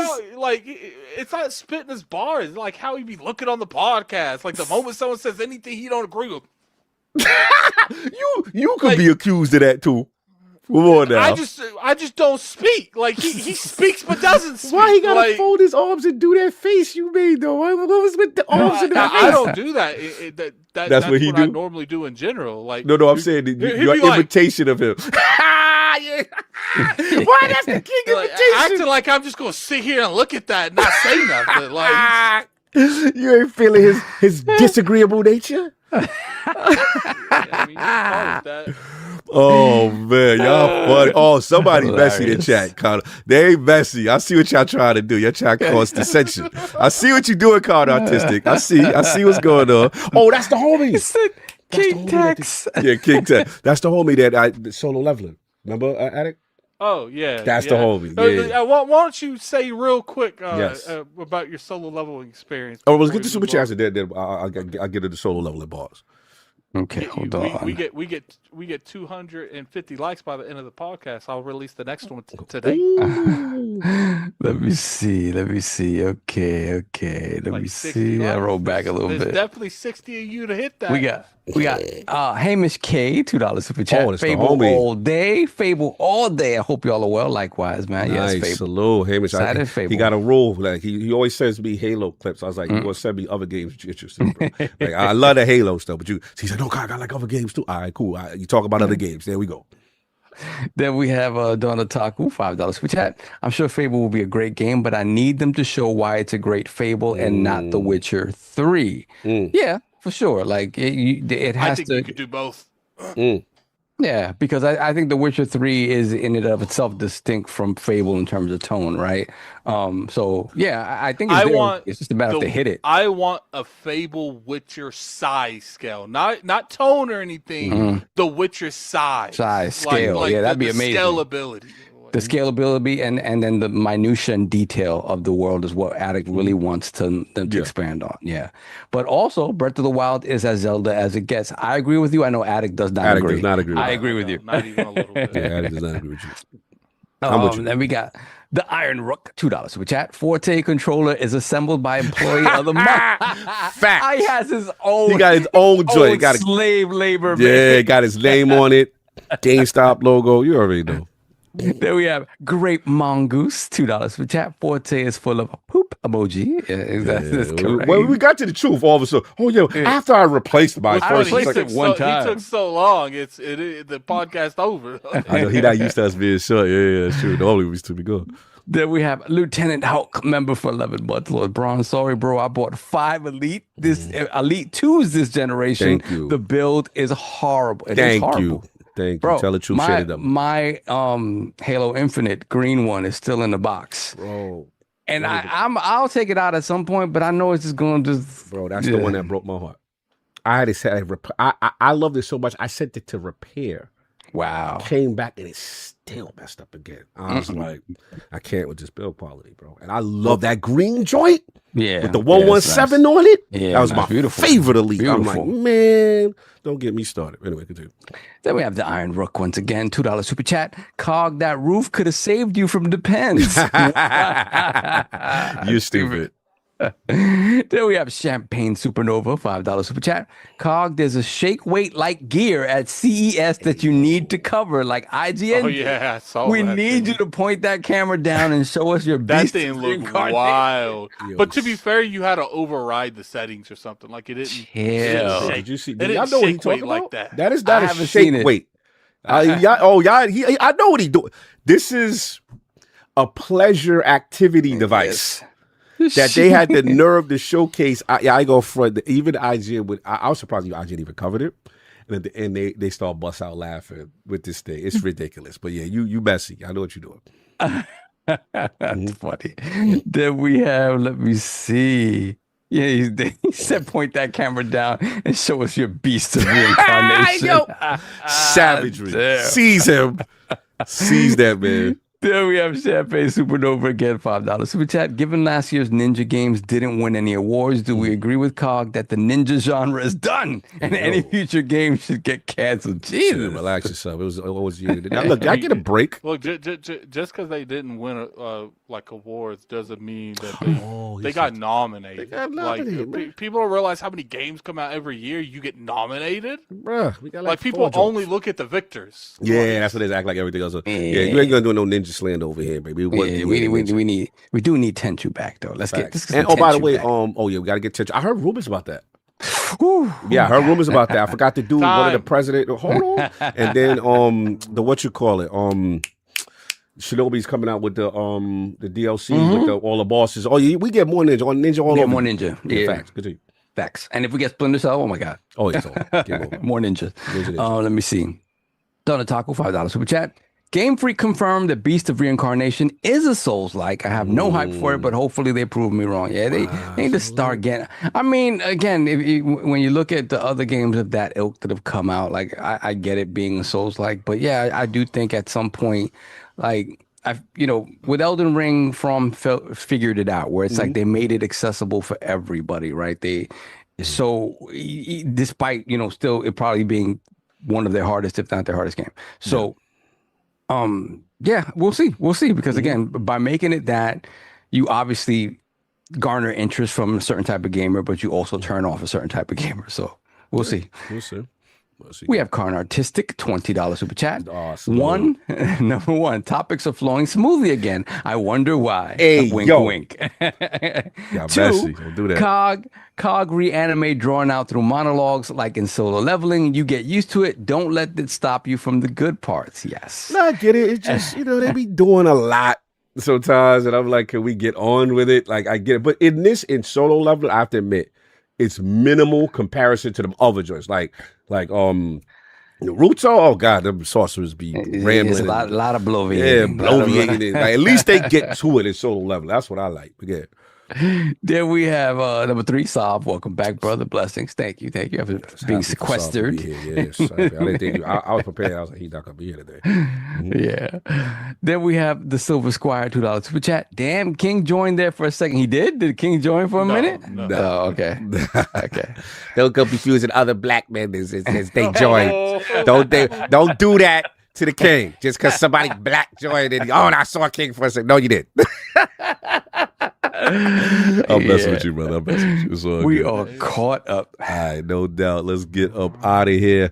Lord Addict, where can people find you? What you got going on, sir? You can find me on YouTube at Gaming Addict. You can find me on Twitter at Lord Addict ILP.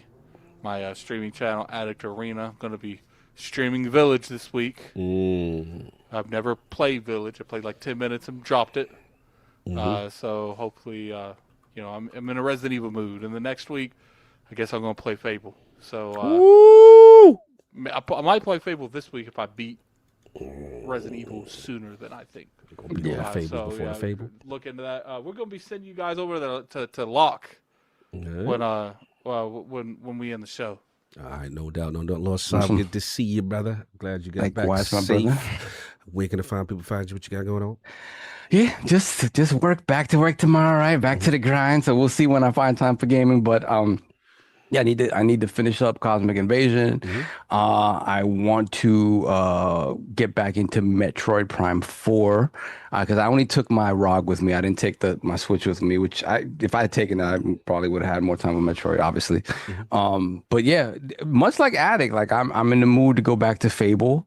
I'll probably play Anniversary on the ROG or my laptop, and then go back to 2. Like I said, I hope that at some point they'll bring those to PC. But yeah, if I'm gonna play 2 again, I have to do it on the Xbox. Yeah. But I want to get back into those before Fable comes out. And also like Addict, I fell off of Village and did not finish Village when it came out. So I want to get through that, even though I don't know how much of a tie story wise it has to Requiem, but whatever. Get me in the Res Evil mood. Very. I think they're separated stories, but they link up. Yeah, in some way, shape, or form. But yeah, I fell off of Village, and I would like to go back and play. I did play. I have it on multiple platforms. Like I kind of want to be a beast and do it on PSVR and terrify myself. But You wow. Yeah. Them But joints is scary, yo. I ain't gonna front. I'm not built for that. I learned very quickly I'm not built for VR. I remember the demo when it came out. I was like, oh man, Yes. the werewolf part in VR. Oh man, terrifying. But yeah, I mean, I may not have time to do that, so I'll probably just play it on the ROG or play it on the laptop and whatnot. But yeah, that's what I'm looking to do. No doubt. Want to wait in the chat. I see you, man. Again, salute to you. Sorry I couldn't make it yesterday. Also, happy belated born day, Hargeet Chani. You know shout out to Hargeet shout out to him, man. I want to send him some love. I'll shoot him a message as well because he was on away. I was supposed to be on, but I got back super late. I was just pop in, whatever. But yeah, appreciate everybody pulling up, man. And again, shout out to the New York Video Games Critic Circle. Really, really appreciate the things that they're doing in the space. Super dope. They got GG Fest next Saturday. If you're in the New York area, pull up. I will be there. Robert Kellett, Lords of Gaming down there. He's gonna be with me. It's not +1. We're gonna pull up in there. And then the Game Awards show. Now the Lords normally we attend every show, but this year will be different because they doing it on Sunday, which is a first. They haven't done that in a while, so we will decide. I may decide to stream it on my own or whatever. We'll figure it out. We'll figure out what we're gonna do because I think they go a little later at like 7 Attic or something like that. So it's gonna be an all dayer for me. So I'll do ILP, but I'll definitely probably stream it. And if y'all want to hang out or just message me, let me know if anyone wants to be a part of it. It'll be dope. Hold on, somebody's asking Attic. Do you have a Twitch channel? No. Part of me feels like I should try, but as of right now, no. Okay. Yeah, so then that's what 102 thing. Shout out to Rugged. Shout out to what you call Arcade. He'll be pulling up with me on that. And again, you see the links in the description. Please, if you got anything you want to donate, it's a good cause. It's also the event, Con Artistic. The event, if you're in New York, it's called GG Fest and the New York Game Awards. So next Saturday will be GG Fest. It's at the SGA Theater. I'm gonna put the link in the description. So yeah, this is for the tri-state area peeps who are listening. This is it here right there. So that's the event. You know what I'm saying? They got the concert, the Super concert. They got a lot of gaming. Reggie Fils-Aimé going to be in the building. It's crazy. Now, Sunday is going to be the actual New York Game Awards, where they're going to present. They're going to have a lot of surprises there as well. And then after party. I think the after party stuff is sold out for the physical event. But we're going to try, at least I am going to try to stream it. I'm just going to make a day of it and just Attic got to set me up. And I will definitely, I think it's like at 7 next Sunday, I believe is the time. So I'll be pulling an all-dayer after post-ILP with my situation. So I'm finished next week, but I got to support the circle. But yeah, that's it, man. And again, appreciate everybody in there. And if you have anything you want to donate, it's pinned in the chat at the top. Donate. This is for a good cause. Attic, we got anything else before we get up out of here? We're gonna send you guys over to the Lock with the Last Stand Media. Oh, Lock is the Lock? Yeah. Oh, that Lock. Yeah. Oh, I didn't know. All right, cool. Everybody enjoy your Sunday. We up out of here. Peace.